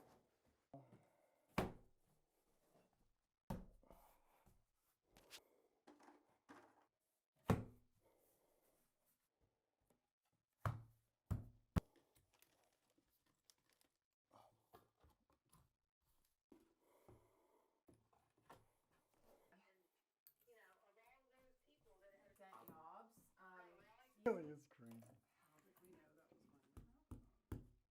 Definitely can talk about that.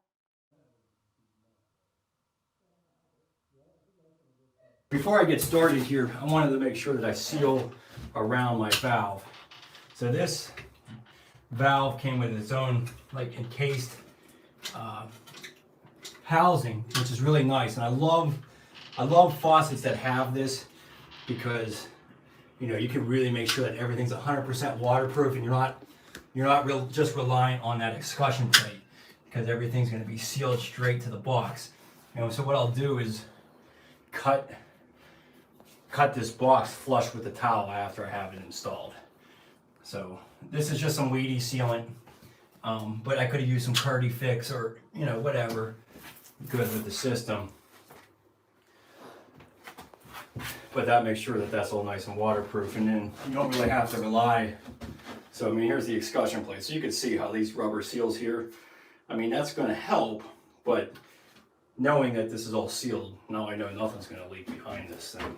So I really highly recommend when you're using these mosaics, especially in this fashion where you're going from floor to wall, is to use a really decent thin set, a non-sag thin set. So my favorite is Ardex X77. I really highly recommend any tiling project that you do that involves mosaics, I really recommend you just buy at least one bag of this. This stuff is expensive. I don't know what the retail price is, but I pay almost $65, $70 a bag for this stuff. And you really only would need like a quarter of a bag to do this section. But what the non-sag quality of that thin set does is just it eliminates the pressure of the weight of this tile to slide down the wall. And it's really important with mosaics like this going straight up and down, because some of the cheaper thin sets that are not non-sag, by the time you get up to the top, it might be forcing and bowing out some of this tile work. So just getting a good thin set really makes a world of difference and allows you to really speed things up. All right, so we're going to use a 1/4 inch by 1/4 inch square notch trowel. That's pretty much, it's not always the greatest reference, but just as long as my trowel isn't bigger than the tile, I just don't want to have a whole bunch of thin set oozing out of the joints. So 1/4 by 1/4 is usually pretty good for this stuff.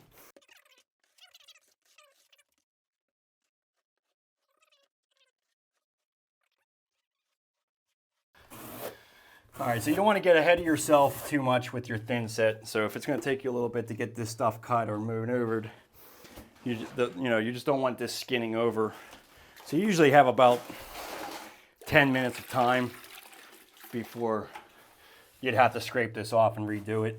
So just be aware of how much time you're taking to do this. But we'll go ahead and put some of our pencil trim up here. I always just like kind of back butter it. I ran out of rubber gloves. I normally wear rubber gloves, so it's a good idea to wear them. Keep this thin set from burning your hands. Always have some of these horseshoe shims on hand. You always want a perimeter, an expansion contraction joint at the floor.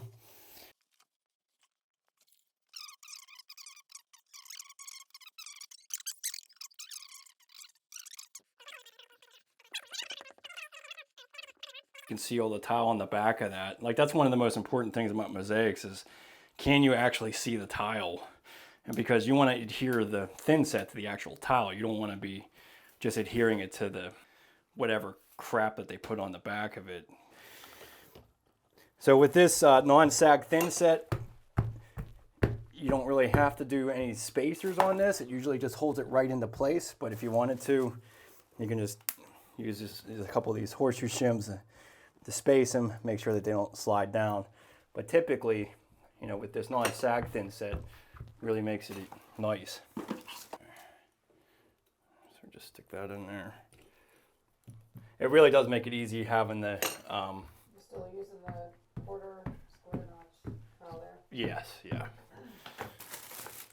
But yeah, having the pencil trim on this perimeter makes this so much easier, because you don't have to be concerned about trying to get this to line up with your tile. Not that that's extremely difficult. If you put Ditra behind this or some of that Schluter membrane, it's not really a problem. It's just I don't have to even think about it. That's what's kind of nice about using that pencil trim. Okay, so going on the side here. So I got these little glass nippers. I'm going to try to avoid having to use the saw, but I don't know if that's going to be possible. So let's first cut out some of this stuff.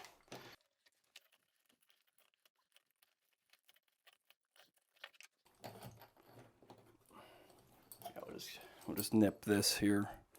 Obviously you can just use a grinder. So something like this. This has a Montolit STL blade. I really like using these a lot because all of this is diamonds on the edges, so it really makes it easy. I can grind things down nicely. So these are Montolit glass snips. So always just pay attention to your escutcheon plate. So I don't need to fill in these little corners here because that's just going to be completely covered by the escutcheon plate. So that makes it nice and easy. The first couple of mosaic installations I did with the cheap thin set you get from the box stores, boy did I have a mess trying to do this stuff. It was always so frustrating. And I mean, I would say about 7 years ago I started using this Ardex X77, and ever since I was like, this is definitely the way to go, because it's just like, I mean, nothing's even moving. It's just totally really will. I mean, it does exactly what it says. It's a non-sag thin set. So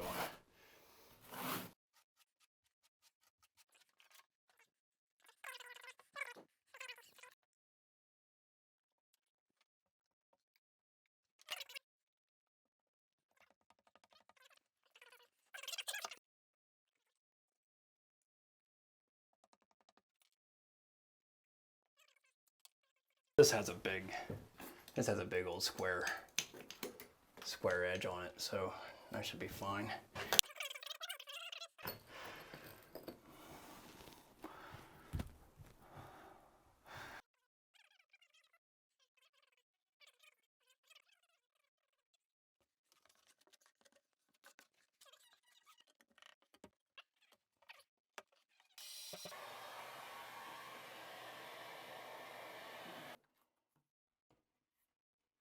So we're using a 1/4 by 1/4 inch square notch trowel to embed these. So the first thing you want to do is just coat the whole back with the flat side of your trowel. It's called burning the thin set into the substrate. This will help get some good ridges and also make sure that you're well bonded to that substrate.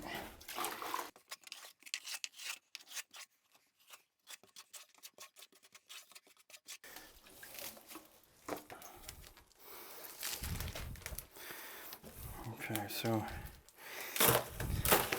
if you leave it in the plastic, there's not as much water, but you want to just make sure that you wipe off any of your mosaics if you get water on it, because otherwise they won't bond properly.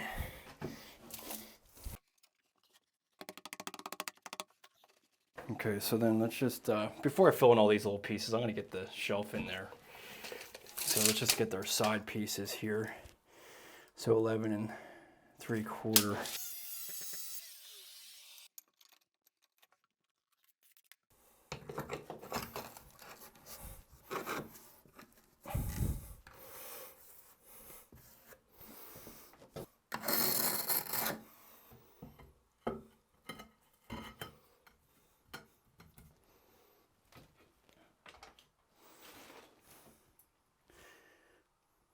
I mean, that's pretty damn close. I think I could live with that.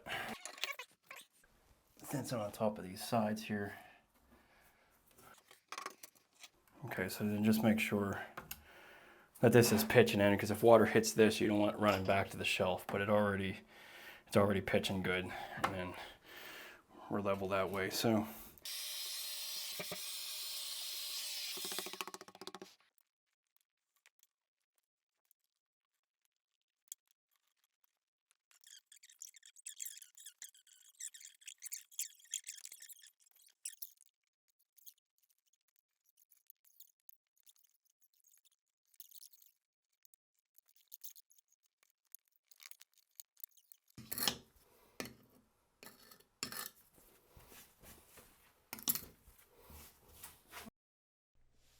okay, so to finish this off, I actually did run out of data space on my camera, so I at least had the GoPro up here. But to finish off the niche, basically just finishing those edges around the arch, and you're just basically matching the bottom radius length of those chair rails. So each one is incrementally placed underneath of the chair rail and then creating that archway. So it's a little bit tedious and each one needs a little bit of an adjustment cut. But that's really the best way to go about cutting this for an archway.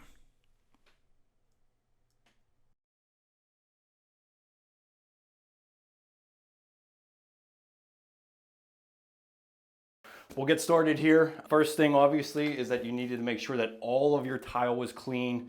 Make sure you scrape out all those joints, get all the thin set off of it. You don't want to be messing around with trying to scrape things out of the joints while you're grouting. I guess another preparation is to use some sealer for your natural stone. So my shower floor is travertine. So I use some sealer. One of my favorite sealers is made by Mapei. This is just like a stone enhancer. So this is, it's a really easy product. All you have to do is brush it on, just, kind of abrasively put it into the joints and then let it dry. So I did that the night before, especially for around on this decorative niche, my shelving units and then the floor. So that's you want to prepare before you do the grout. And that just really helps prevent that grout haze from kind of skinning over on all these stone areas. The second thing is you want to get a decent grout float. This one is made by Trox, and this is primarily made for urethanes. Has a nice flexible pad to it, and you'll see a lot of professionals using this. I think it's much better than any of those just standard rubber floats you get at the box stores. Unfortunately, there isn't a grout that I would just say, hey, do this for everything, because there's always pros and cons to each type of grout, and it depends on the type of tile that you're installing, and then really like the usage, the color. If you're going with white, I'm very sensitive about white grout. I'll go over some recommendations on that. These are my favorite sponges made by Ardex. I do highly recommend it. I mean, ordering from Amazon is a little expensive. It's like $10 a sponge.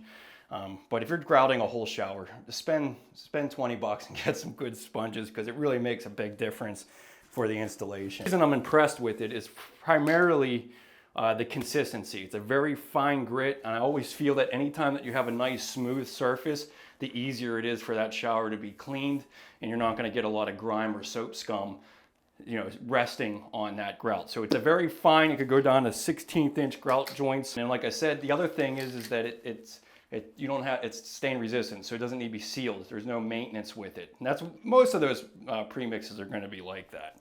So we'll just open up the bucket. No mixing required. It's already ready to go. Just get some of this off of this little lid. This little thing you want to hold on to, because if you're going to keep this bucket later on, you want to keep this little thing. It kind of prevents the grout from skinning over.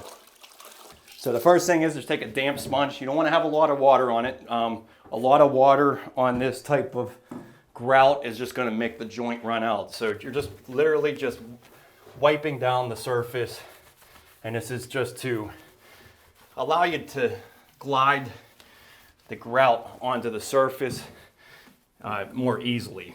So I'm just going to go to about where I'm going to go doing one section here. And then obviously, like, setting the grout is not a very difficult thing to do. Just a matter of packing all these joints. So I just do like a pitter pattern where I'm just pushing into the joint, and you just want to pay attention to the details of what you're doing as far as pushing that into the joint. Don't worry about too much of the excess on the tile. At this stage, you're just really focused on packing these joints. So I'm always a big fan of using grouts that, first off, that don't need to be sealed, because who wants to do that later on?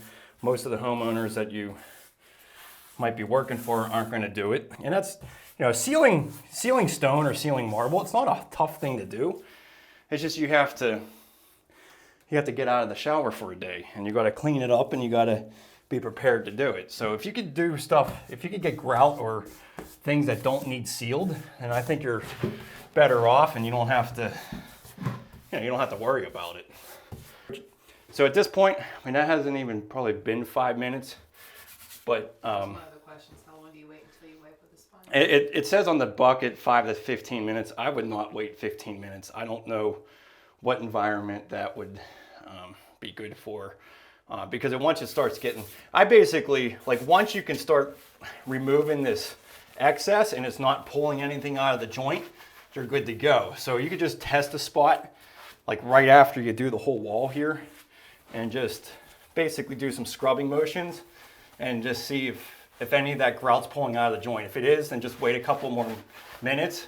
But I pretty much do it within that 5-minute period. I have not had an issue with that yet, but obviously following their exact instructions is right. But Glaze, haze remover for this, or is water enough? so haze remover, that would be pretty excessive for this type of stuff. If you were to have to use it, I would wait till the next day. That stuff's pretty harsh. I don't think there's any reason to use haze remover on this, and I'll show you why. Because once I'm done wiping this, I think the biggest trick to ensuring that you don't get haze removal is just simply using a microfiber cloth and just wiping it down. Because any of this water that's still standing here, it'll end up spotting, and that's where you'll have the haze remover. So immediately, after I do this wall, I'll wipe this down with a microfiber cloth that will get majority of the haze off. And then if you still see it 45 minutes later, that's where I would go back with some Windex with vinegar and spray the whole thing and use a scrubby pad. So if you can't get it by then yes, the next morning, go ahead and use epoxy remover. But I don't really think that's necessary. You really shouldn't have that much. The only way you're going to have that much on there is if you're just waiting too long to remove this stuff and you're really having a hard time. But for the most part, this stuff is pretty easy to remove. On most tiles, I can't really think of a tile that I've had an issue with getting it off of. Do you caulk your seams? Caulking, yes, all the movement joints.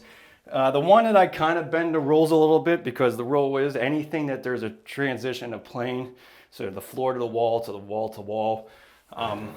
The only one I kind of cheat a little bit on is the floor here, because I never really had an issue with it cracking in these corners against the floor. And it always looks a little bit cleaner without having to do that caulk joint.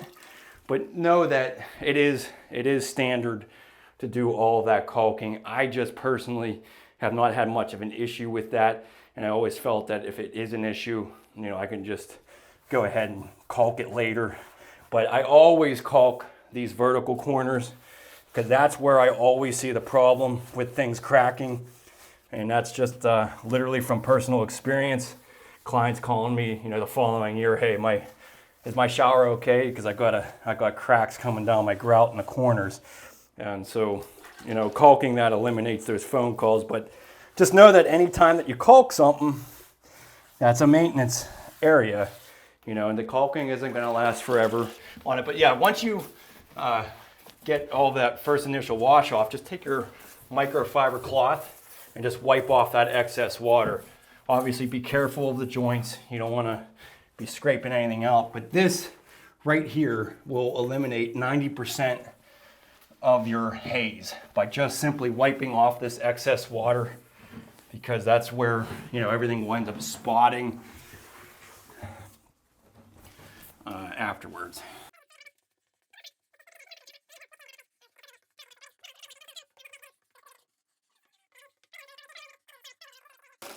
So I got 2 buckets of water here. That's important to have plenty of clean water. Usually, 60 square, half the shower I switch over, just put it that way. It really depends on how much of an accent you have, how much you're really wiping off. So yeah, there you go. Again, just kind of use circular motions, get the grout off. This is not, necessarily a complicated type of thing to demonstrate, but at least you would know what you might be getting into by watching something like this. Because grouting is just important to set in the tile. You can really ruin a nice tile job with a really bad grout installation.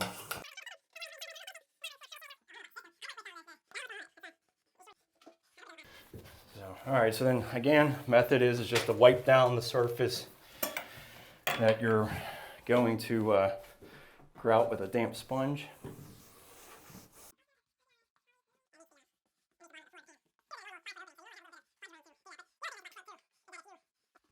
It's just waiting that, not even 5 minutes, but just as long as the grout's not pulling out of the joint when I'm running over my sponge with it. You know, because really the point is just being able to use this sponge to tool the joint.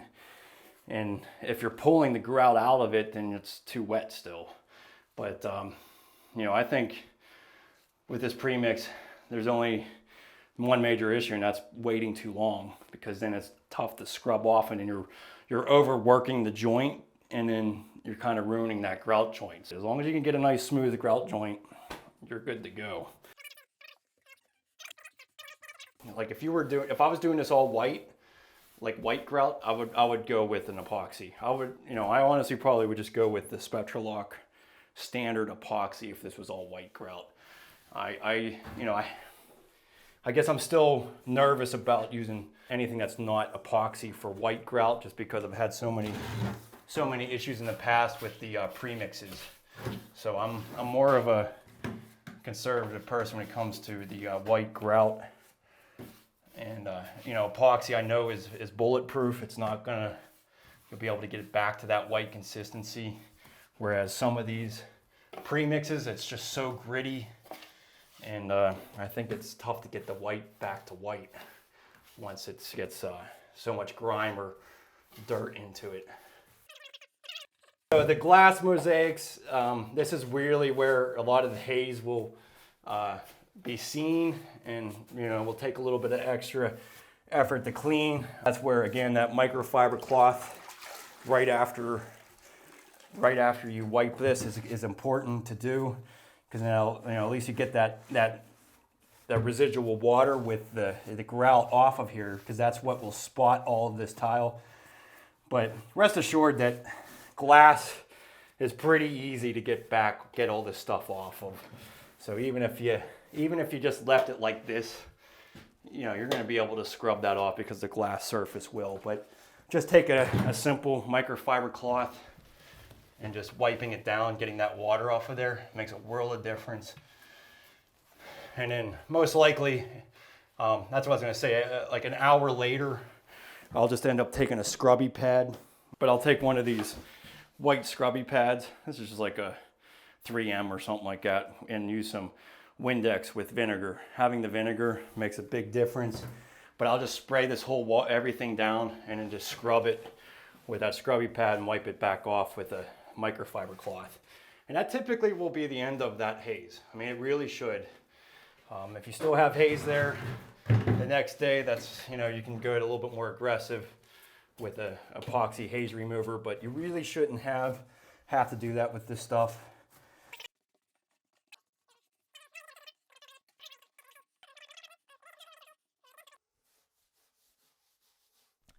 So I have all these cameras lined up here, and I didn't get any of the footage of the actual shower floor.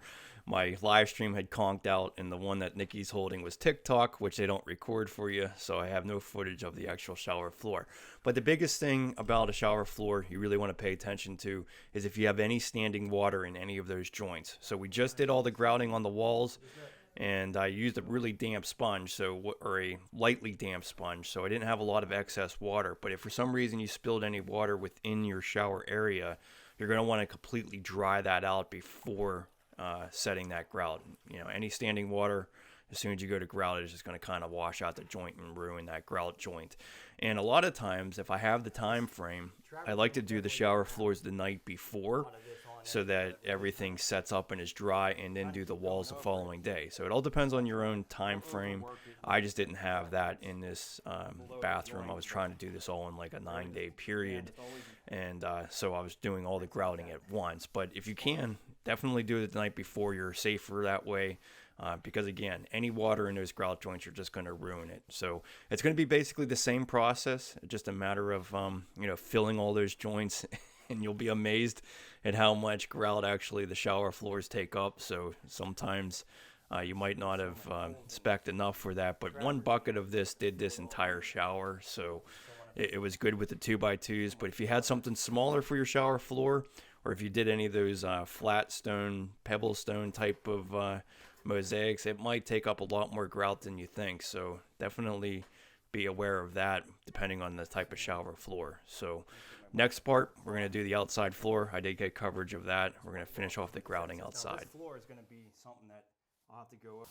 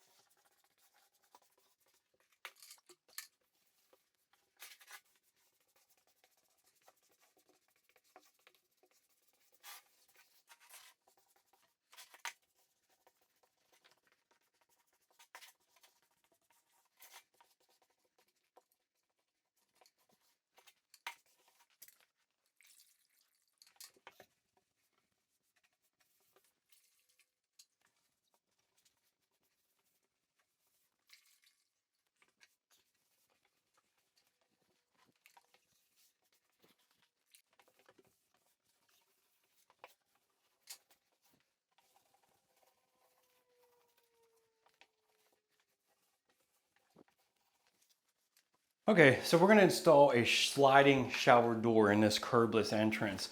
And the specific one I'm going to be installing is the Dreamline Mirage X. So this is something that I really highly recommend for a curbless shower. Main reason is it has a completely full track that goes along the bottom of the shower floor, and it'll ensure a better leak-free type of shower system. A lot of showers that have swinging doors, everything about relying on the water staying in the shower is with the door sweep. So having a threshold that will go all the way across the floor will make sure that the water stays into the shower. And also in a smaller bathroom, a sliding door is always a little bit more open. It feels a little bit bigger. This is a 5-foot shower, so you'll have almost like a 28-inch door opening by the time you slide that door open. So anything that you have to walk around or swing out can actually inhibit a lot of space. So I do highly recommend the sliders, especially for the elderly. You don't want to have somebody pinned in the shower where the door can't open. So a slider is definitely a safer bet to be able to get someone into the shower. It's just a matter of whether this threshold will be an issue at all for anybody. It does, obviously takes away the curbless look a little bit, but it's not really much of a step over. So the first thing you want to do is take your level and reference the plumbness of your walls. So just know, now there is some ability to overcome plumbness, usually about a 1/4 inch, maybe a little bit more with the sliders. So just note that and pay attention to it. I'm pretty level on that side. This side, I could be, I'm probably about a 1/4 inch in this 4-foot space. So I know now that this is kind of veering out in plumbness. Not a big deal. I'll be able to address that with the fixed panel. So the fixed panel is going to be on the left. I always recommend having the slider on the shower faucet wall so that you can open it up and turn on your shower. Also reference levelness of your floor. And we actually are a little bit off on that too. Probably about the same, almost a 1/4 inch actually. So that's not going to be a big deal either, but just know what you're going to be up against when you actually go to install it. Yeah, I'm surprised. I am a little bit off. So basically this pencil width would make it level. So it is what it is. Not everything's perfect. But knowing that just makes it a little bit easier when you start installing stuff. So first thing you want to do is just measure the bottom. So we got 58 inches. And we want to subtract 1/16 off of this actual bottom plate. Now you want to pay attention to which side your door is on. So my door is on the left-hand side looking at the front. So you want to cut the side that's the door. So we got the fixed panel and then we got the door side. So we're going to be cutting the door size and cutting this down that 58 inches minus 1/16. So that's 57 and 15/16 is what we're going to be cutting this down to. And we'll just use a chop saw for that. So I got my mark there. So I'll go cut this on the chop saw. You could also use a grinder, but something that would make a nice straight edge would be the best way to go about it.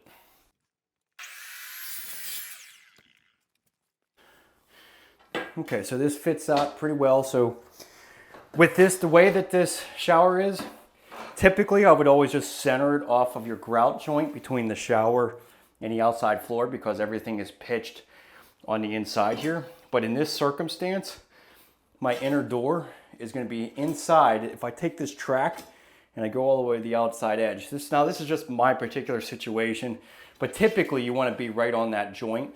But in this situation, I can go on this flat area of the tile, and then my shower door that slides here is on the inside, and obviously anything that hits this fixed panel is going to come into the shower as well. So this is really great. It's going to look great.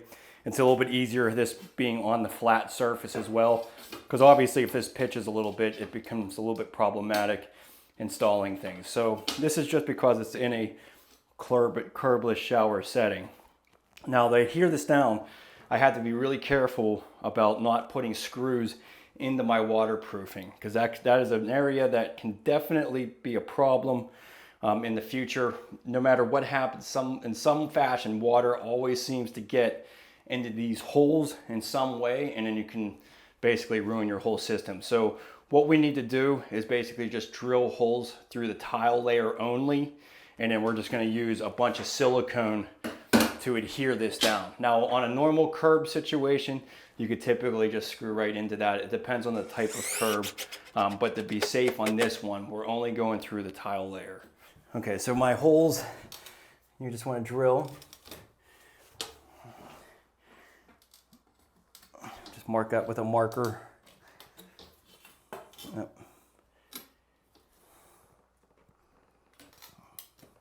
Okay, so we've got 3 holes here that we need to drill, and be careful about it not going through the tile layer and penetrating our waterproofing in any way.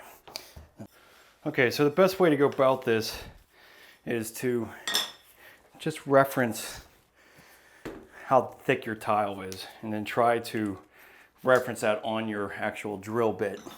Now you want to be really delicate with this. I'm just going to mark it, but I already kind of have the paint worn off on this bit as far as I want to go. So you just want to pay attention to, when you're drilling through this, to just allow it to go through the tile but not penetrate down into that waterproofing.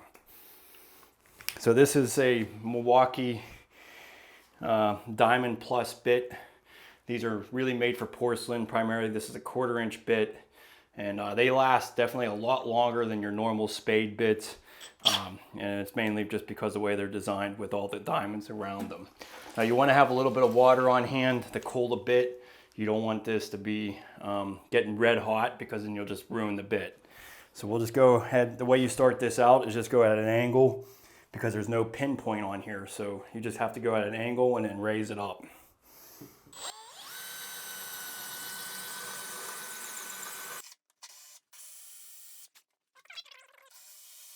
So when you're, just be careful about how much pressure you're putting on it. Again, you're just trying to get through the tile layer without penetrating. Now you do have thin set under there, so as soon as you puncture through, it shouldn't grab it or bring it down. It's just going to cut through the tile itself. Yep, there you go. So that just kind of popped through, but I didn't puncture down into the waterproofing.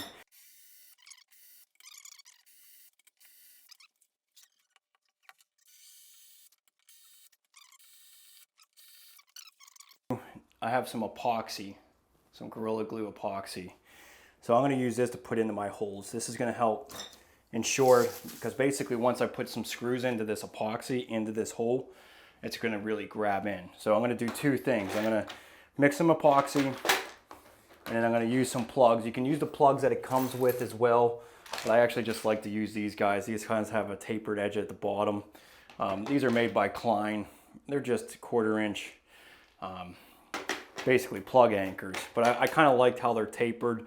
They're kind of more held together than the ones that these come with. These things are big and bulky, and you know, they're kind of split, so they're not going to grab as well as these type of plugs.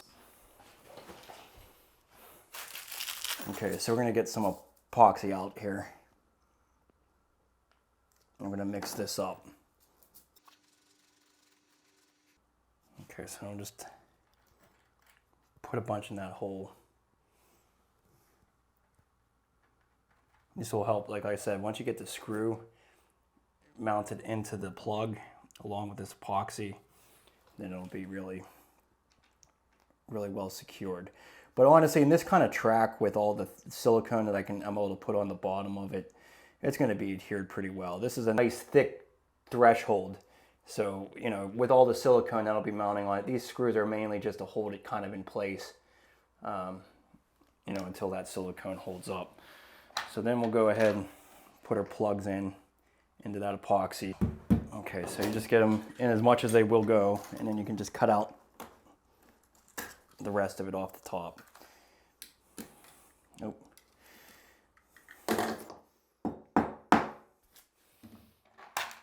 And again, these screws are really only going to be kind of to hold things in place. They're not really the main anchoring section, because once you get all that silicone on the bottom of the track, that's really what's going to hold this all together.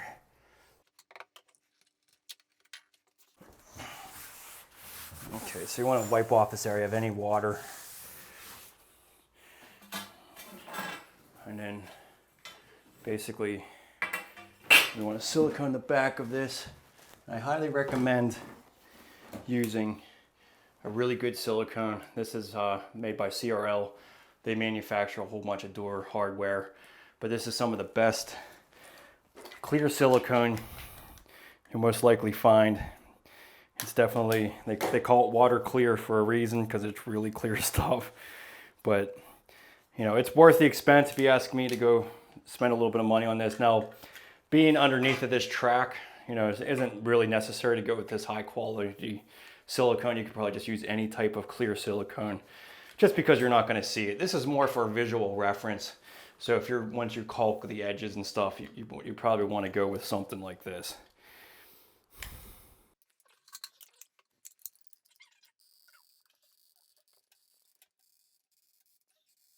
So just put plenty of silicone on there. This is really what's going to really hold this threshold into place. So don't be afraid to be too generous with it. And just the way this one lined up, I just go straight up against my edging here. I don't really have to reference a mark. Okay, then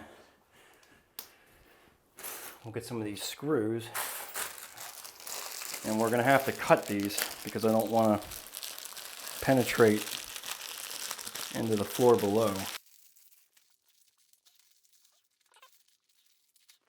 All I'm going to do is reference my tile layer here. So this is my tile thickness.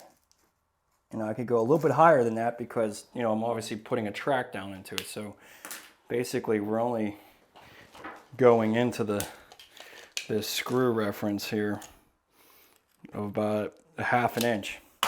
So it's really not that much, but again, this is just to temporarily anchor it while that silicone sets up.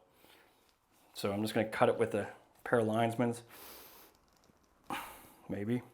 If not, you can use a grinder.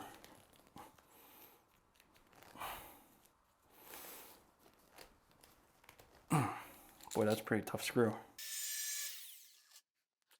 So got the screw. Okay, so I'm going to take this and just screw it into place here.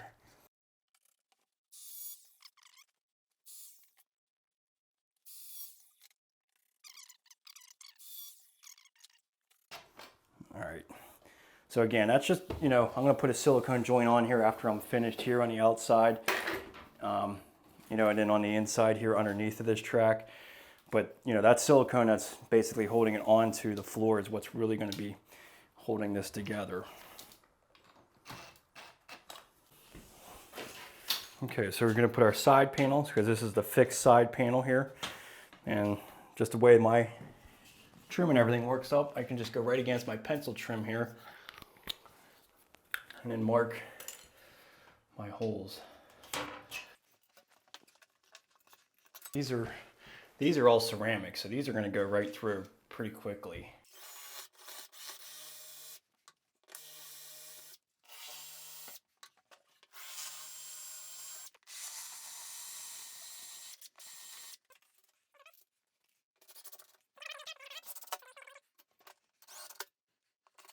So the next step are these little bumper pads. So these have little rubber things on it. This is so when I slide the door, it doesn't hit the wall. So these just pull out, and then they got some double-sided tape on this side that goes against your U-channel. So you want to measure down an inch from the top of your door or from your U-channel, make a mark. You want to hold down an inch from the top there, and then make a mark to cut your hole. The other, there's two of them, so the other one goes down below and right at the bottom of your track. And again, just marking your holes.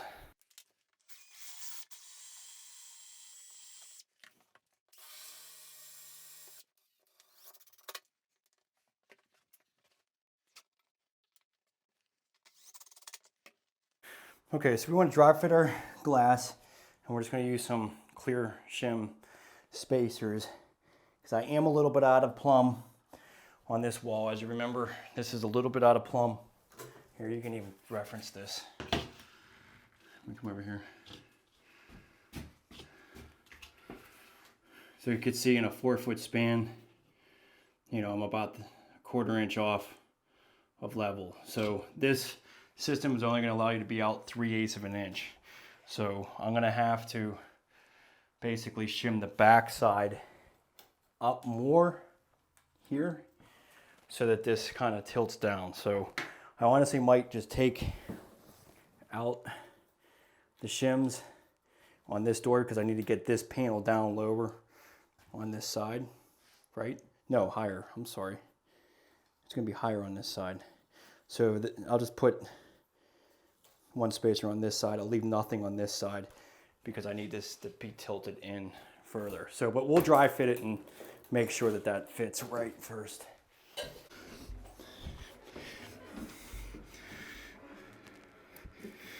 Okay, so a couple things about handling the glass. This is really thick glass. This is 3/8, so it has some substantial weight to it. I'd say this probably weighs 60 pounds.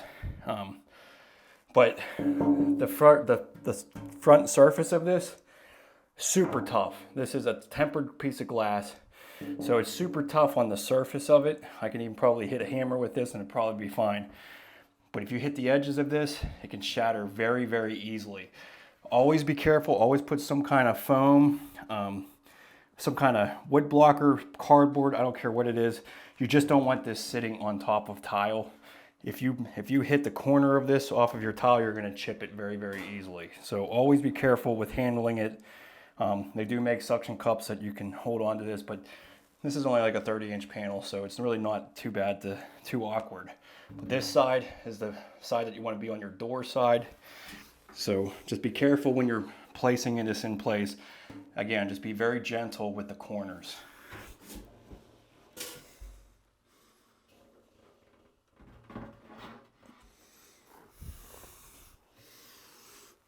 Okay, so we got it in the track.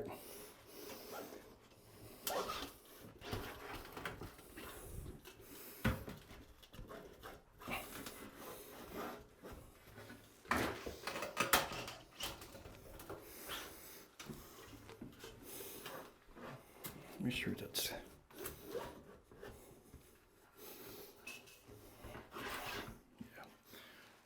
that's pretty wildly off, isn't it?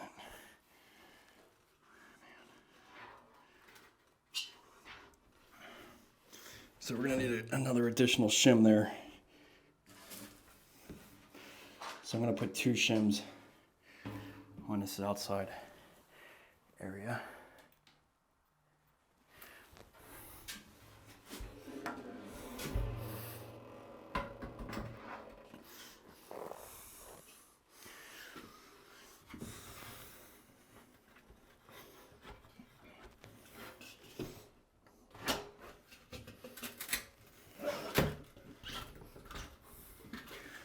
I'll just go ahead and hold this up until, oh, my shims aren't even underneath there. That's,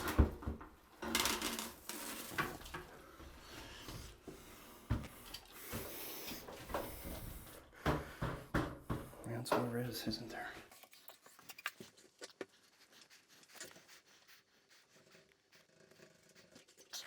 Okay, so that's about the max as I'm gonna be able to get it. So I'm gonna have to do something a little creative here because I'm obviously still not even into that wall. Let's just see how level this is.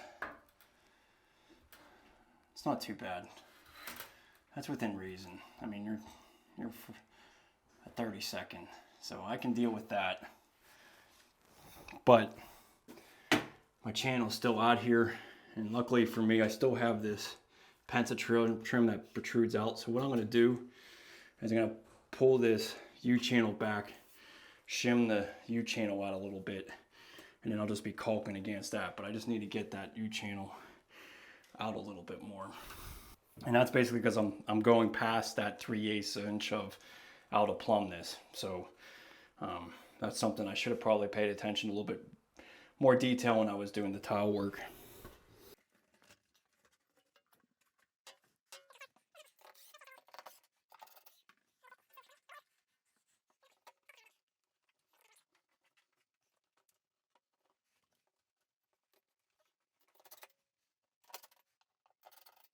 So that should still work. I'd still be able to just silicone against that. It's, you know, it is what it is.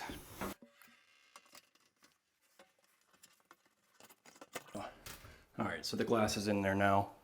Got my shims under there. That'll work. And then when I do some clear silicone here, you won't even notice that I had to pull that out a little bit.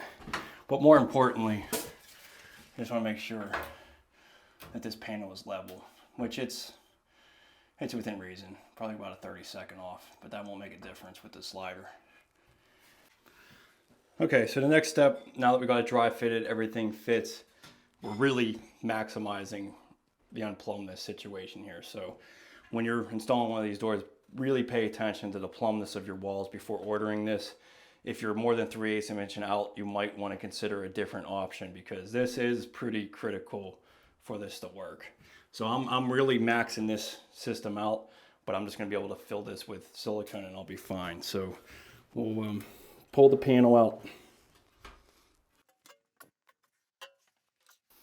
You know what? I'm going to use the cheaper.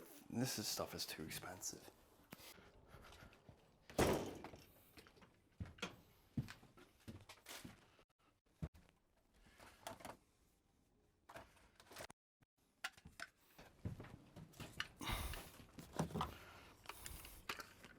Okay, so we're gonna fill this entire U-channel with the silicone.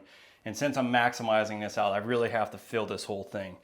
So I just recommend just using just 100% silicone. I'm gonna use this cheaper stuff. This stuff is only about $15 a tube or whatever, $10, $12.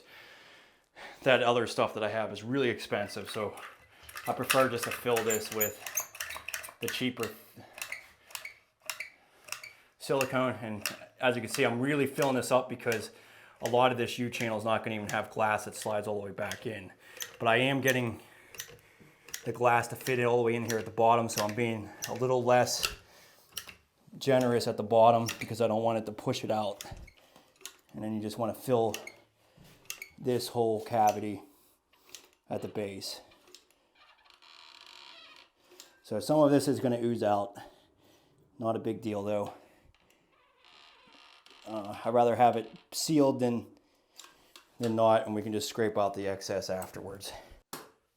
Okay, so again, paying attention, this part has to be on the door side of the channel.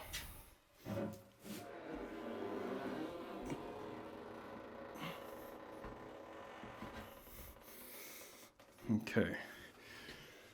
So now with the silicone, it should just slide in fairly easily.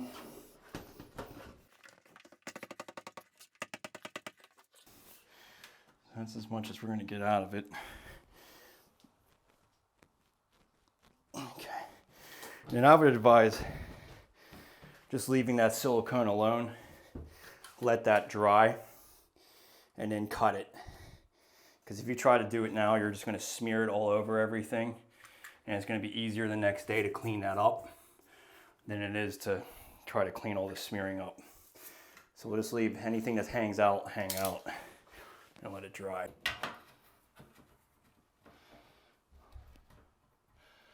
Okay, so this is gonna be our support this way. So this can still move without this. So we need to reference this. So this actually comes out. There's a double anchor here. So you got your set screws, and then this plate is going to get screwed into the wall. But we want to reference this first. And just put a pencil mark around the bottom and the edge so that I know where I need to mount this thing. So those 2 pencil marks you made, just want to make sure that you stay within that area. And we'll just mark 2 holes for our anchors here.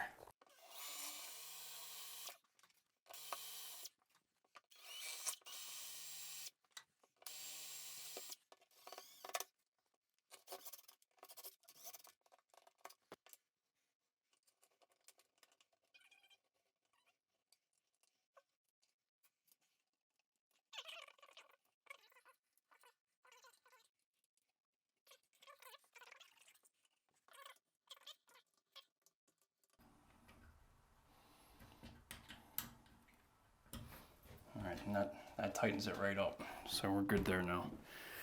Okay, so there's this little metal channel here. This is going to go in the rest of the U channel that's not the door. So you just need to cut this to fit from the door to the wall. This fits.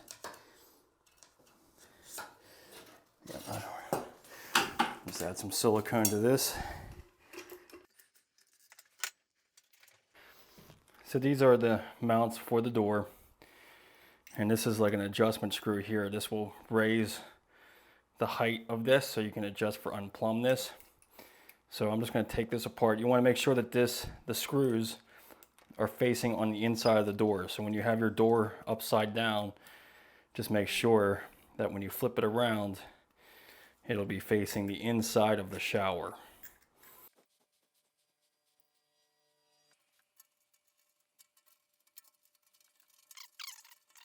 And then we'll put the cover on after we get the door set, because this is the mechanism that's going to allow you to adjust the height of the door for the unlevelness that we have.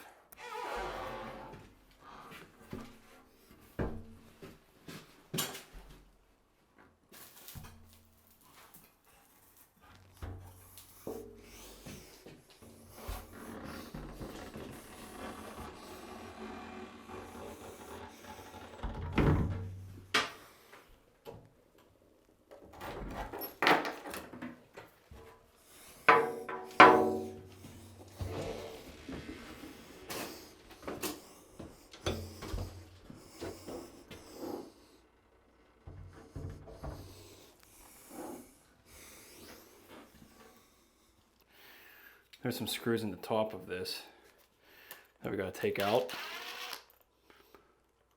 And that holds the plastic shield in here.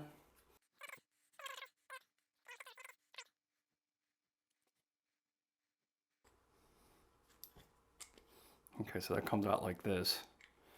So these set screws are just holding this together. So this guy basically slides through these holes here, and then this slides over top, and you just marry them back together.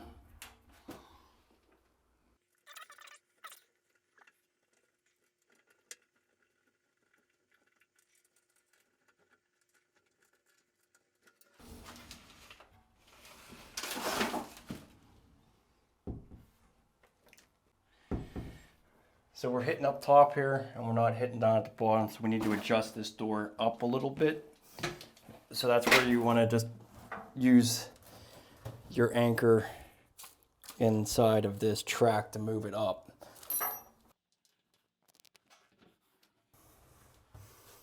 Okay, so that's pretty good. Okay, then just want to slide this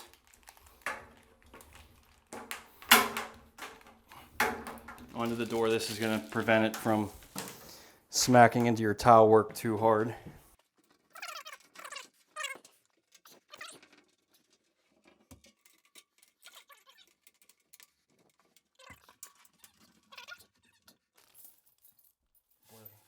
leaky there.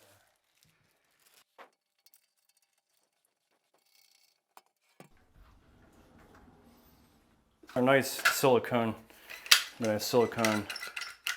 right along the edge. And again, just leave all this stuff hanging loose. Once that dries, it's easier to cut out and do later.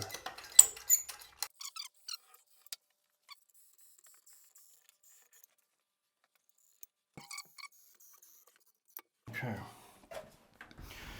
All right, so all in all, I'd say this is a winner. This is definitely a pretty nice system.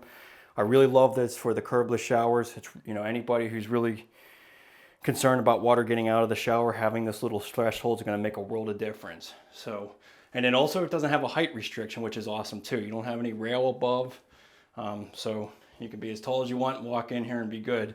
So just for reference, you know, I am basically, this is really only giving me about a 24-inch opening in this 5-foot space. So just note that if you needed a little bit more width to get in. So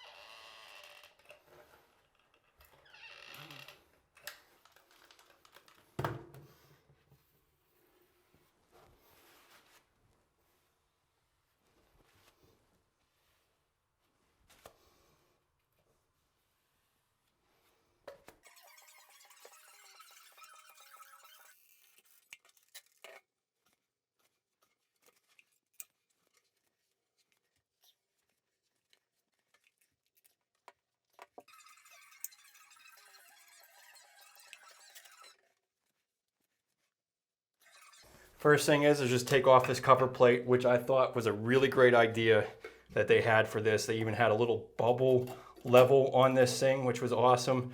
It allowed you to get everything nice and level. So I think on that aspect of this, really good idea. I would love to see other manufacturers implement this little bubble level on here. I just think it's a nice little feature.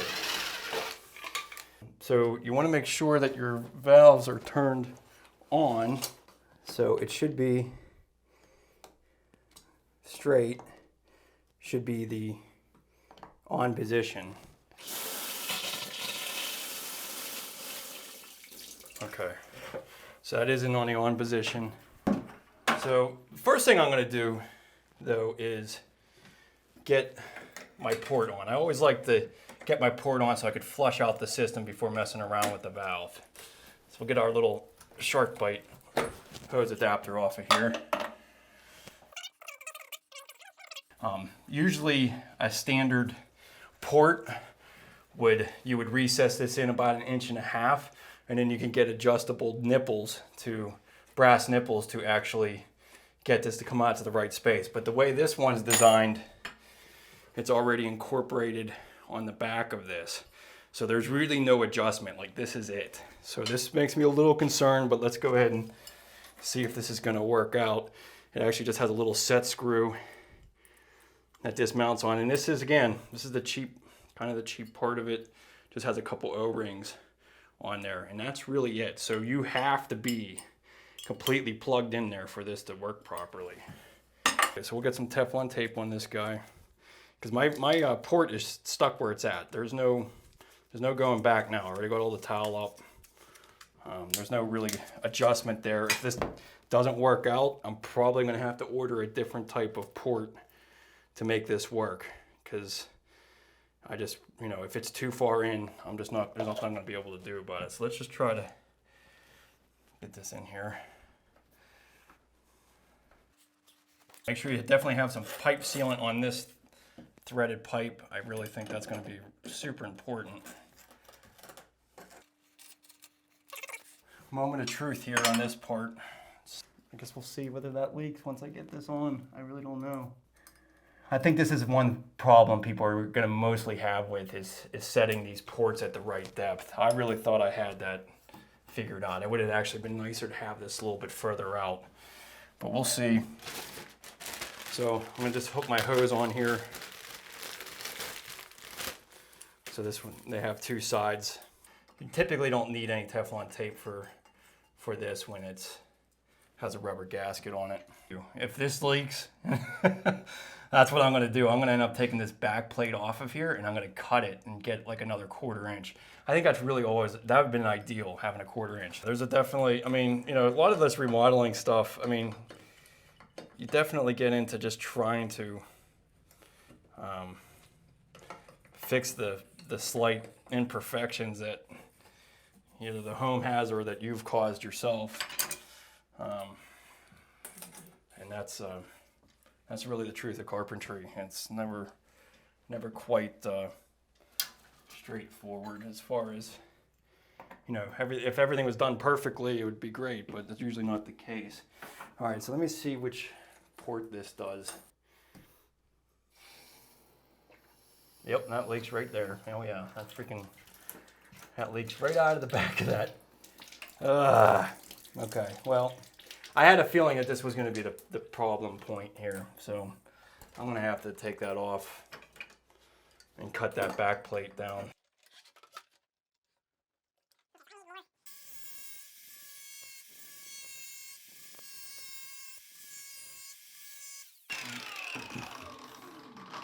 Okay, so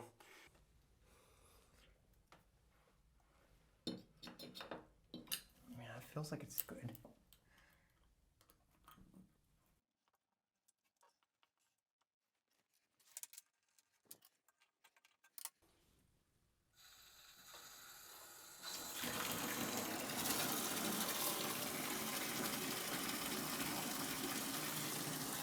Didn't. Usually no Teflon tape on this either because it usually works just fine with the rubber gasket.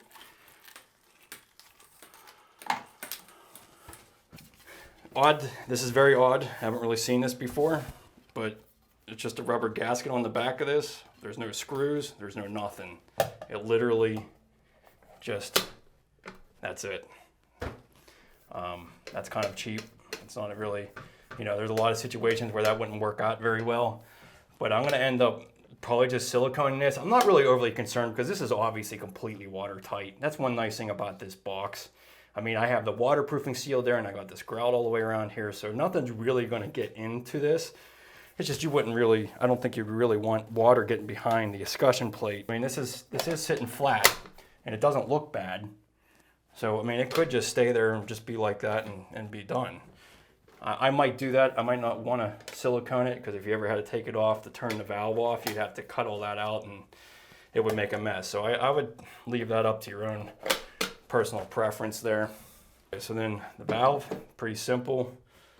It's just a set screw on it. Okay, so that's all that is. It's just a set screw on there. And then this is the same thing here. So this is turned onto that. Try to make this so it's square. Yeah. So I'm straight up and down would be the shower head. And then, see, it doesn't even sit square like that. So I guess it's gonna have to be somewhere right in the middle there. Okay. So that's simple enough. Nothing really too much, but this is all metal too, by the way. So I mean, it actually does feel like a quality piece. So let me just get this out of here. This is the other one I'm concerned about. This could be set back too far, which is could screw me up. But I guess we'll see. So this has a longer thing on it. I think I'll just have to make sure. I'm gonna have to cut out some of that tile to twist this around and get that back in there. So this port should have been out further. Yeah, so this is so big. I mean, look how extension this is. I could get this all the way back in as far as I need to. Now I'm gonna have like this little gasket that I have here that I like to have would probably get ruined. So I'm gonna have to cut out that tile so I can thread this around because I'm not gonna be able to get that port back out. So what did I have that set back? Let me just see what my, it's a backer board and tile.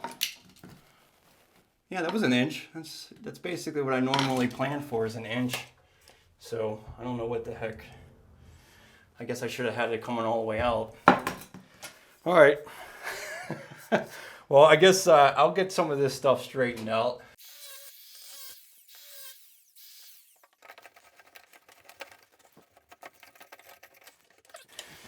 All right, so we'll get some Teflon tape on here now that we got that extended out a little bit. So basically I should have had my port further out. So now this is gonna have to go into the wall, and then I'm just gonna silicone around it before I put my excussion plate on. We do wanna make sure that that's on here so that I can slide that on. Definitely use some pipe sealant on this.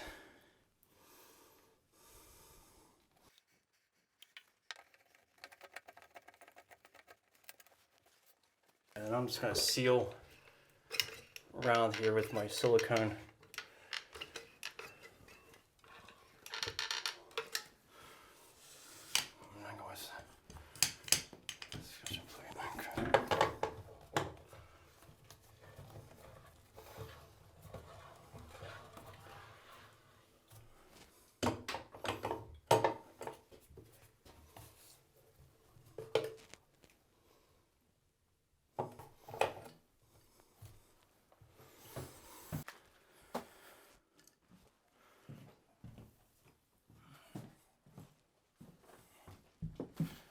Basically, it has really good flow, so I'm actually really impressed. This is the part that I was expecting to be a problem with it. So let's get it onto the hot setting. That's a decent flow. Heck, that's better than the Delta ones, you ask me. That's not too bad at all. Yeah, I guess that's all there is. Oh, you've got a push button thing on it. That's pretty good flow. That's really good flow. So this has a little push button on it. Not bad. I tell you what, if they could fix this port mechanism here, I would give this an A+. But this was the biggest problem part. So if you do a valve like this, get that port flush with your tile. And if you can do that, it shouldn't be too bad of a problem. Now the only thing I still didn't really like about it, it just has a set screw and there's a couple O-rings in the back of that. And that's really all there is to it. But I tell you what, for 250 bucks, you could probably just buy another brushed nickel port from whatever, Moen, Delta, whatever it is. It's probably only 50 bucks. And that would do it. So it would still be well under what a normal system would cost with the separate diverter and everything. For this to have this much pressure in a rain shower head, I think that's pretty good. I've installed some rain shower heads that were $800 and they didn't even have the flow that this thing has. So, and I think it's because they have these water savers that you're supposed to put in there. I obviously didn't put them in there. So this is probably, 3 gallons per minute probably. I'm not real sure. I think the actual specification says 1.8, but I think that's once you put these savers in there. This is a common problem with the Vanity, and that is it doesn't sit up flat against the wall because it's getting bumped out at the bottom. So as you can see, I need to raise this about 1/4 inch to 3/8 of an inch. So the way to do this is to plane the back side of the cabinet.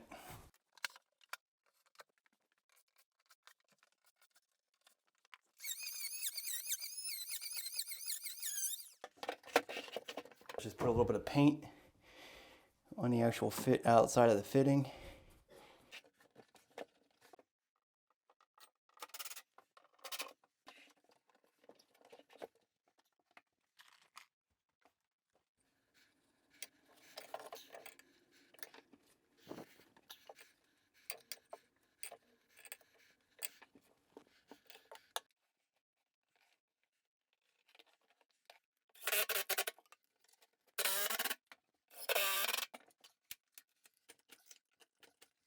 Okay, so here's a problem.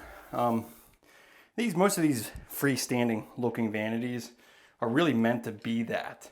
So typically the top overhangs either side, but since I'm going straight up against the wall, I have this huge overhang that looks kind of goofy, almost 2.5 inches. So I'm going to cut this down basically 1.5 inches and just have myself just a regular inch overhang. So we're going to cut this down and make this fit better so you don't have such a extreme overhang.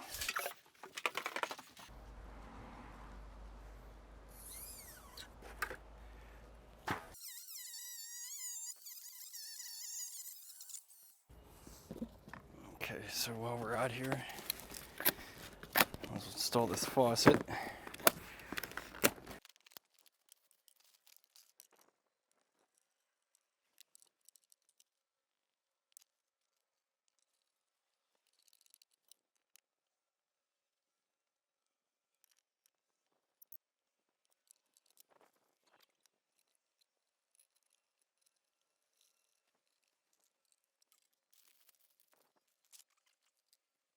Okay, so we're gonna use some 100% silicone.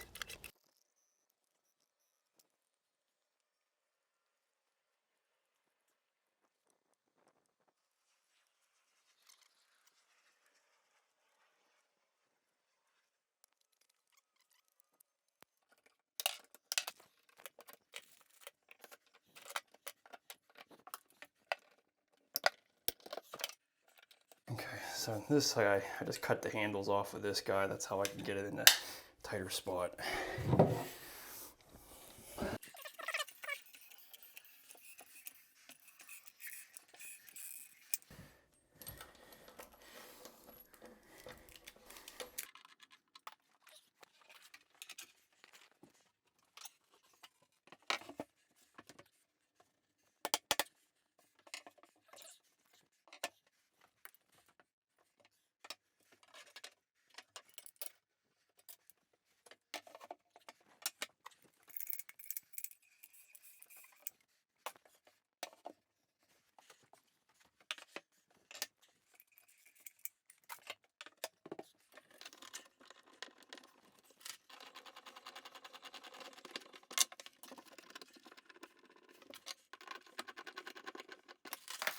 Okay, so just make sure these tapers are down.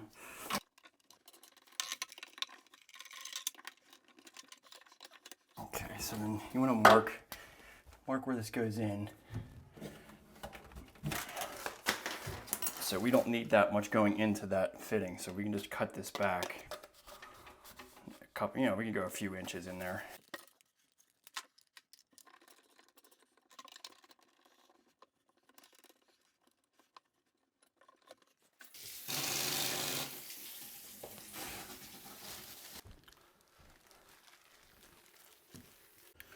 Okay, so let's go ahead and we're going to put this extension ring on here.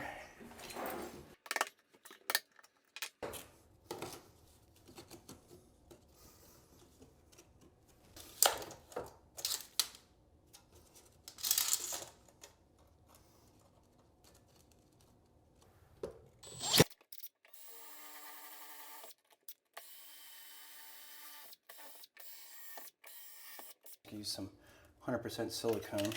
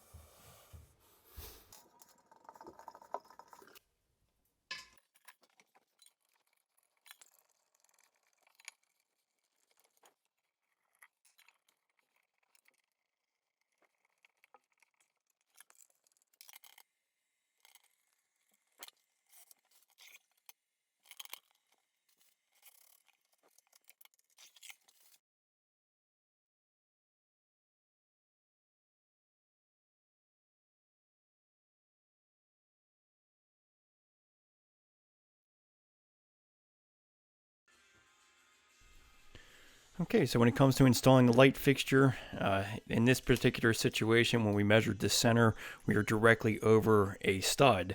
So one of the easiest ways to go about this is just to use a pancake box, use a drywall saw to cut out your actual hole for it, and you just mount this pancake box, which is the thickness of the drywall, into place. This really makes it nice and easy to basically connect the light fixture to this. Just be sure when you're connecting the actual wires to a wire nut that you make sure that you extend out past the branded stranded wire past the copper so that you can get a good connection with your wire nut. Either that or you can use some Wago clips. That's kind of my new method now. I've been using the Wago clips. Really makes it nice for doing two different types of wire like this. So with the solid conductor, with the stranded wire, Wago clips are honestly really the way to go. And then it's just a matter of just securing your light fixture into place. Having a good solid box really makes a big difference for installing a light fixture.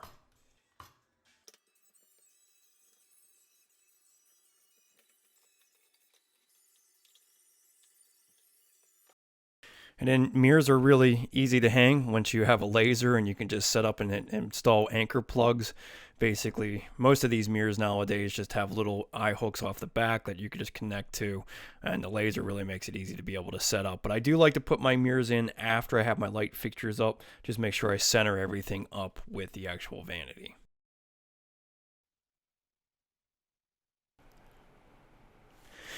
So if you just watched this entire video, I really appreciate you watching. It's just tremendous to be able to help out and showcase some of the work that I've been, basically building my career on and being able to do this efficiently. So this project did take about 10 days from start to finish.